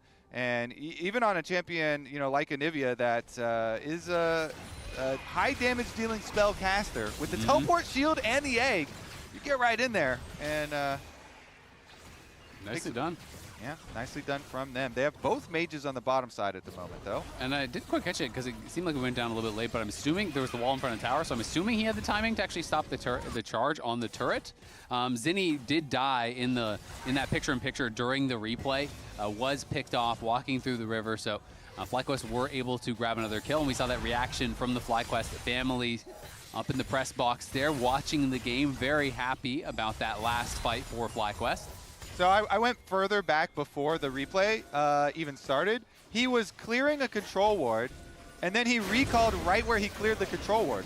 Fudge going to be in some trouble here. Uses the explosive cast to try to buy some time here. Does sidestep the deadly flourish, but he is fully surrounded and taken down. But on the other side is Shopify trying to rush the Baron. Cryogen has eyes on it, though. I don't think they have the damage to finish this off. You have got to peel off immediately. But Masu got to be careful face checking that. Zinni's going to flash in. Masu gets caught, and Masu gets deleted. Zinni's in trouble on the other side. Quad trying to survive. Contracts flashes forward. The Tempered Fate to buy a little bit of time. They got to block the shots from B-Boy, though. Quad does stay up. It's all up to B-Boy, though, as he shifts over the wall, takes down Cryogen. It is going to be a 3-for-3, an absolute bloodbath there as Masu went too far forward. He thought they were still in the Baron for sure. He got way too close to that brush. Yeah, I mean, they were rushing in, trying to stop it. What's the last HP that they saw on it? Okay, so they see it now, vision. 9K. They see 9K. Yeah, they see the full vision of it. And they see they're off. It's even reset. He got way too close. Yeah.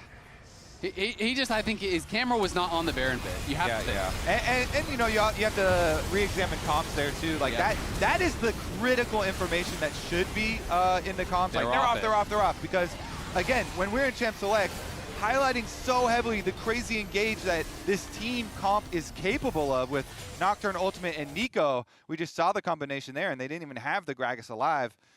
Some head scratcher from Apollo there. It's just like, oh. Yep.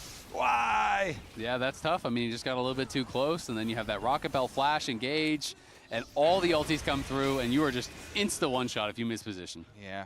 I mean, it's so scary. Literally, like, every champion on that squad can do it. Zinni got, I forget who was standing next to Masu, but it was a good setup there. So now we're in a world where the gold is very, very close, and we're just kind of separated by the extra dragon here. So now we start to open up the map, and you get more of these pick plays with the Nocturne, with the Bard looking around to blow summoner spells.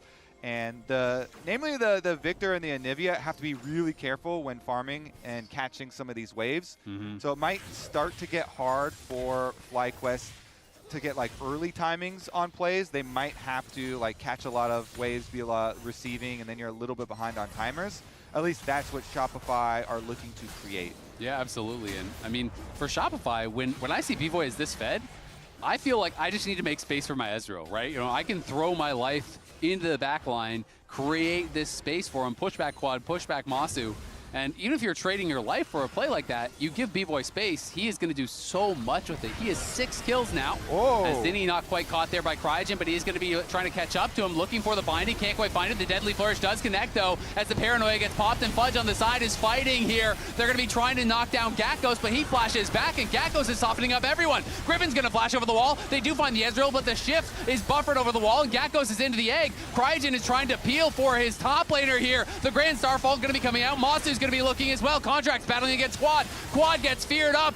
B-Boy shifts in, but it gets bound by Cryogen. Knocked down by Quad, who goes onto the killing spree. Contract's able to sidestep the Deadly Flourish as he escapes from Masu, but they're still chasing, and they're going to be able to get the Dragon off the back of this as well. Oh, the chaos is not going in Shopify's favor. Contracts, I think you're going to get caught as well. He's scrambling. It's a game of hide and seek, and he doesn't have many places to hide. This should be an easy kill here for Masu, trying to delay that death timer just a little bit longer, and now it's going to be Baron on the table with the jungler just falling down. Azael, that play started all the way back to rewind. Zinni just whiffed his timbers. He was trying to hit Cryogen, isolated with it by the Tri-Brush. He whiffed it, and FlyQuest saw it, and they're like, oh, great, we're just going to run him down. And it leads all the way, not just to the Dragon going over to FlyQuest, but also the Baron. We'll see if they can get there to try to do anything. B-Boy is back up. He's running from base. True Shot Barrage going to come out here. They're going to try to see if there's an angle to do anything here, but Griffin takes it. The Magical Journey is there to try to get out over the wall. Quad will be the last one out. And FlyQuest will exfiltrate the Baron. They grab it, and Fudge looking, but won't be able to find anything. Oh, man. Zinni's gonna want this one back. Are we gonna see it? Any, yeah? No flash on any. Can we look at any? Any, no R. Copy. We keep looking at any or no? Looking any. Yeah. Let's look at any. Slowly, don't go too deep in here. Any's that in, Don't go too deep for her. Nico's behind, Nico's behind. They order me. Nico. We hold hand. Oh, Okay, looks okay. good, looks good. Looking enemy, look at only. Ezreal, son. Slowly. Yeah, I'm coming. Take throw. I'm ulting this way. Ezreal no E, Ezreal no E. No flash, no flash. Ezreal no flash. Has E now. I killed Gragas. Yeah. Ezreal. Drake and Baron. Yeah, nice. Look, this guy, doctor. Can someone chase this guy? I'm basically. There's the FlyQuest families again popping off there. They are excited as we go back to live. The curtain's going to get called here by Masu, softening up B-Voy as they push in with this Baron buff. Now up nearly 5,000 gold. They're on Soul Point with the Baron buff. FlyQuest taking full control off of that failed engage. And I really like the comms because this is something that was brought up with this young FlyQuest team a lot. How, especially at the beginning of the year, Daejeon's gonna look, Paranoia's pop, Masu flashes away from him, but Contract's into the back line. Cryogen trying to peel for him, they gotta get back and help their AD carry, and they do just that. Griffin goes on a killing spree, as Seos is gonna be pushed back as well. Gakos is low, but Fudge can't find his way in just yet. He has no explosive cask, has his flash, but won't be able to find anything. They go for the engage, but a quick flash from Masu means 1 kill to FlyQuest, and nothing there for Shopify. Yeah, they've got a lot of power now, and if the engage is not going to make the full commitment all the way to the back there, Contracts just goes down, so FlyQuest pretty happy with the reset. Out of this, you have to think it's going to be a pretty smooth setup for Dragon Soul for them. They can 4-1 split push. They are going to go for the pick onto Fudge. Grand Starfall comes in, everyone is there. Fudge fully surrounded again, getting picked off in that side lane could be costly. The objective bounties have spawned, but they have a couple minions here. Baron buffed up, and FlyQuest going to be able to push down, and you have to think they can take this tier 2 no problem. Sure, take all the extra money, further fund everything so that they're going to be able to dominate the Dragon Soul fight in just 2 minutes. Plenty of time left on this Baron, too. They've got 25 seconds. That's another full wave they can push with. If they want to keep up the pressure here, they're going to try. They still have Victor walking over from mid lane, but good amount of damage here. More money off this turret plate. Yeah, and Zinni has no flash, so a lot less scary.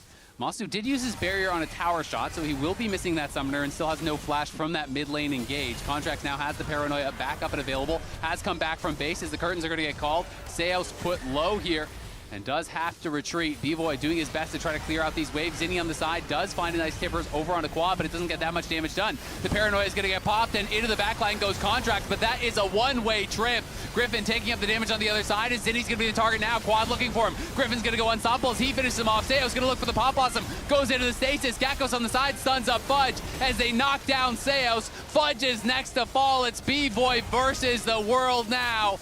That's a triple kill over and 4 total kills there for FlyQuest. Griffin flashes forward. B-Boy, great shift back. Will keep him alive, but will do nothing to defend the Nexus for now. Low health bars there. B-Boy gonna look with the True Shot Barrage. It's blocked up there with the Aegis Assault by Griffin. Cryogen tries to predict with the binding. Can't find him. The towers have fallen. B-Boy trying to make something happen. Looking for a miracle. Can't quite find it. FlyQuest are going to get it done here. 20-8, 30 minutes in. They'll take game 1. My biggest takeaway for them were the comms during that fight. All the comms were around. Play it slowly. Stay calm. Don't go too deep for that kill. We've got this one. And they did have it. Game number 1 goes to FlyQuest.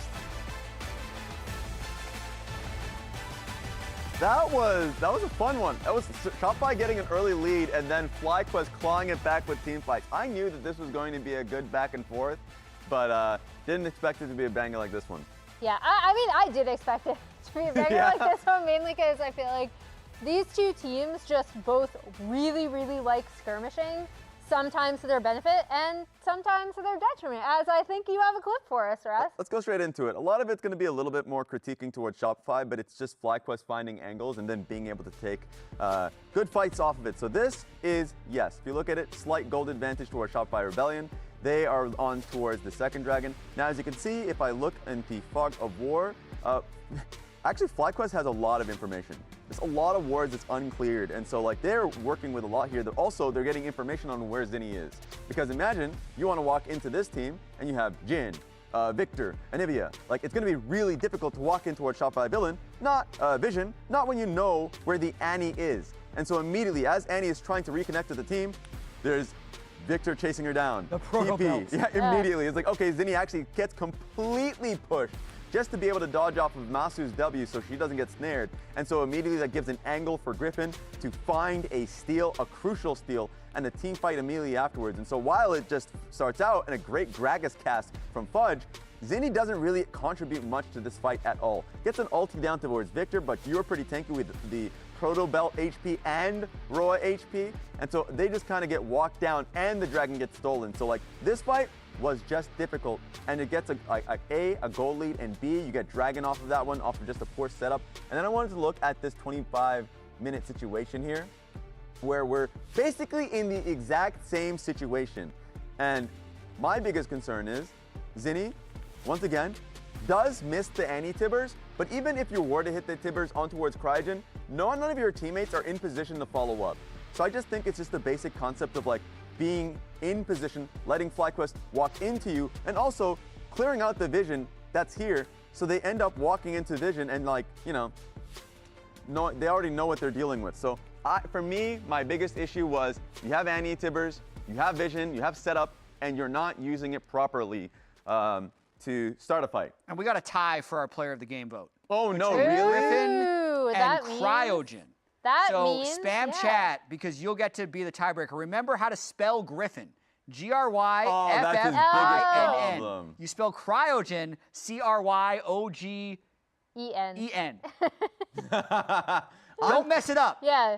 I just want you guys to know. It's just between those two. Right now, all of your quad votes will not count. Yeah, so I think it's just between. I'm doing it looks a countdown. Like Cryo. I'm doing a countdown so you guys know where your votes are going, all right? If you guys are voting quad, maybe you can just distribute your votes a little bit differently. I do realize as I was spelling Griffin, my votes went up. 8, 7, 6. It's Cryo. 5. They have to clap. No, they just all sent it to Cryo. I voted for Gatghost because it's the first Anivia top. And he was the voting is ended. He was like 1v3ing on the backside of all these Nocturne ultimates as well. Yeah. I think he did great. Yeah. He did great. He did great. It's a 3 for 3. I ended up going towards Griffin, obviously. Yeah, same. I thought the Dragon Steal and overall his team fighting was great. But yes, actually his Bard, and it was a first pick Bard too. Mm-hmm. Yeah, I mean, he had a really good game. The reason why I picked Griffin was also because he just made a lot of space, as you pointed out, really zoning off, in specific cases, Zinni from being able to join the fight. And I thought that was really important for the way FlyQuest wanted to play out these fights. Yeah. Oftentimes I hate first pick Bards because you're like, oh, then they're just going to start picking a lot of mobility. You have a Gragas, you have an Ezreal. Like, are you going to be able to find those moments? He did. So there is a damn good reason why he was ended up picking the Bard. So we'll see how game 2 goes, but guys, do not miss any LCS action when you get your favorite foods delivered on Uber Eats for less gold. That being said, patch 26.9 introduces Season 2 of 2006 Pandemonium. Check it out, this trailer of some of the things that are going to be happening to the game. Even with eyes shut, I see them.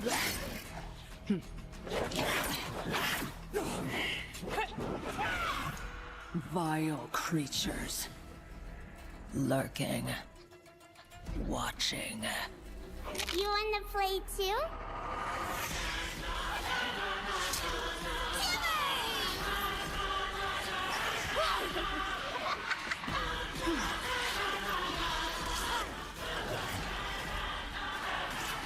None can hide. They laugh from the shadows. They won't be laughing for long. I'll cut out their rot.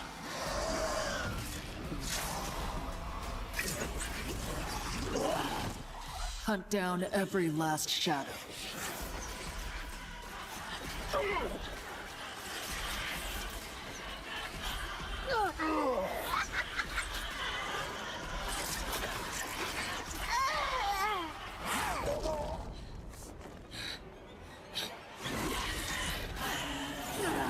Cleanse this place once and for all.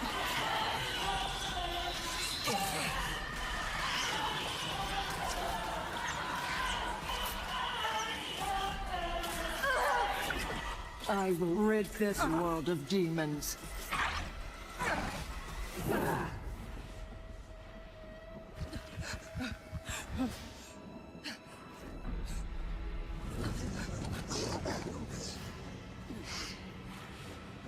No matter the cost.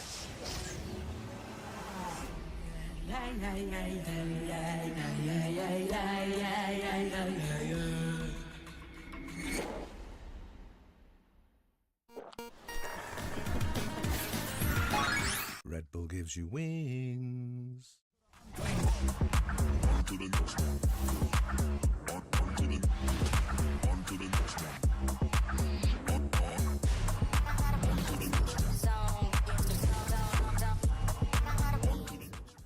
Rich in the ground before Dub can even get there. In time to try to knock out as Impact gets bursted. Don't feed. Get fed. Scan the QR code for deals only on Uber Eats.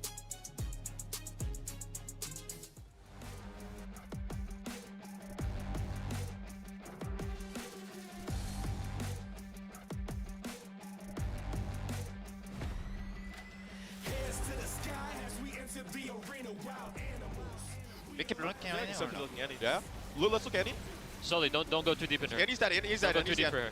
Nico's behind. They already me. Fine, Nico. We 할 turn. Oh, looks good. Looks good. Looking at it. Look at it. Ezreal suck. Slowly. Yeah, I'm coming. Take throw. I'm ulting this way. Ezreal no E. I'm Ezreal no E. ulting No right. flash. No flash. Ezreal no flash. Has E now. I killed Gragas. Yeah. Ezreal. Drake and Baron. FlyQuest are going to get it done here. 20-8, 30 minutes in. They'll take game one.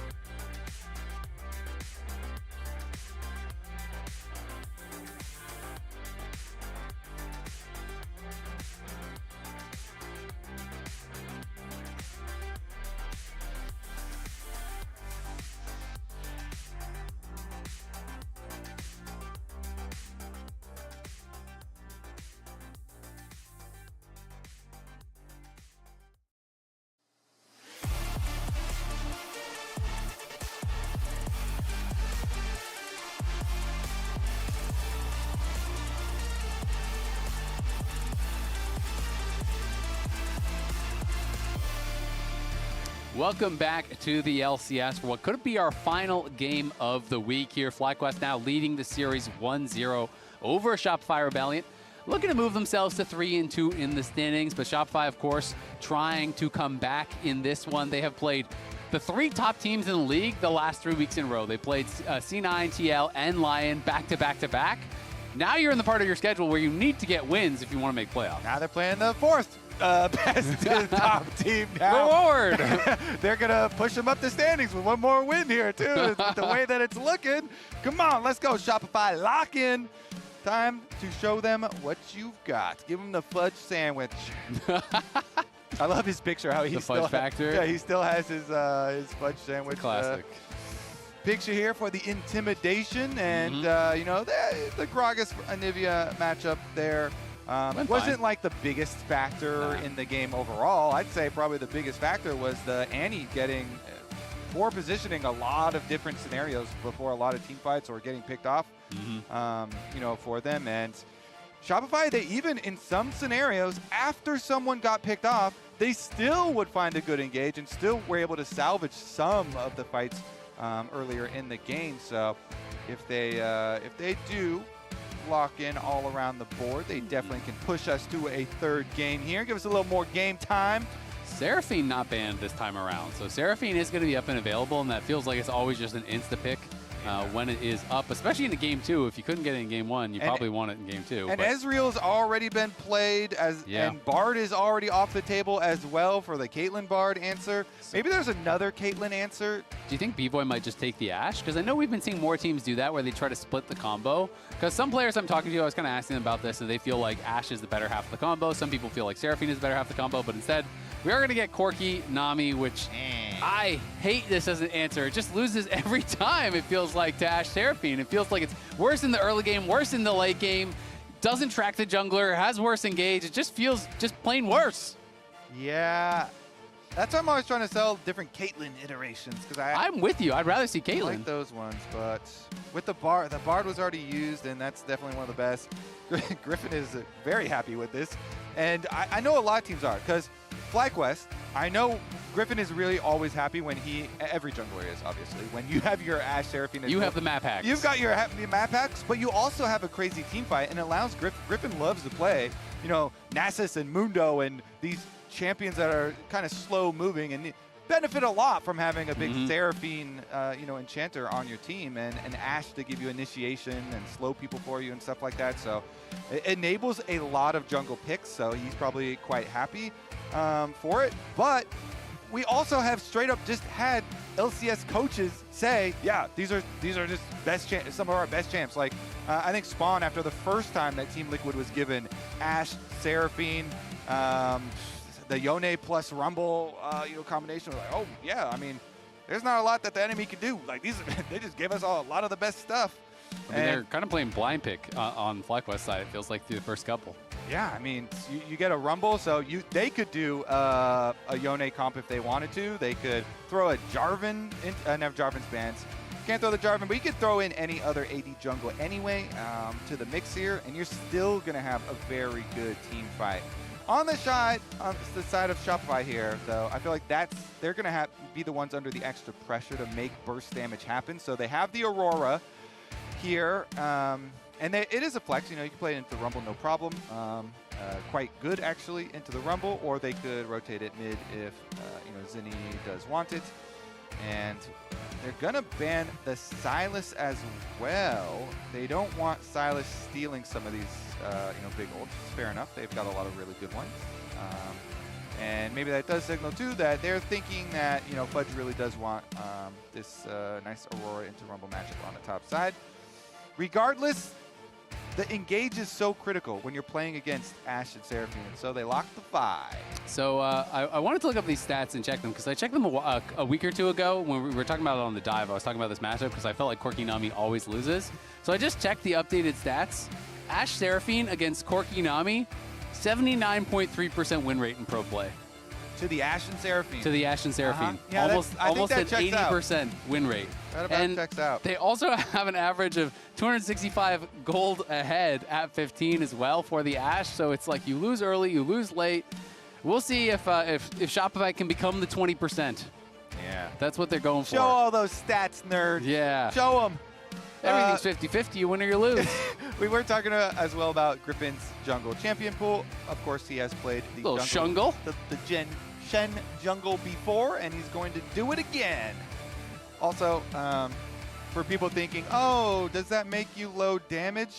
Shen's got some good damage items that he can build as well, with Titanic and Dusk and Dawn being very effective on him, though Griffin usually goes the really tanky build anyway. And you have a damage top. You have a damage top laner, so you know, I would be more worried about it. They did do a game, I think, where they played Shen and then like a Sion and stuff like that. Like if you do like Shen, Sion, Jhin or something, okay, like, buddy. Give Like me a Titanic, Dusk and Dawn type thing, but yeah, he likes the Protoplasm Harness regardless, because it is a really early item power spike. and you can actually put some pressure out on the Vi. So let's take a look here. Honestly, I still feel the same. Like FlyQuest side is just way better. Yeah, nothing later on in this really changed my mind. No. My only kind of hope for Shopify is, hey, you can make some bursty plays with Vi and Aurora and like burst someone down, but then they have a Shen ult. Yes. So you're always like, ah! It's a good thing the other team doesn't have any counter engage, Encore, Rumble ult, Shen ult. That's going to be tough. I mean, hey, you always have the opportunity. They've got a lot of playmaking. You can find those picks, and maybe they can find these isolated plays where they just one-shot someone really quick. And sometimes when you get ahead of a Shen, the Shen pops Shen ult, and your teammates just always die before you come through, and that thing goes on cooldown, and it is a super long cooldown, which can feel really, really bad. One thing, though, for jungle Shen, you can take Guardian, and you make your shield even bigger. And Boom. Make sure that they survive until you arrive, buddy. It's got some AP scaling on there as well. Russia Death Cap, you know? I'm with you! You could do it. Hell yeah! I wouldn't recommend it. You get your Dusk and Dawn and your Death Cap. Yeah. For Shen. Well, just for the ult. Oh, yeah. And then the rest of the time, you're getting beat up by the Raptors because you're not clearing that camp. Well, we'll see what Griffin can get done. He did bring it out once in the LCS already.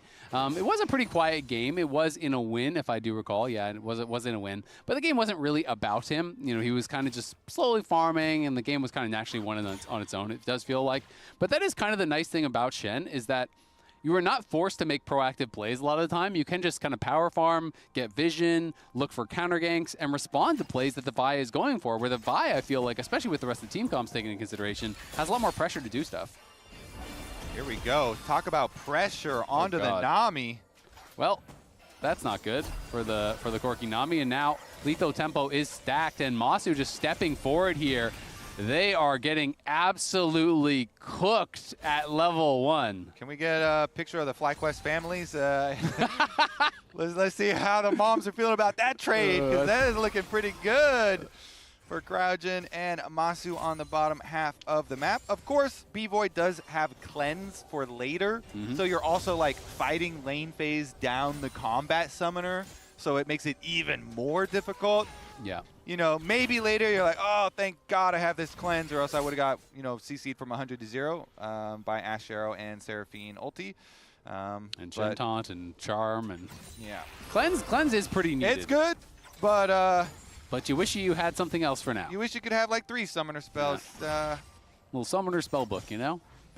But also, that's terrible too. Can I get 2 keystones then, sir? Yeah. We'll file that alongside the Death Cap Shen, you know? Yes. Brilliant off-meta builds. Our dark technology. You just wouldn't get it, you know? Yeah, exactly. It's a little bit too that you too wouldn't advanced. understand folder that we have. Yeah. The I understand. Exactly. But maybe not you. Okay, so Fudge getting some deep proxy here. Gonna get some early timers for movement, and he knows Shen clearing down to the bottom side, so he's very free to do this. You can get your recall early, and you can get some earlier time to move up. Oftentimes, I like when top laners will ward the Krugs when they go for that journey, so you can see the exact time for the second clear for enemy jungle, and he leaves a little ward here that doesn't quite see all the way in, but. And proxying in these situations is always great, but I think it's even better when you're going Doran's Helm instead of Doran's Shield, because that is more of the scaling item. So if you can just kind of avoid the lane, this is the greedier buy compared to the Doran's Shield. So, generally, like, the math that I have seen is that it's kind of just like flat better past level 5, and he's almost level 5. Obviously, it is just a starting item. It's not that big of a deal, but it is cool to see you're going for the more scaling route as far as your starting item, and then you're just avoiding the lane phase. And they do have contracts coming up here, and the ward does see Griffin, because Griffin was walking down for possible lane hover there, so he passes through. Contracts now passes over 1, and we're going to have a confrontation on top side and bot. Yeah, B-Voy does have the cleanse, elects not to use it, now has to flash away as in flash Cryogyn, trying to put the pressure onto him. Masu and Cryogyn both low, Seo's still full health, but B-Voy definitely in some trouble here. Yeah, so flash from Gakkos, and on the bottom side, flashes from Cryogyn and B-Voy with the heavy trading going on. Masu almost has his barrier again, too, but he might just die to Seos. The shield comes through there from Cryogyn. A couple seconds away is Masu's barrier. I think that's why they're trying to fight this so hard. They know they almost have the barrier. He's stepping forward now. It's about to come up. He has the flash. Will he commit it? doesn't feel like he had the range to finish him off. So close there, too. If Cryogen's beat drop had just tagged the Corki there, he had just applied the Ash slow. Masu got him with the volley, and so that could have been the setup there. They're really looking for the angle, but B-Boy and Seos do escape. They are definitely down in CS, but they have not been killed in lane just yet, so that's good. Facts. They're also up a tier. Better than and the glowing moat. There's no glowing moat on the Ash. Holy moat, my favorite item in the whole game. Man, actually, this is crazy, though. You know, just Berserker Greaves is really nice for Ash. The chase down is already insane, and you stack your lethal tempo, and the extra positioning here from the mobility really helps with this duo to be able to apply the slow and set up the Seraphine for some combo plays. But Contracts goes into the back of Dragon. He's like, all right, this is our timer. We're going to get it. Your Ahri is walking from base, so I'm going to be able to take this Dragon very quickly. Vi is very good at doing even early Dragons. No problem with denting blows, and very nice stuff for him. So that Vi will be progressing towards level 6 quite quickly, and maybe we'll be able to find a bursty little play for himself to get a first blood. Griffin, though, does have the opportunity to traverse to the top side. He's pinging on the top side Scuttle Crab. And since he's got Quad moving with him, should be able to use his solo laners to help him in his efforts to get this crab and get the level 6. Fudge, though, he knows the importance here. He's going to bluff, I guess. Yeah, he is coming over here, but Griffin will be able to secure it. Zinni having a really good laning phase, you know, getting the push there onto Quad, getting the faster level 6, you know, help them to get that Dragon. And, you know, good to point that out because obviously did struggle in that last game. Contracts is still here around. Did he cancel his base or not? Masu going forward here with Cryogen, and they're just going to chase down Seos and B-Boy. Seos probably going to have to flash here. The bubble does land onto Masu, did not flash it, so Seos can hold on to his own flash. Honestly, FlyQuest are lucky that the recall timing there was not canceled because Contracts was recalling right at that moment, maybe a second or two later, and they probably could have gotten killed there. But here is Zinni, you know, his progression from lock-in to Spring. He is getting a bit better. You know, it's still not the performance that I think people necessarily expected when he was first going to come over. A lot of people that I had spoken to were very hyped about him. Some coaches that I had talked to were saying he's really being overhyped. They had seen him in scrims and in tryouts and didn't think he was, you know, as hot as people were talking about. But that being said, he still has... I think we need to... Here on the live broadcast, I will be outing my sources. Yeah. Unless you PayPal me.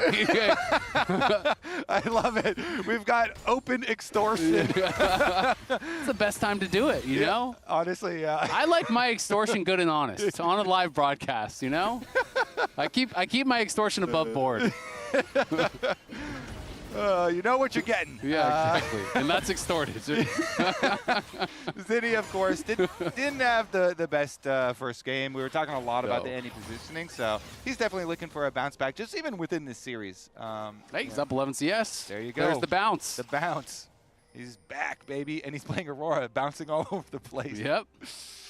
How fitting. All right, well, honestly, now it's even going to be harder to get the first blood because you have a lot of the counter-engage stuff available too. You know, the Stand United, Griffin's just basically waiting. He's like, Contracts, where's he going to go? I'm just ready dare you. With my Guardian Shen ult is going to be the answer. And so it just allows, you know, Masu and Cryogen to continue to play very aggressive. All right, this cannon, let's watch. Yeah, he's going to be able to get it. Yep.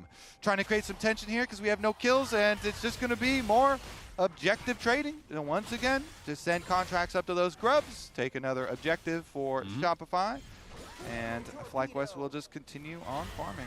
Soul Lane's doing a good job for Shopify, though, this game, you have to say. You know, nice little advantages for both of them. Fudge, you know, in this matchup, generally you are expected to be down a little bit on the Cassante into this Rumble. Of course, Rumble now going Deathfire Touch these days. It is no longer the first strike that we had mostly been seeing, though some Rumbles did go Comet.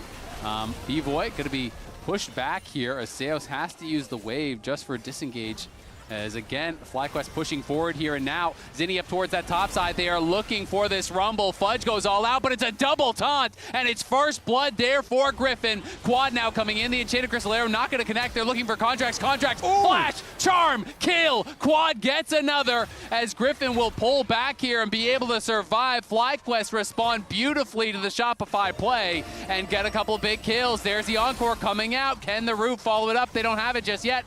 Masu not available to be able to finish that one off. Didn't have the damage quite yet.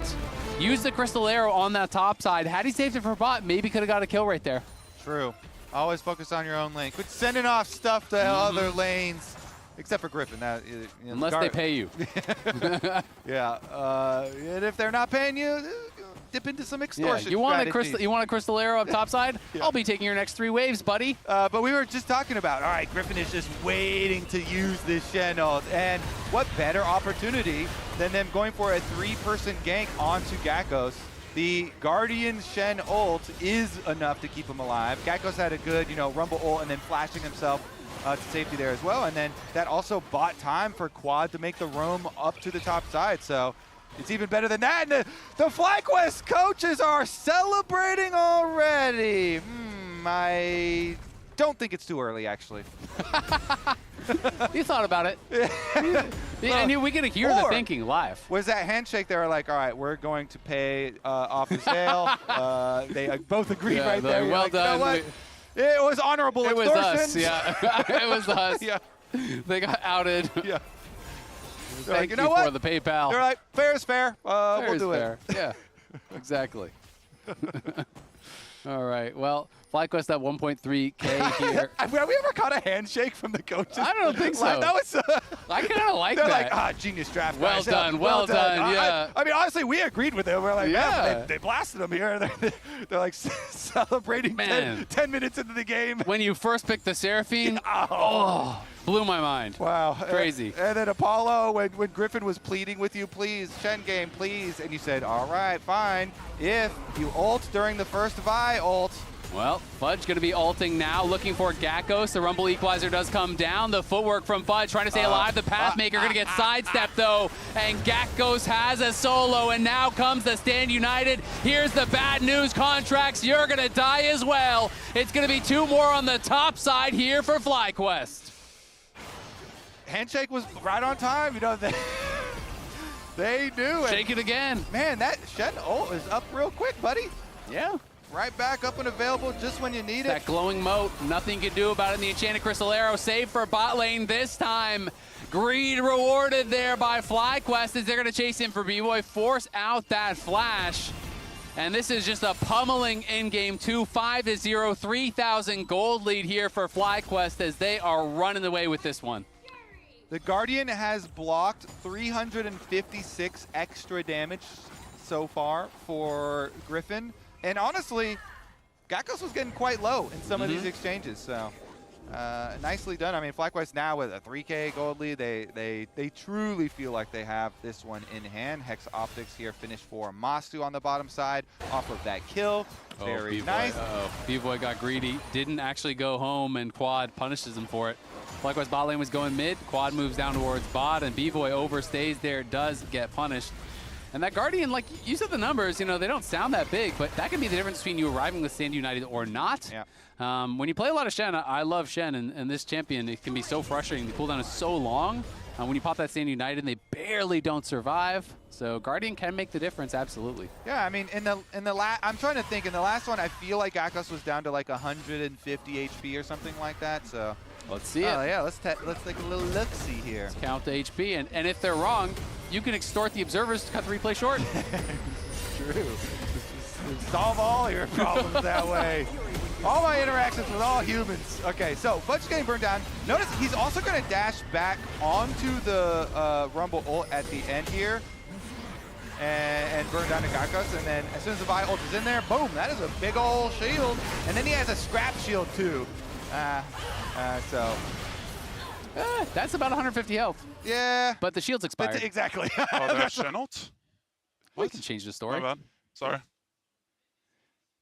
I mean, that's what we were talking about with the pretty early Shen ult. Another reason for rushing the Protoplasm Harness. Very cheap, and you get your 20 ability haste very quickly into the game. Yep, very effective there as the goal difference at 14, that's looking a bit tough there for Fudge. Hasn't had the best laning phases, and it is one of these things where at least Gecko's something that he's standing out on, not dying isolated. He is playing well with the team.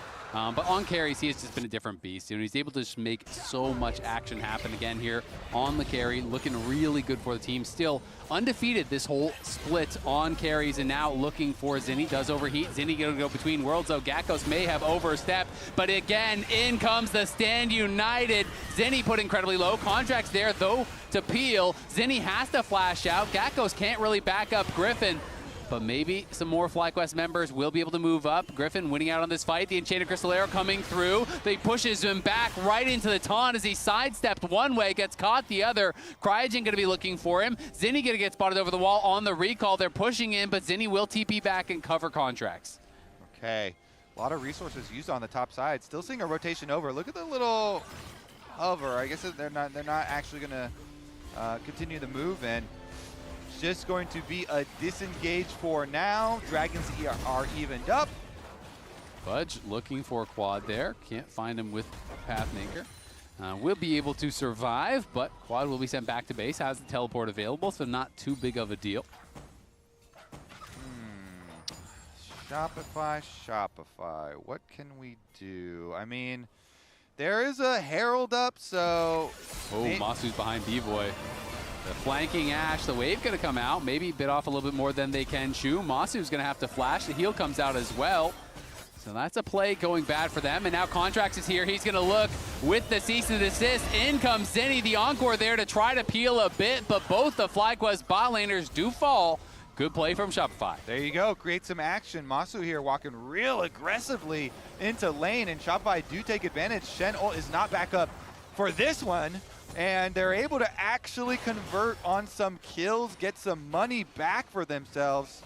They did commit a lot of people, though, so Quad unattended at the top side, gets a little bit of alone time. Still, though, they chop down on the lead a little bit. And that brings B-Boy right back to even with Masu, so that is pretty nice, getting the Corki into a good position. Going to be important this game for sure, as someone's going to have to do some sustained DPS, and it really is just kind of B-Boy who that is going to be up to. And if Shopify could find that right fight, it is definitely possible. There's lots of squishy members here for Zinni and Contracts to potentially burst down, but of course, it is not going to be easy with all the answers that FlyQuest have for the counter engage and to really stop so many of these picks that they have been looking for. Yeah, definitely going to have to tread lightly, choose your moments very cautiously here. Right now, though, lane assignments are just fine for them. Kanik Rooker in here for Fudge, plus the Merc Treads, because obviously double AP solo laners. So Desante is giga stacked on magic resistance for this stage of the game. At the moment, trying to trade into the Rumble here in front of Power. Still kind of getting burned down. B-Boy, nice little chunk there onto Masu, getting healed back up by Seos as well, as they're going to try to look for more. FlyQuest, though, looking to start up this Herald. Zinni going to get spotted in that pixel brushing. Contracts was spotted as well as he walked by that river entrance. Shopify do have mid-prio, though, so that's going to push the Shen out the back of the pit. Yeah, Masu's got to be very careful with his positioning after not having flash from the previous mid play. So he's got to wrap all the way back around the tower, and Shopify move in. Looking to convert here on the objective, but FlyQuest, they're flanking. Ooh. Quad here from the top. The Enchanted Crystalero comes out. That goes wide, and Masu is so incredibly low. B-Boy has just been peppering with rockets. Zinni, though, getting caught potentially. Gakkos on the other side, cooking up a lot of members. A good equalizer down onto B-Boy as Gakkos gets pulled across the world here. Quad looking, does get one kill as they're able to knock down the Vi. The Rumble has fallen as well. Zinni trying to retreat on the side. He's battling against Masu. Might have the damage, doesn't quite. Fudge, though, looking for more. The charm going to land onto B-Boy. It gets immediately cleansed, and Quad dies for his sins. The two-man charm there does come through off of the taunt from Griffin, but Griffin has no taunt. He has no way out. You have to think he's going to get knocked down, and Masu doesn't have the health to help him. FlyQuest do lose the fight at the end of the day, just barely. It's a 3-for-2 for Shopify. They scrap it out, and they want more. Oh, B-Boy no Valk, but he should be fine. Be able to survive. That was a tough fight for FlyQuest. Masu was just so low before it really even broke out. He was down to, what, 30% health from B-Boy as he walks in.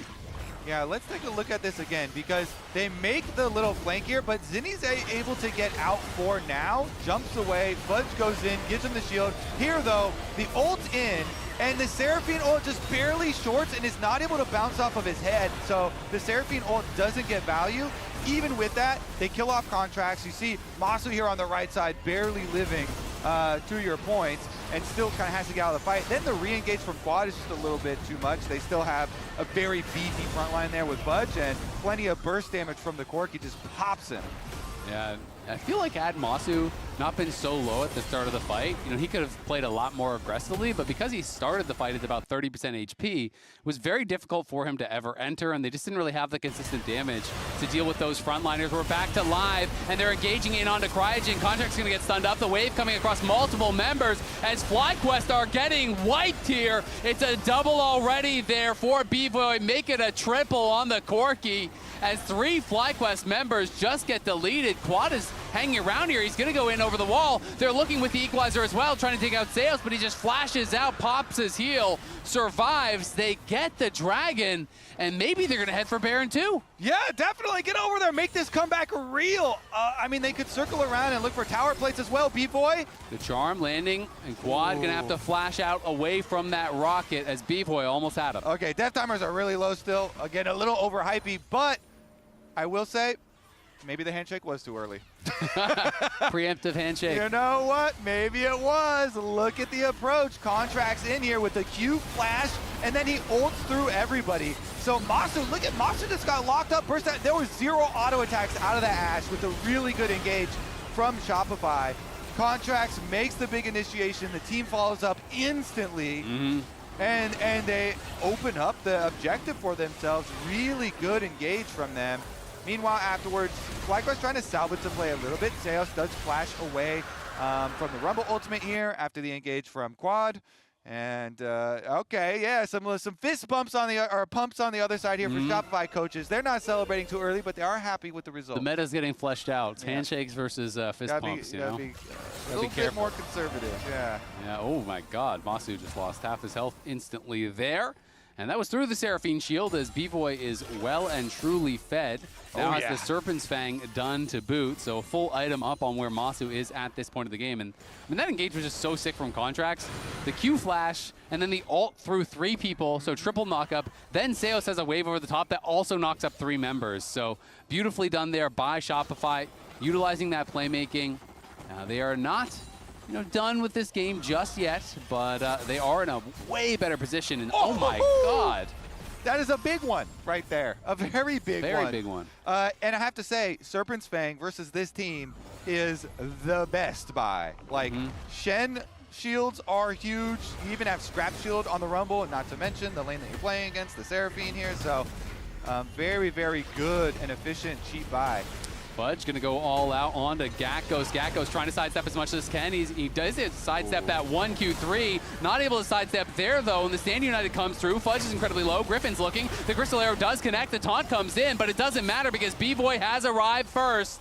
The Cavalry comes in from Shopify, and they're the ones again getting a kill. Oh, even with the Shen Shield going down, they try and re-gauge, get him into position, but nicely done. Contracts collapses. They get the kill. Shopify are rallying here to push us to a game 3, and they're making it look really good. B-Boy is incredibly rich. He hasn't even spent since the last time we were talking about him. Now on top of that, gets solo tower gold down here. Of course, it's just the rest of turret plates. Solo towers are not what they used to be on the previous season where all the gold was in, the end of killing a tower, but still extra gold and quite nice. It is very nice indeed. And that is back-to-back games now where B-Boy was kind of the hope for Shopify. He was Giga-fed 6-0 on the Ezreal. Now he's 7-1 on the Corky.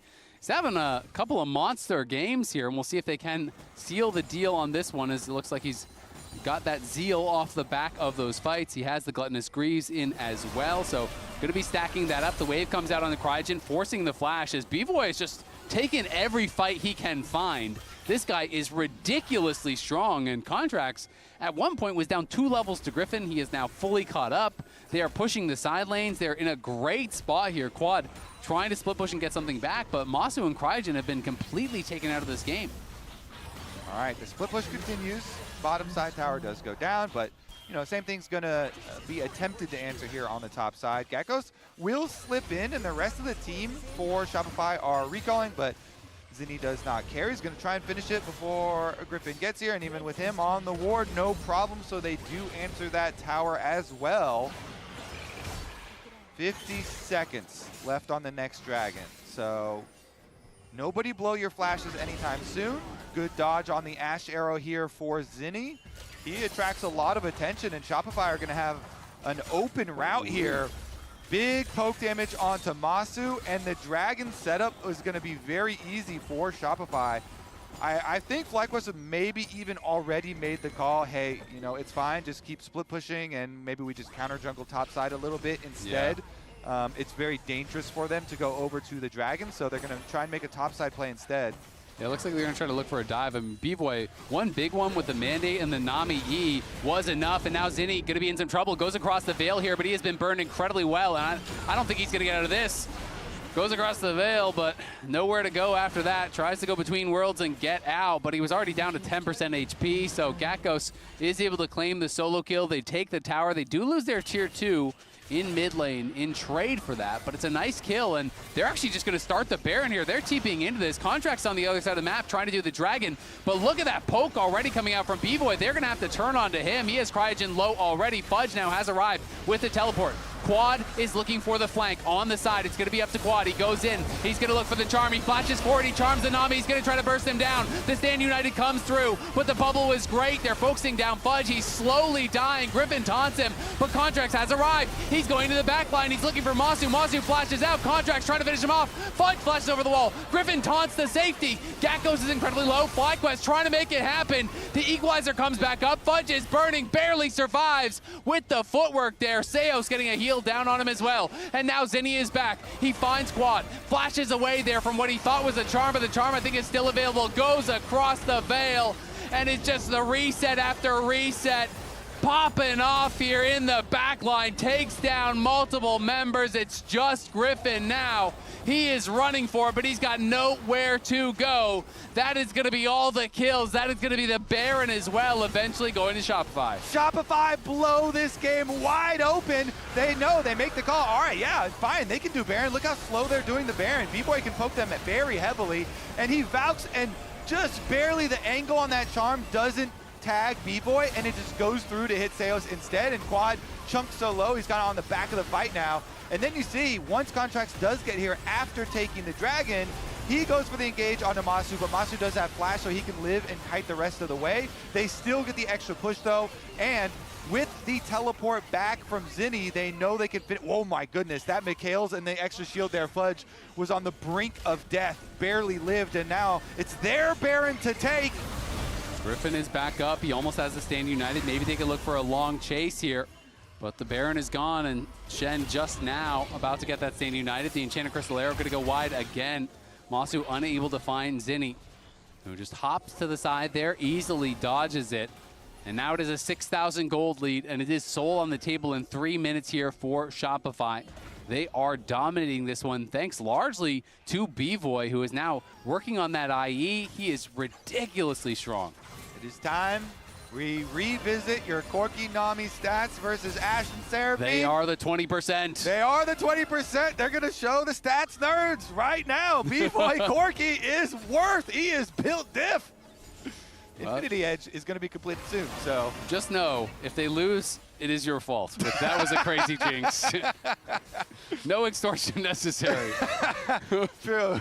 We'll see. But I find humor in caster curses, though, you know, so. They're close to closing this one out, and it looks like they should do it. B-Boy is just having a monster game. I want to see the damage done. I mean, I'm going to see if I can actually bring it up, because it has been crazy to see how much damage he is dealing.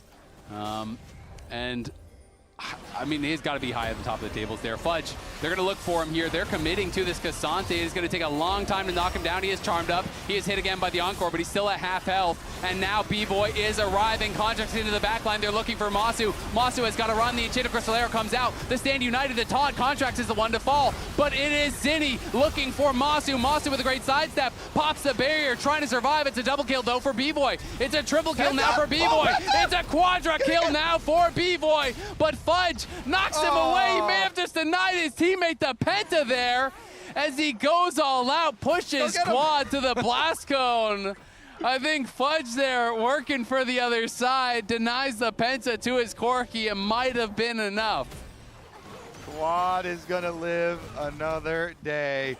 Corki just gonna focus on winning the game. Go push mid lane instead. Get your recall off with the Baron. Shopify though feeling very, very good about putting the nail in FlyQuest's coffin here for game number 2. This is very exciting to push us, if they can finish and push us to the next game. I mean, the B-Boy here, I got you with the damage stats here though. B-Boy at the very top, 41.6k. Holy, that's double the Ash. I didn't know flash. Yeah. It's fine, we should do infight. I'm okay. Looking. Careful rumble. Angle really good. I'm coming. Yeah, we're winning. Yeah, we can't lose. Ash no flash. Ash 1 HP. Ari here. I'm dead. Ari no Ash no flash. Penta. No flash, Ari. Penta. No flash, Ari. That's it. Go mid. Push mid, B-Boy. Okay. Those are restrained teammates. I would have been flaming him. Why did you ult him away from me? Penta. Almost 10K in a team fight? That is crazy. I mean, I even started, I was like, I want to see a Penta. All right, FlyQuest though. That was a cool Penta too. That wasn't one of those like last hit, auto attack one time Pentas. Yeah, you can't say he's cleaning up. He did 10,000 damage. We just saw the damage down there. He's not cleaning up anything. Brother did 10K in one fight. That is a Penta deserved as Quad on a long flank here. The rest of Shopify just trying to zone FlyQuest away. Quad again, gonna look for this hero play here. When can they find it? B-Boy's gonna get tagged here. He does have the cleanse, but he gets charmed up. There's the equalizer, there's the encore. B-Boy barely surviving. They finish him off now. It's gonna be up to Cryogen. Tagat goes to the rest of the team to try to get something done, but they don't have the damage. They committed everything to kill off B-Boy, and it cost them so much more. The Corki did fall, but they lose 4. They're about to lose 5 as Griffin gonna get chased down and killed. FlyQuest have lost this game. Shopify take it. They finally knocked down the Corki, but it just does not matter. Zinni and the rest of the team, the counter engage was more than good enough, and they're going to be able to walk this one in. Shopify, count it 1 for the Rebellion. Nicely done. Shopify going to be able to tie us up here 1-1. An incredible Corki game from B-Boy, even falling behind early, 15-2-5, 31 minutes on the clock. Masu and Cryogen respawn, but it's not going to matter. They just got to focus the Nexus. They do just that. They finish off the game. We're heading to game 3. Ooh, that is a fun one. Game number 3. I mean, we both thought that FlyQuest had the better side of the draft, but Shopify, they get the kills. Nicely done. B-Boy was a huge Corki analyst. If you don't vote for him for player of the game, extortion. We're going to extort you. B-Boy! Under duress, B-Boy. Yeah. 15 kills, Emily. Yeah, we kind of already spoiled our player of the game vote. Yeah, we Looks did. like it's going to be unanimous, but I'm actually going to talk about B-Boy in this play, which is technically only a 3 for 2, but I think really is what sets up a lot of Shopify taking over this mid game, right? So we are going to be watching B-Boy in this because he's just pushed out this mid wave right here. And watch Masu's health. I know Azael covered this on cast, but boom, boom, boom, okay? Oh my God. It's really difficult for him to get into this fight already because he's so low health. So we're fighting over this. Even though Gaka comes in and he's going to be able to lay down the equalizer here, Masu still can't really get in to do damage, which means B-Boy and then Zinni on this Aurora are going to be doing so much damage. The Aurora ult comes out, Gakkos gets shut down. Zinni goes over here and is able to get even more damage onto Masu. And even though he ends up dying, this just clears the way for B-Boy to play through from the back line with Fudge frontlining. And this, to me, is what really set up their next Drake fight here that I'll go through really quickly. And then I know Jat has a team fight. I thought you were only doing one. I know. No, I'm doing two really, really quick. Switch. Just because I like how they coordinate this. You see Fudge already on the flank, marking Gakkos as he's trying to take down this ward. We have the TPs coming in here. Contracts goes in. This is kind of a level of synergy and coordination we hadn't really seen from Shopify, and this is what gives B-Boy a triple kill, and they're able to take down this Drake as well. So those were two plays in the mid game. Do one more, Emily. Do one more. Really Block set them him up out. for Block success. him. I should just troll Jat with another team fight. And for my 5th replay. Okay. Baron fight. B-Boy got really fed from what Emily talked about. 14,000 gold. Zinni has 9,000 gold at this point in the game. Definitely I jumped too far ahead. Definitely a massive carry here in this game. So, just watch B-Boy. Remember the setup to this fight was Contracts is off taking Drake, so FlyQuest wants to rush it, and it's on B-Boy. Look how aggressively he's positioned. In front of Seraphine ultimate, misses both carries. Oh my misses God. both squishes. It goes through Fudge. Seos flashes left. B-Boy moves right. Field goal. And once they've used their CC, it's on B-Boy to just dump as much damage as possible. Basically untouched. He's already incredibly fed. And they can, even though the fight ends up being pretty close down the stretch, the random Aurora TP's back in who had been picked off that actually started the Baron in the first place. And Shopify was able to win within the chaos right here. And just look at that amount of gold. 14,500 gold, 26 minutes into the game after this one. B-Boy absolutely dominated. Yeah, that TP from Zinni did shock me. I did not expect the Aurora to be coming in from behind. That one really, really surprised me. You're checking back on that, huh? Well, I want to see the damage. Yeah, I was just looking, 47,000 damage from the B-Boy Corki at the end of that game. They didn't actually have a goal lead until 19 minutes.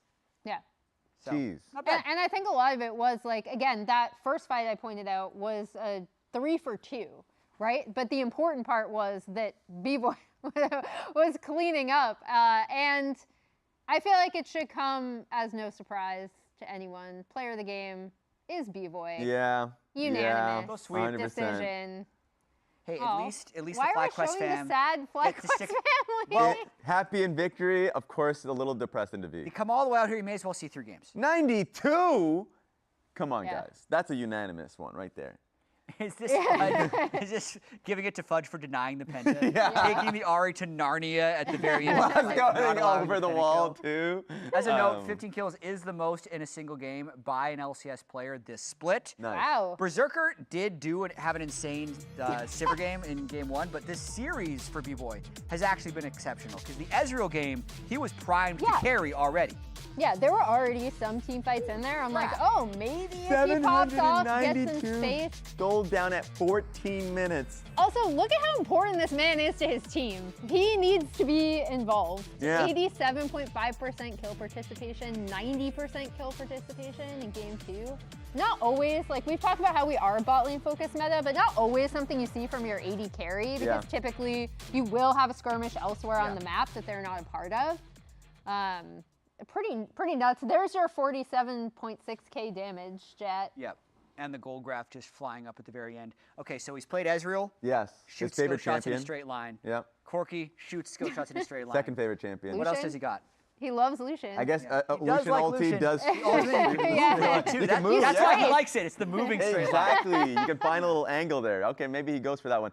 One person who might be a little depressed is the Shungle, Griffin. It was looking good. It was looking very really good. Every Yeah. time there was a play happening on side, the Shen ulti comes through and they were turning plays constantly. The 2 kills they got top side. That was really nice. Yes. And so, like, it's crazy to have that lead and for them to not be able to solidify it with a pick that he's been loving recently. But really, it is time for celebration. It's the first Shopify Game 3 of the year. Where's the poppers? Where's the poppers? Of the year. Team Everything they've had celebrating. is either a sweep in their favor, but more so against them. We'll see if they can pick up the win and have real playoff chances because Sentinels is sitting there at 1-4. So game 3 is up next after the break. Shopify versus FlyQuest.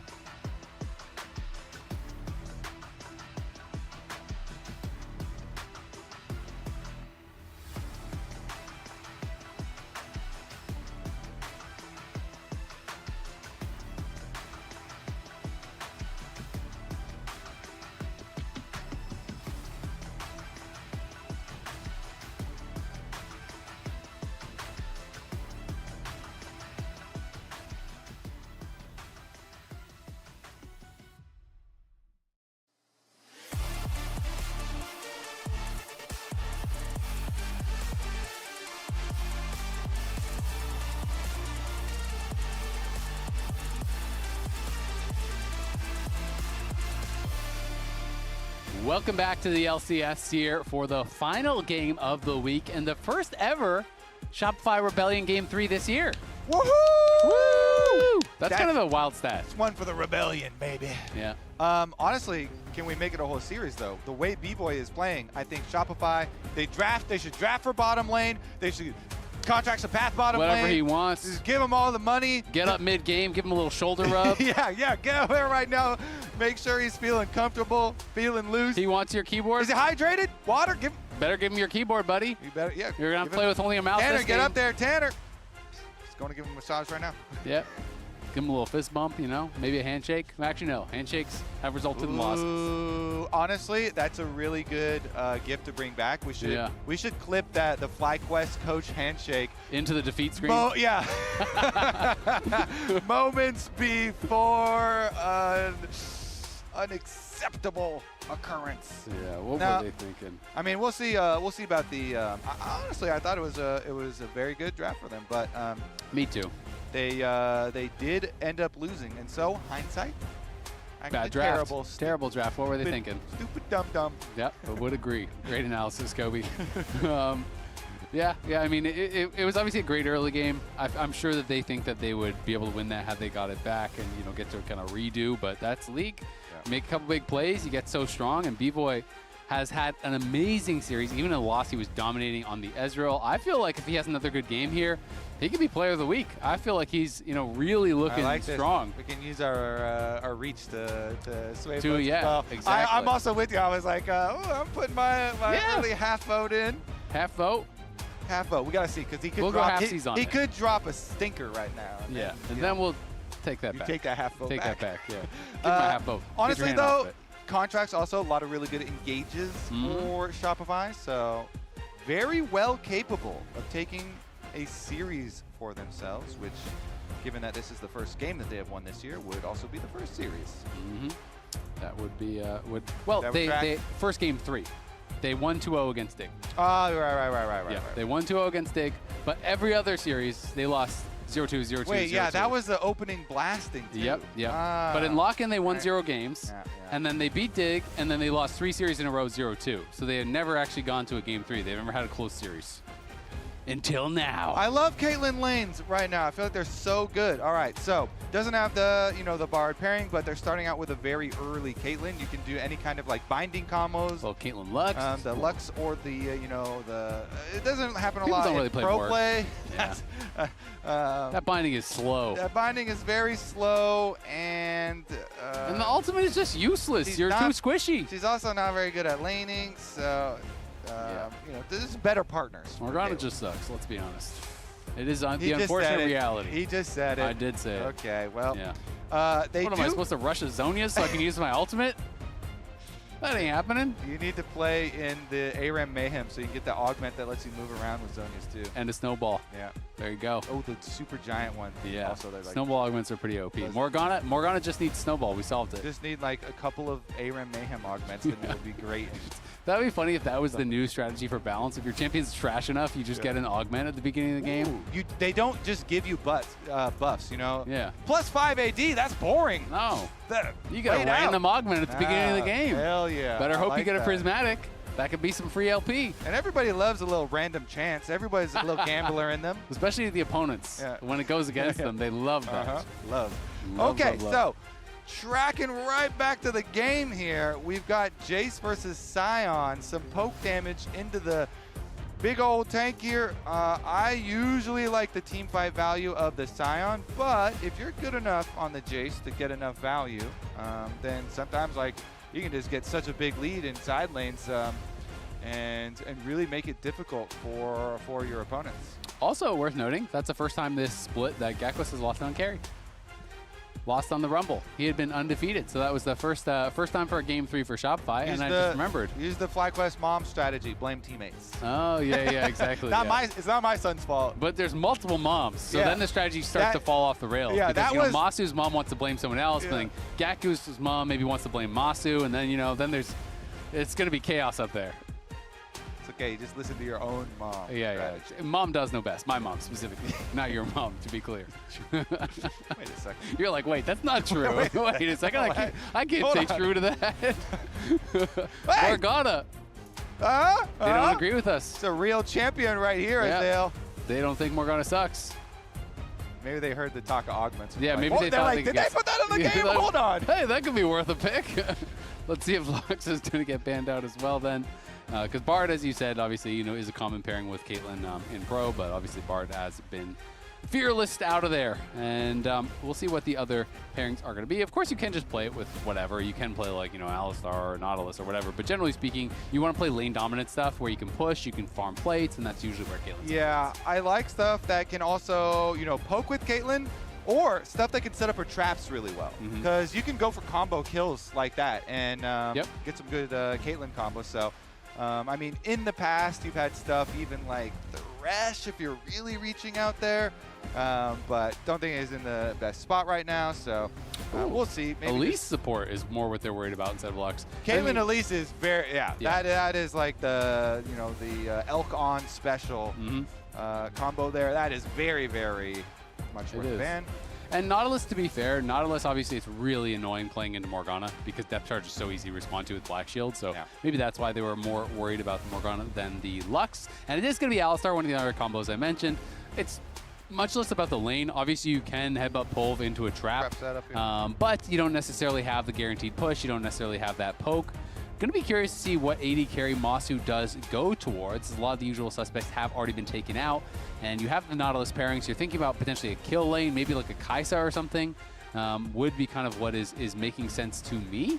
But Smolder is very strong this patch, and I think Deathfire Touch Smolder is really strong. So the interactions with Black Cleaver are super powerful, and if you want to play alongside the Jace and you're going physical heavy, that could be pretty nice. Yeah, and you're playing into a Scion and an Alistar front line here, and a Xin.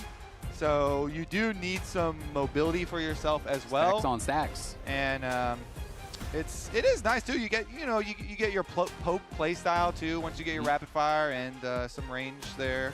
Are you a fan of the kind of new era builds though? Because obviously there is the standard like crit Smolder build, but I've been seeing a lot more of like Essence Reaver into Black Cleaver into Shojin, and then just like Endless Hunger or like defensive style builds, and they play it more of like a caster style build with Deathfire Touch. And 1 Q with Deathfire Touch, Black Cleaver, is 5 stacks of Deathfire Touch. And then once you get 125, you can start like AoEing onto it on people. So it's kind of a different playstyle, but I do think it's quite strong on the new patch. So I'm going to be interested to see if he does that or if it's just standard fleet crit. I think it is also quite strong when you're playing against something like Akali, and you need a little extra HP. You know, a lot of these items, a little bit of extra HP could mean now you're only overkilled by like 50 instead of 4,000. So it's. I was gonna say the positive side. Maybe you have a couple extra HP, you live, but you know. So the Akali E is Veigar ult, so it's hard to live if that hits. It depends if you are already reverting to the strategy of blaming your teammate for why is this Akali so fed. I was just getting on that early, you know. Yeah, I was listening to the moms. Freaky, this fed Akali. Okay, so. This one going to be very interesting here. We've got a Smolder. In addition to the Hui and Jace, gives you lots of poke, lots of range on the side of FlyQuest. But the other team has Scion and Alistar, and those, like with the ultimates, you can just get your engage, hard engage. If you can like actually get a good timing on it, you can try and crush these poke comps. That being said, there is a bunch of range on FlyQuest, so it like puts pressure on Shopify to make their moves and make them without hesitation. And there's some pretty good CC to actually answer Akali. I always find it, scary when I'm playing a champion like Akali. You try to go into the Shroud, but you can get feared out of that by Hui Fear. Obviously, Death Charge and stuff is going to follow you through, and then you see the shadows, so you can hit the Hui Fear right out of that. Some pretty powerful CC there. And it is 4 melee champions versus Smolder and Hui, who have a lot of AoE. That is a lot of damage later on into the game if you're all stacking up for that. But it is a lot of champions to create space for B-Voy, who has been incredible so far in this series. So can definitely make a lot of sense there. And Masu is going to be playing Deathfire Touch. So Quad and Masu both playing Deathfire Touch. It is, I think, the better rune in a lot of cases. If you were playing against like Caitlyn Lux, maybe you'd still have to just go Fleet. In some of those bad lanes, I think you still do. But Deathfire Touch, especially against 4 champions, when you're AoEing in these team fights, if you're not just getting one shot, you're going to get crazy value. Yeah, definitely a good new rune that they have implemented. Far less Storm Raider Surge. I mean, that one was basically intended as a nerf to Phase Rush anyway, so intended to be a bit weaker. But bottom side, the burning continues. The Deathfire burns continue on these trades. Caitlyn getting the extra push here, just ever so slightly, but the brush control to the side of FlyQuest. Yeah, and a couple of those Piltover Peacemakers in a row. That is 3 in a row that have hit Masu now. So B-Boy on point with those. Masu has not yet been able to sidestep them, and they, of course, are going to lose the race to level 2, and they're pretty far forward. It's going to be a flash in, and they're going to try to zone out Crygen with the traps, but he's able to step between them. And at the end of the day, he doesn't even have to use anything. So it is the flash off of Seos, and he is not playing X-Flash. So there is a pretty big cost there. Yeah, definitely not the combo you're looking for exactly on the bottom side. But interesting thing is going to be that junglers are pathing to opposite sides as well. So the timing of it, they get their push in, and Seos has time to go ward and try and find the Jarvan. He goes for the option of putting the ward really deep up the river. So it's interesting because so many junglers have got to the point where they know and they expect the cutoff of the Phaelites, and you're going to try and say it just up to the top side of it. But then if you put the ward organically further up the river... Seos coming in mid here. They expect him to base. Good fear from Quad. Will keep himself safe. Then you can see some of the junglers that are like saying just out of range of those instead. And so Seos here, he opts for the deeper up the river organic wards, and then with his body he also gets full vision. So everything's going to be known for the exact timings here, but it's not too exciting anyway. Just trade of the crabs. Wave pushing toward them as well, so you drop 1 melee. That's about it for Shopify here to go down, just out of range. Yep, not bad whatsoever. B-Boy takes the ever so popular quick cull recall these days. If you can just crash those early waves, base, grab a cull, run right back with home guards, and the wave, is not going to crash before you arrive back. So, of course, Masu looks like he's very far ahead, but there's a ton of minions there for B-Boy to farm. As Quad and Zinni have now both TP'd back, and thanks to that little bit of help from Seos, Zinni was able to get a nicer recall off of that. Was able to get a lot more of the minions before he had to go back to base. Quad had been bullying him pretty effectively. Yeah. And if we took a look at the hover here, Contracts has time before Krugs. Just spend it hovering just in case. There's fairly low chance that anything happens, but in case Nautilus was fishing for a hook or something, then he would be around to do it before he goes into his second clear. Meanwhile, top lane going pretty well for Mr. Gatgos in his Jace vs. Sion efforts in the early stages. And Quad has been doing really well into Zinni. I mean, Zinni, of course, you are expected to lose, in these range versus melee matchups early, but Quad, even with the gank that he tanked, does have Zinni down low again, and Zinni has already used his potion, so if he gets hit by another couple spells, he might have to take a poor recall, and this time Cryogen is covering, as they know the Quad is going to be a little bit exposed pushing this in. Zinni, though, pretty good focus on CS, and as long as it doesn't die and he can get his reset to buy off before he gets before he uses his ult and has the big burst damage. Nice bit of poke there from Gatgos and lets himself step forward to be able to crack the first play here. Fudge going to take his first recall of the game. Is playing Comet tech, so this is old tech. You don't really see it as much these days. We see a lot more Spellbook, or sometimes people just default even to Grasp. But Comet was all about the E-poke back in the day. People used to do this a lot in these melee matchups versus range for Sion. So a little bit of a throwback, and of course the increased damage on Comet based on the range from which it hits is in this new season, and that's something that can be pretty easily applied with Sion because the E slows and kind of hit confirms the Comet. Meanwhile, little hover on the bottom side back the other way. Griffin, before he's going to go into his Gromp as well. Control wards you see all the way down the river on red side, but Contracts is top side.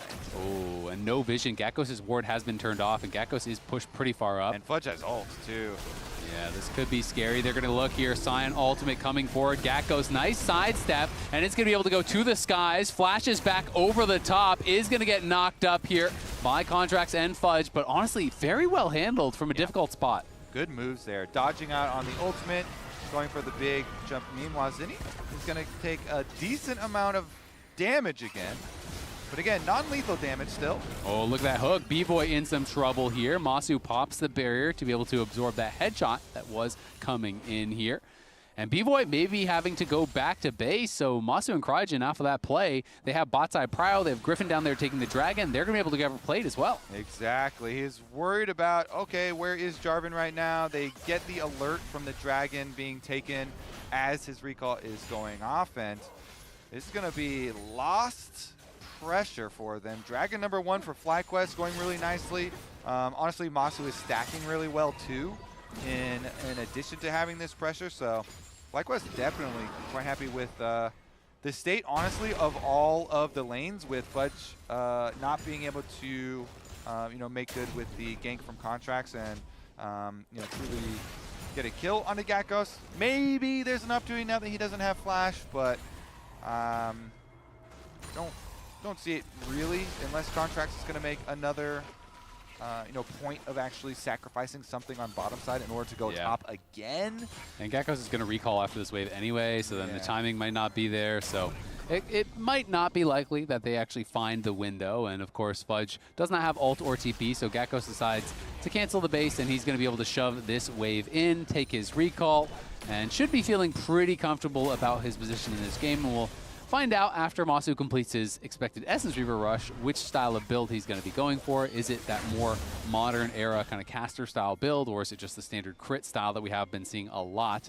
Seos here is level 6 and was trying to threaten a little bit of a wraparound as Zinni and Contracts are in the area. 4 members strong from Shopify on the bottom side. Quad has yet to move here. Cryogen is level 5 as well, as B-Boy's going to get a free headshot onto Masu there. So it's time to just give up that blue and take the small win of Quad continuing to push mid. Yeah, let's see. Can he delay Zinni's return to the minions? Not really. Ooh, Quad might be face-checking Contracts here. He's moving down. Contracts doesn't know if someone is behind him. Contracts, though, is in the back of the pit now, and he's either going to have to turn and fight or something. There's the flash in. The Spiraling Despair does come out. Contracts blocks that. Seos going in, has the ulti popped early. Quad has no flash. Mob comes to life. It's going to be first blood going to Cryogen as Seos was really deep in there. Zinni did not want to commit, and neither did B-Boy, and now Zinni running for the hills here. Cryogen does have flash as well as the depth charge. He could look to commit onto Zinni. Zinni trying to sidestep, flashes away, and they decide to just back it up as the teleport comes in from Seos. Honestly, I love that from Quad so much. He's paying you back with the mid prio that he got off of your blue being stolen. After blue is stolen, okay, fine, but I'm pushing the wave in, so Zinni's going to have to go to the tower. The Akali's going to have to get those CS. We have another little fight over the support. Depth charge going to be used here. Remember, Seos has no ult. Griffin is there as well. Flag, drag, little bit of damage from Quad. Seos does have the heal. The Cataclysm going to have to be committed, but they do get the kill at the end of the day as Zinni was pushing back, and now Cryogen going to land the hook. The root there to follow it up as well as Quad. Procs the passive, won't be enough to kill, but Cryogen getting active here on the Nautilus. Yeah, really good responses from FlyQuest. After the blue steel play goes off, they end up getting 2 out of it. These Krugs, oh, B-Boy actually even gets the big Krug last hit.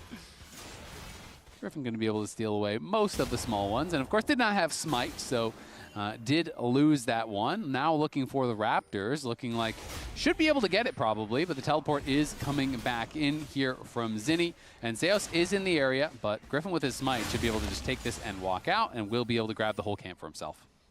Very nice stuff there, and that's all said and done. 1.2K the gold lead now for FlyQuest off of those plays, and we're keeping track. 73 stacks for Masu, 10 minutes is quite a nice pace. Of course, when it's double melee supports, always makes it a little bit easier. Get a couple extra stacks here and there when trading, and with the skirmishing going on too, and the collapse.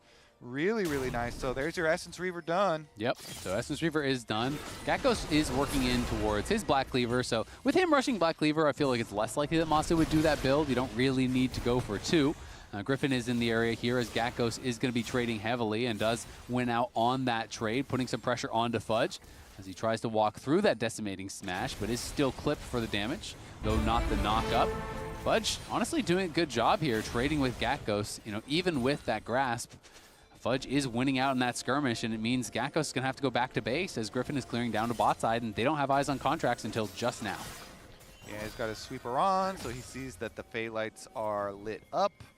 Going to go and grab those first. Oh, they're going to look for him. Remember, Contracts does have his flash still, so he will be able to use it if he needs it. Cryogen, depth charge back to that wall as Griffin was in the area, but Zinni had first move, so they decided, you know what, we don't want to actually commit to it. B-Boy's coming first, Zinni's coming first. We would have been outnumbered. All right, so still sitting in Dragon Pit here. They've got the Ocean Dragon pulled with the extra slow. They could collapse for FlyQuest here. Circle around. Masu is pushing bot. They want to get that moving in the right direction. Seos going to pop the Ghost. Will be spotted on the side. They could look for Seos. Cryogen going to find him with the hook. Masu and Griffin are hitting him. There's the knockback. Griffin going to get hit into the team, but the Cataclysm comes out. Mom roars to life, and it's hitting across everyone. The Spiraling Despair is out. Contract's in the middle of the whole team. He's going to fall. The Scion will arrive, but it's already a lost team fight, and Masu is just stacking and stacking in this one. They're going to be able to get a couple of kills. 5-0 now for FlyQuest as they dominate that fight. That is just so insane for FlyQuest. Incredible influx of gold here. And all the teleports being used, everybody is here. Look at the wraparound. So Griffin, he makes a good reposition here. I think this is critical because after this, you're going to see the Alistar flank around, and Seos timing on his initiation. Look at the Dragon. They're using all their spells on Dragon still. So Dragon now just goes down, but Seos is already 50% and popped his ult. And he just headbutt Griffin in. He can ult, EQ, and flash all the way out. And look at the AoE going down. Masu pelting from one side, Quad hitting from the other side. FlyQuest just melt them. It's kind of like you deliver the Jarvan for the Cataclysm without him having to use EQ to get in range to get there. Oh, my bad. I guess I shouldn't TP. Yeah, and TP's in, but obviously the fight was already lost before that, and you know, I think it was more about the engage prior. So this is Masu, his normal stack timings versus, you know, this game. So, or excuse me, his first game versus second game. So these are standard stack timings, so we can kind of check in and compare. He's at 103 right now at 13 minutes. So in that second game, he did hit 125 at 13:33. He is behind that pace, but he is quite a bit ahead of his first Smolder game's pace. Yeah, and looking pretty good as far as the 5-0 kill counts for their team as well. So team in a very good spot. And in this situation, it's also going to be hard for you to blame your teammates if it goes wrong. That's tough. Because they're all doing pretty well. Yeah, that is problematic. Which is maybe the worst part of this. That is absolutely devastating news. I've got to need somebody to blame. You're like, wait a second, what do I do here? Spiraling Despair going to get used there onto Zinni. Just a little bit of chunk damage, but it is a Ruby Crystal pick up for Masu. It might just be Shojin second. Wouldn't surprise me at all. Very strong item. Yeah. But yeah, the team overall doing so well for every single lane, and then Griffin as well. So FlyQuest, a lot of positive stuff going on in the final game of the series. So Gecko's actually getting to work here with his Black Cleaver, shredding the armor of Fudge and getting some extra pressure. Plus a jungler that goes through a ward. Yeah. So they know that you're here, Griffin. Griffin doesn't know that they know, but he is a little bit suspicious now. Will back it off as Cryogen up towards that top side. Quad going to get jumped on. Has to flash away from the Shirk and flipping on the other side. Contracts will push Griffin back. So Zinni in the 1v2 gets the flash off of Quad. Nicely done by him. Yeah, a lot of threat in the side lanes here. The Akali versus Control Mage moving out to the side. Still have the Nautilus ultimate round for play, though. He's going to wrap around again, and Zinni is going to get hooked into that Shroud, but yeah, they're just not having the confidence to actually follow up. They're like, we don't have the ult on Quad. We probably can't finish him off. Yeah, I actually like the vision toggle here from Observer's. Nice little one, trying to show they don't know exactly how far people away are. Yoink! Griffin going to be able to use the passive auto plus the smite to be able to knock that one down, and they do clear out the vision here and look to start up the Herald. Zinni had gone back to base, and remember, Zinni used his ult in that 1v2, so Zinni will be without the perfect execution, and Fudge also has no ultimate and is down bot side. Yeah, meanwhile, Cryogen has just been holding his Nautilus ult. You know, didn't waste it in the exchanges up on the top side, so it's a very threatening ulti, even from the level 7 supports down here. Not usually the giant threat, but that thing very, very important for the Herald fights. And they grab the Herald, so FlyQuest can position that one later towards mid lane. They've got Maso here. Love farming in mid lane for Smolders, especially. I was going to say it. Raptors are up. Very tempting. Some junglers will say, "Here, take my extra Raptors for the and stacks." Some will report Some you. will say, "Go back to base and buy your Ruby Crystal and your glowing moat." There, buddy. Yeah, and you're going to like it too.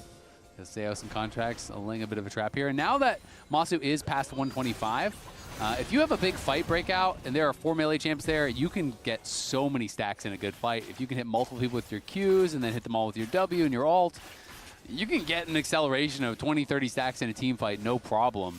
As long as you are in a good position here. And they are clearly trying to start up this Dragon. Good trap line there from B-Boy. FlyQuest have no vision really in the area, and would be a tough approach, but Cryogen now there with Masu. They have pushed in mid. Griffin going to pop the Cataclysm immediately onto B-Boy here. He jumps into the Herald, using it for a Battle Herald. He's going to try to chase after B-Boy. B-Boy flashed out of the back of the pit, so the Caitlyn's not going to be involved as well. Gakkos is here on the teleport looking on the side. Zinni threatening the flank on the other side. The Caitlyn is down towards the bot side. Fudge now going to be able to spot Gakkos. Dragon getting low. It's going to be claimed there by Griffin. Seos looks for the engage. Shopify, though, having to back up as Seos flashes back in, but the rest of the team was just leaving. Zinni getting hit by the depth charge. Masu not threatened at all. Seos has just thrown his life away as Gakkos bought some time on the other side. Zinni's going to have to run. The rest of Shopify just backs off as Seos kind of inexplicably just flashed in. Well, it felt like the whole team was leaving. Yeah, because Contracts charged in and he tried to go for the smite steal. Griffin still got it, but he had to use a lot of his health and the Xin ultimate. So he's not way. Masu Masu could be in trouble, but look at the fear from Quad, the spiraling despair, and that is what Zinni feels as he's gonna burn down the black fire torch and the death fire touch. Quad played that one beautifully to keep Masu alive. There you go. That's a teammate. Ooh, nice combo, interrupting the depth charge there from Cryogen. Pops the exhaust, B-Boy in the area. There's no reinforcements, buddy. Send a letter home to your mom. Or just across the audience out here. He's hold up a sign, actually. Help me! I mean, we were just about to talk about great peeling from Quad there, standing next to Masu, and yeah, why didn't you peel for Cryogen? Peeling the Akali off, but he's all out of peel.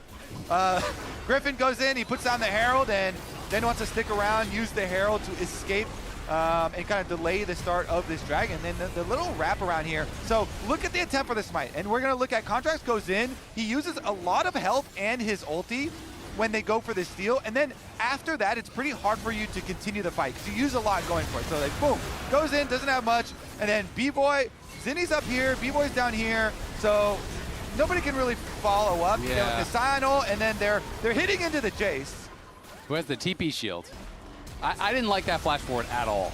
I thought that was, they could have just maybe just left at that point, but it was always going to be a tough fight. I think Griffin had such a good start, the Cataclysm, and then he kind of starts driving the Herald towards B-Boy, and B-Boy just insta-flashes out. As soon as that happened, I feel like you're looking for a 50-50 and then you're leaving, because Caitlyn's never going to be a part of it. But exactly. They try to go for more, and FlyQuest now up over 4,000 gold, or just about, as they have 2 dragons to their name here as well. Seo's going to get hit by the depth charge, does pop the Unbreakable Will to buy a little bit of time, but Griffin flag and drags out to safety, and every scrap is just more stacks there for Masu, who did in fact go Black Cleaver. So he is playing for that interaction I talked about. Does mean they have double Black Cleaver with both the Jace as well as the Smolder, but it is a really strong interaction. And how many stacks is he at right now? 193. So getting close to that 225. Probably next decent fight they have, he's probably going to hit it.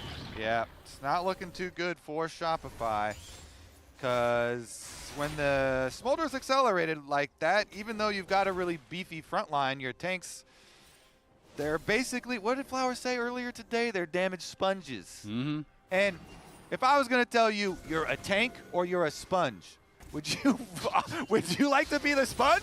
No. Or would you rather be like a real tank? Yeah. I'd rather be a real tank. It's not fun just being a sponge. You don't know what you're soaking up as that sponge. No, definitely not. Yeah. You got these smolder boogers flying out. Random stuff coming at you. You got to soak it up. That's gross. So I like to choose what I consume, you know? I might still consume garbage, but I'm making that choice for myself as Fudge tries to find an angle here. Will not get anything. And Masu going to grab a stack for his trouble on the way out as he crosses that 200 mark here. Yep. Quad split pushing up there. He's got his teleport on the Hui, and he's going to get some turret plate money for himself while the stalemate continues. So all going according to plan for FlyQuest here. Side lane's in good condition. Smolder just farming up mid and getting closer and closer to his 225. Yeah, that is going to make it very, very difficult for them in these fights. But hey, you find the right team fight, you never know. The other thing with Smolder against Alistar, the dot is true damage, you know, past 225, right? So that is something that an Alistar never likes to see when you're so dependent upon your damage reduction from your ult. If you do not pop that thing early, sometimes you're going to burn down. People always used to talk about, you know, Olaf and champions like that. True damage does not care about Alistar ult at all. No, unfortunately for Seos, it does not. Honestly, too, I think it's pretty hard to approach. Like, our Shopify's gonna send it on this next one. I think maybe you just give it. Yeah. You farm more, and you hope that your Caitlyn can get to a good spot. Like, maybe Caitlyn gets like Lord Doms or something, and. Yeah. But they're moving over towards it, so maybe they aren't going to drop it. I mean, Sion's walking you down too, so I think they're making a call. We don't even want to give Dragon Soul point over. Griffin, flag and drags in there. That was pretty aggressive. Contract's trying to get in on him, but Gatkos putting a lot of damage down onto Contracts, and he's going to pop the Crescent Guard. B-Boy here is firing back. Mom comes over the top, but there is Fudge. The charge is going to be blocked there by Griffin, but the damage is massive, and Zinni is in the backline. The depth charge throws him over onto him. Quad and Masu still alive here. They are pushed back, though. They've killed off Griffin, and I think that means they've earned themselves the dragon. That was a huge engage, and Shopify gets so much work done. Wait a second. FlyQuest are sticking around. They're teleporting back in. Here comes Jace. I think the dragon's probably still gone, though. This seems so risky. Gakkos is going to get found on the side by Seos, and Zinni has that teleport shield to buy quite a bit of time. Masu working on Fudge on the side. His quad is going to throw down the Spiraling Spear onto Seos. Should be okay with the Unbreakable Will. Good sidestep on that little orbital laser coming down. They do challenge, but they are not able to prevent this, as Griffin, you just should not be flag and dragging in blind with no vision. Yeah, and I love Contracts. He never hesitates. This guy always with the killer instinct. So as soon as he sees the flag and drag, he goes in for the chunk. He goes in for another chunk, and he softens them up. He also groups them up for a huge Scion ultimate. And they do have people stepping in front, but you get the follow-up Q and into the knock-up as well. It's a little bounce house there. So Contracts like kind of creates a lot of these plays with just forcing action. He's like, okay, you EQ'd. I go for a little exchange. We chunk you out a little. I go in. I spend my ult. But you are also all grouping up in the jungle in this small corridor. And Fudge, that we called out, had been walking down the entire map the entire time. Got a really good line for a Scion ult, which set up Seos' follow-up and gets Shopify right back in it. Yeah, that was a sick flanking ultimate there from Fudge. It hits multiple members, with that unstoppable onslaught, the damage. Griffin tried to flag and drag in to block it. Cryogen flashed in to try to block it, but 3 of them took the damage, and then 3 of them got knocked up. And follow-up Q, too, so. And that bought time for Seos to get in there, for Zinni to get in there, and then, the fight is going to be incredibly hard. But even with that, they did just kill off the one player. They did just take down Griffin. And FlyQuest still tied in Dragons, up with that 2,000 gold lead, but have to be a little bit more nervous after that one, thinking back to last game. They had a great start. It did eventually spiral out of control, and once again now, B-Boy is on 3 items. He is up about 1,000 gold, and B-Boy seems to be the consistent hope here for Shopify. Yeah, and actually, he doesn't need the rest of the Lord Doms because he's got plenty of poke damage he can give out too with his rapid fire. He opted to go for that.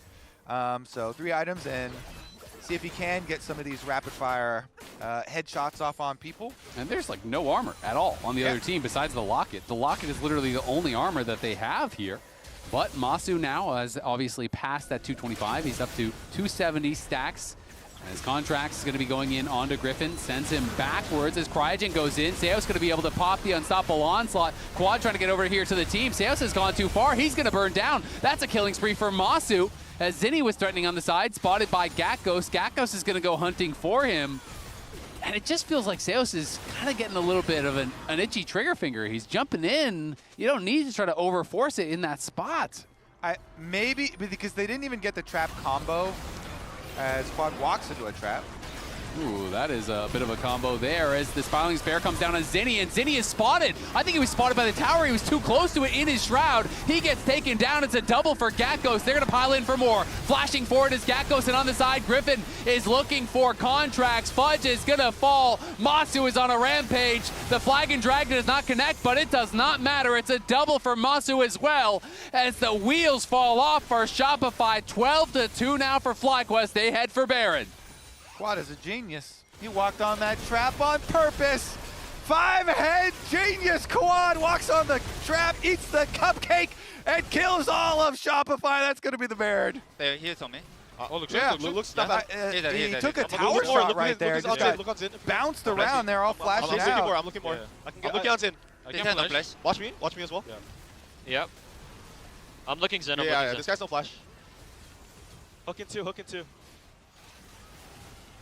Nice, good job. Can go Baron. Nice. I have TP. Our base guys. They use 80 flash there, right? Yeah. Revan and all the Shopify fans not happy with that one. Yeah, I mean, you called it out. Zinni even took a turret shot. He was too close, right? In the shroud. Was revealed, so gets spotted and just auto-attacked down there by Gakkos, and that shroud afforded him no safety whatsoever. And now the Shojin is completed for Masu, so he is going for that new era build that I was talking about. And I also it looks like he's going towards Kanik Rooker as the next item. He's saying, you know what, literally the only way I can die is if I get one shot by Zinni. Well, guess what says no to that? A bunch of HP backed up by a bunch of MR. I think it's really smart. You don't really need more damage at this point. You can kind of just rely on the damage that you've already built up already, and all of the 300 stacks are going to be adding in that burn. So Contracts, Seos, it's going to be up to that kind of front line to find some sort of a play to maybe pick off Masu or Quad at the start. Otherwise, it's hard to imagine a fight in which they can win because the consistent damage is very high on the side of FlyQuest. Yeah, FlyQuest damage is huge. They also have priority over the Dragon. I mean, this one you for sure give up. It's still only number 3. And it's not going to be game breaking, so you're just hoping for the dream miracle defense for Shopify. And you know it's less and less likely when you have to add in more descriptors there. You know, it's not just the dream defense, it's not the miracle defense, it's the dream miracle defense. That's when you know it's really desperate. Yeah, it's when you're if Kobe adds a third one, you're cooked. You're in your dream, and even in your dream, you're like, probably I'm gonna can't need a do miracle. that. Yeah. Yeah, exactly. You know, hey, in your dream, you might be able to dunk. But in your dream, you probably still can't dunk on Wemby. You know, it's probably not going to happen. Your mind's like, all right, brother, let's relax. Wait a second. I am. That guy's like 9 feet tall. The math's just not working out here. All right, teleport in here. Actually, the 4-1 split push is going to be sped up a little with the teleport from topside. They're getting Gakkos here involved early. Everybody going to rotate on over and actually get a hook. Fudge taking a ton of damage now. Is pretty tanky, but not tanky enough. Masu is dominating, knocks him down. The DPS that FlyQuest has is terrifying. He steps forward and just gets locked up with no flash. Couldn't get into the Cataclysm, and just fish in a barrel there for FlyQuest, as now they are pushing in on that bottom side. 4 members strong in mid lane with Griffin pushing in the waves through bot. Zinni barely avoids the dredge line there, but they will have to sacrifice this first inhibitor tower as well as the inhibitor, and we'll see how far FlyQuest wants to go. Their family very happy about this turn of events. SR does not have great wave clear. Cryogen dredge line in, looking for an angle to try to close this game out. Zinni tanks the shock blast, will be able to clear up that wave, as FlyQuest just going to back it off and clear up some of these camps. Yeah, take all the jungle as payment. Contracts wants to defend here. Can they make a crazy play? And Griffin doesn't have his flag and drag just yet. He's going to get comboed. Now going to be able to flag and drag. The locket comes in. The Crescent Guard is popped, and Contracts knocks down Griffin, who was trying to do the red and flag over to the Krugs at the same time. And that's both his deaths have been a bit of a greedy use on that flag and drag, it feels like. And I like this from Contracts from Shopify. Obviously, they're so far down. They're like, we got to make something happen, please. And the Jace has no teleport, and the Jace is topside, so I'm chasing. Like, they are not stealing my stuff. I'm pretty sure that Quad was showing in mid lane as well. So he's, doing the math. He's like, there's not that much damage that can come out of the Fog of War here. So good chase from him. They punish Griffin, take him down. However, they're still so far in the hole. It's definitely too early to celebrate. No hand. Still a multiple descriptor comeback, you know? Yeah. We haven't closed the gap to just one. And the Kana Grookern is completed, so it's going to be a super miracle engage to be able to take down Masu for sure. He is very tanky at this point. Grabs a Vamp Scepter on top, probably working his way in towards a Bloodthirster if the game gets there. Is almost at 350 stacks, so it's going to be very difficult to take down, and is really pumping out the damage at this point of the game. I feel like there's a game where, okay, a lot of them are contributors to damage. See, everyone gets like, oh, I can do a pretty close share. You see Quad, Masu, and Gakkos as well. Where's Zinni's share? Yeah, wait a second. He's sharing with Cryogen. Zinni, 6.9K down there. He's in it for the memes. That's about it. He's got to be careful. If Cryogen gets a good depth charge, he could pass him. That's scary stuff.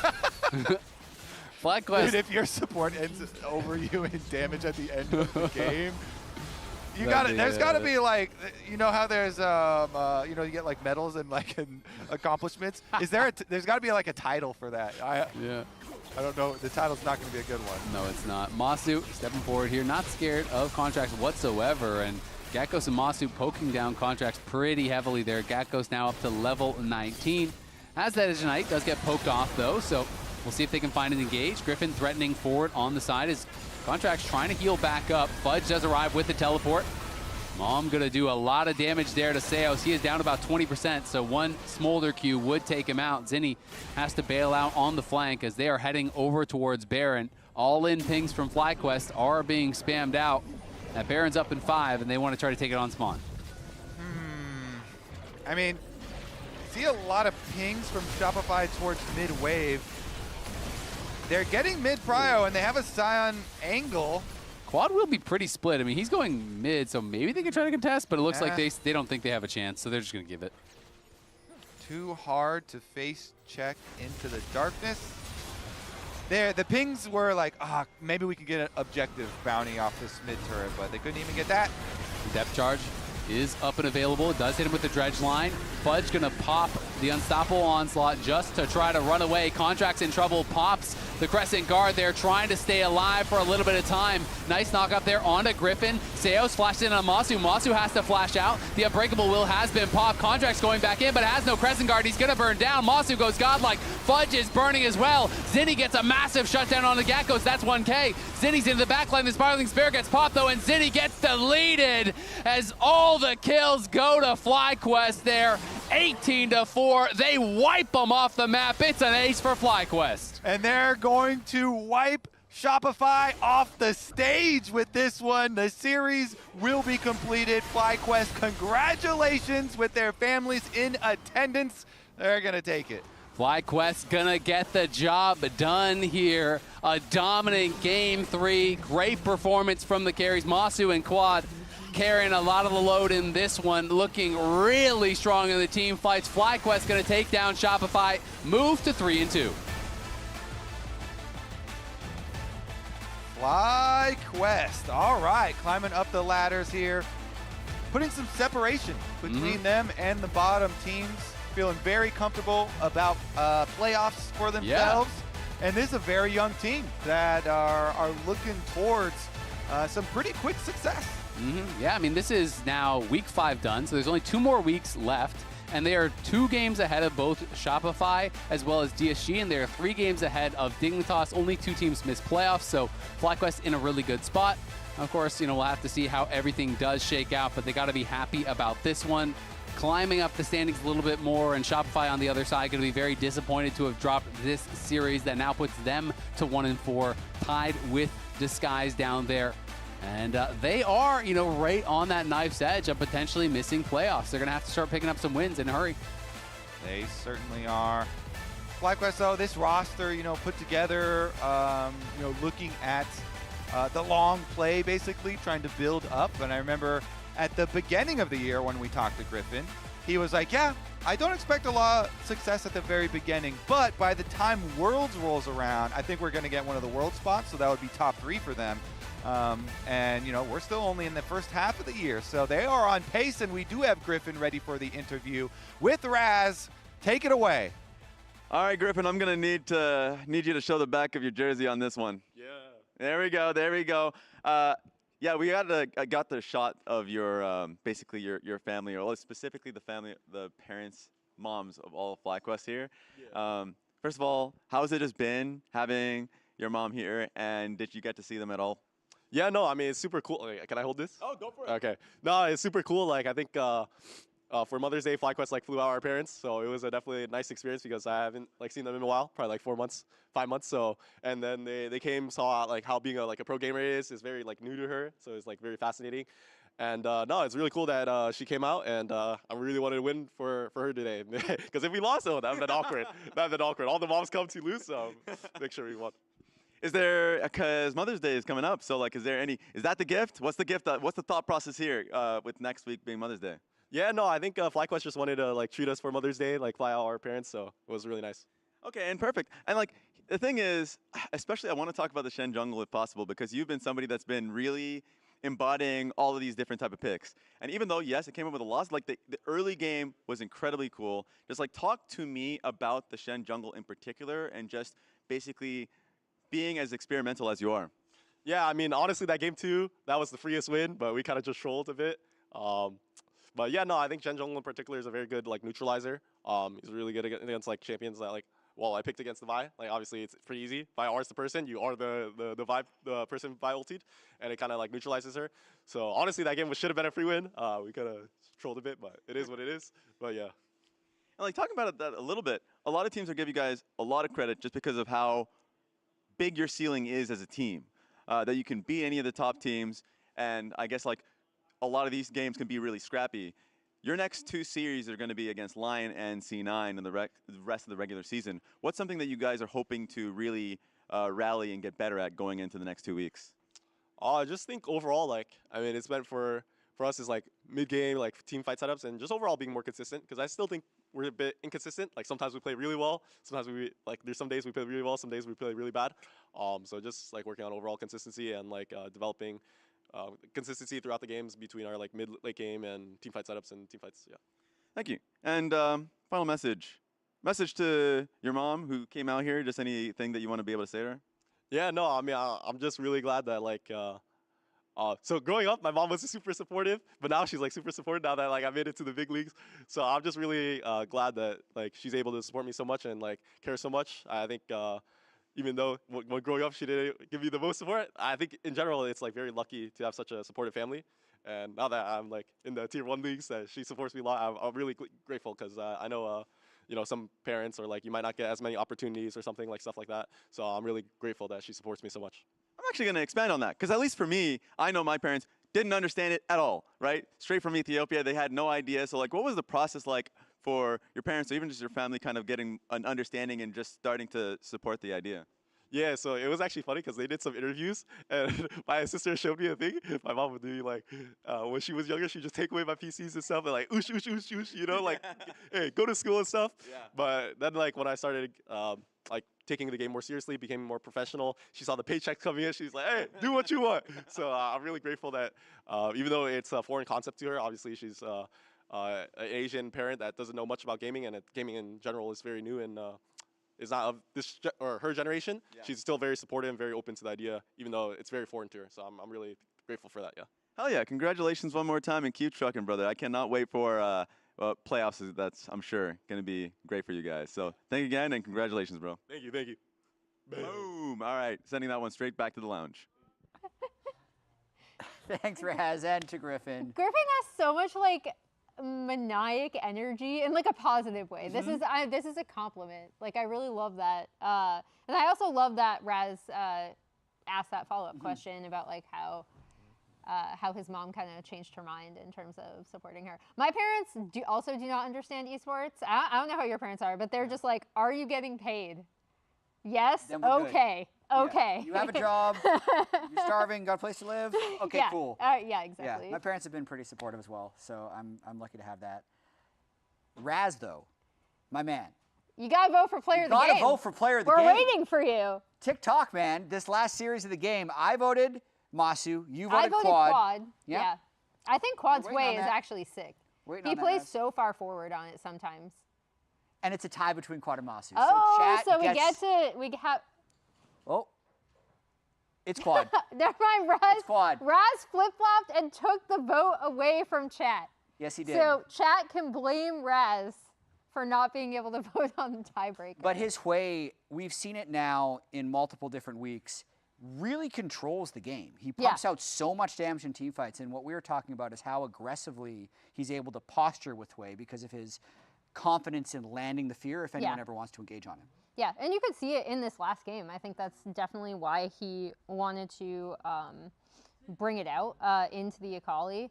Okay, so Quad would have won anyway, so we're on the right side. Yeah. But yeah, like I think it's become not necessarily a pocket pick because it's definitely still meta. A lot of mid laners play Hui, but something he's obviously very comfortable on, and you can see it in so many of their team fights and skirmishes and how he sets up and how he's able to get in and do so much damage and provide so much CC for his team. Yeah, I feel like overall FlyQuest is starting to stabilize a little bit. They had some good online play. They're 3-2 now in the Spring Split, so looking like they're progressing well. Here are the pogs for today. Saint and Berserker took turns carrying games for Lion in what was a lot of competitive early games against Sentinels and then dominant team fighting for Lion. And in the series we just saw, Crouch in game 1, B-Boy with an insane 15 kill Corki game 2. Yeah, I'm gonna say it's kind of a heartbreaker for B-Boy because as we talked about after game 2, his Ezreal game in game 1 was also really good despite the fact that that was a loss. The Caitlyn game, everything kind of snowballed out of control pretty, like a little bit earlier on in the game. But yeah, I think he had like a pretty good series, even in a loss. So tough times for B-Boy, but not tough times for another 80 carry. Berserker. Who won Player of the Week. So congrats to Berserker. 12, 1, and 20 on Boris, and the Sivir game in particular was The Sivir game was decider. insane. They were up against, by the end of it, a Mountain Soul. They kept finding the crucial engages that they needed to, coming in from all angles. And there was one fight in the mid game where Berserker alone did 12,000 damage on the Sivir. And it's not like he had some incredible front line to play off of. He had a Gnar who sometimes was Mega, then Pantheon, Bard, Akali, who were all trying to flank. But Berserker really controlled that second game. And in game one, he didn't die on Varus, so he was still doing exceptionally well. No, his Varus was still good. He just got kind of outshone by, I think, some of his teammates. Like, his team fighting was still really good. His ult, even if they weren't landing, were forcing, you know, players to move out of the way. So, but now it's time for our Samsung OLED Power Players of the Week. I'm always really curious to see the top lane is sometimes not who you'd necessarily think of, but Castle, again in another loss, taking the fastest CS title. Big series against Morgan. He dominated the laning phase both games. He did have the laning pick, and Morgan had the scaling pick, but Castle was really far ahead in both those games, couldn't get victories. Blabber, very frequently fastest to level 6. More Proto Belt enjoyers in the mid lane to get the it's sub. always just who gets Proto Belt first. Who completed the 2,600 gold item instead of the 3,600 gold item? And a lot of bloodiness in the bottom lane with 280 carries getting a sub 3-minute fastest kill. So, 2 more weeks of LCS Spring. We're 5 weeks in. That's crazy. Where did the time go? We still have 2 undefeated teams. Yeah. So we still have C9 and Team Liquid at the top of the standings with exactly the same game score. Lion right below them, having lost to Cloud9 in week 1. And then FlyQuest. Then you have the cliff, where Sentinel, Shopify, disguised in Dignitas. It's such tough times for Sentinels, though, because I know, like, even after their series, I was like, yes, we thought we were going to win, but I still think Sentinels are a very good team.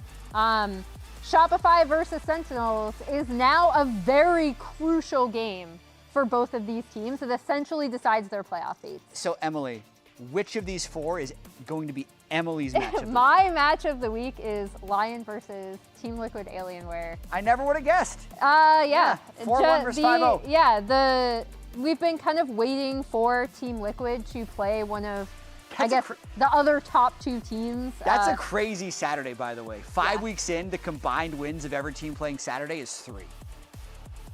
And then the combined wins. That's really important. The combined wins of Sunday is 17. That's ridiculous. That's a crazy My schedule take about next week. Parity in the league did not age well. It has to be more parity if all the winning teams, someone's got to lose and someone's got to win. Anyway, if you can't wait until next week and you're looking for more NA League, check out the NACL. The NACL goes live every Wednesday, Thursday, and Friday on Twitch and YouTube. Raz will also be co-streaming. You can see Maryville and Energy up towards the top of the standings, and it's been a great time if you can check it out. Yeah, or check out Raz's co-stream. NRG versus Conviction should be a really interesting match. I mean, he's a really fun streamer. He's going to throw stuff at us if we don't. Yeah, he's coming in. There we go. See, that's why we gotta shout out Raz's stream. Otherwise, he throws plushies at us. But if you have 4 friends and a dream, Jat, sign-ups for the NACL Open qualifiers are open until next weekend. Please check out the NACL X account or head to draftly.lol/registrations/NACL to sign up today to enter. I have the dream, but I just don't have enough friends. Yeah, I'm bad, so I don't have the dream. Sadly. Maybe 15 years ago, I'd be in there. I would be in there once again. That was when, I will say, before I started writing about League of Legends, was when I absolutely just spammed the heck. Like, not that I don't play now, but like just spammed it, was like super intense about it. That would have been my only time. Yeah, that's time. So if you're currently super addicted to League of Legends, sign up for those. That's it for us, though. We're going to be rating Pobelter stream. Hi, Pobelter. A big LCS veteran. Make sure you stop by and say hi. And even with the plug, Raz is throwing giant Tibbers and knocking over our luckily empty mugs. We wonder why Tibbers is like falling apart at the seams. It's because Okay, next Saturday, 4 Eastern, 1 p.m. Pacific for Shopify versus Sentinels. A lot of playoff stakes on the line. See you then.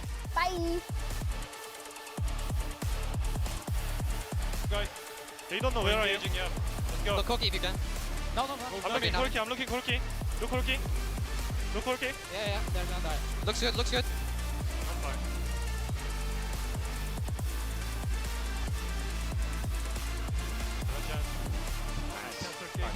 The Lion team fighting is simply too good. They call their shot, and it's a home run. Lions sweep Sentinels 2-0. He is on me. Oh, looks good. Look, stop at him. He's dead. Look for it. Look this on Zin. Look on Zin if you can. No flash. I'm looking more. I'm looking more. I'm looking on Zin. No flash. Watch me as well. Yep. I'm looking Zen. Yeah, this guy's no flash. Hook in two. Nice. They can go Bear.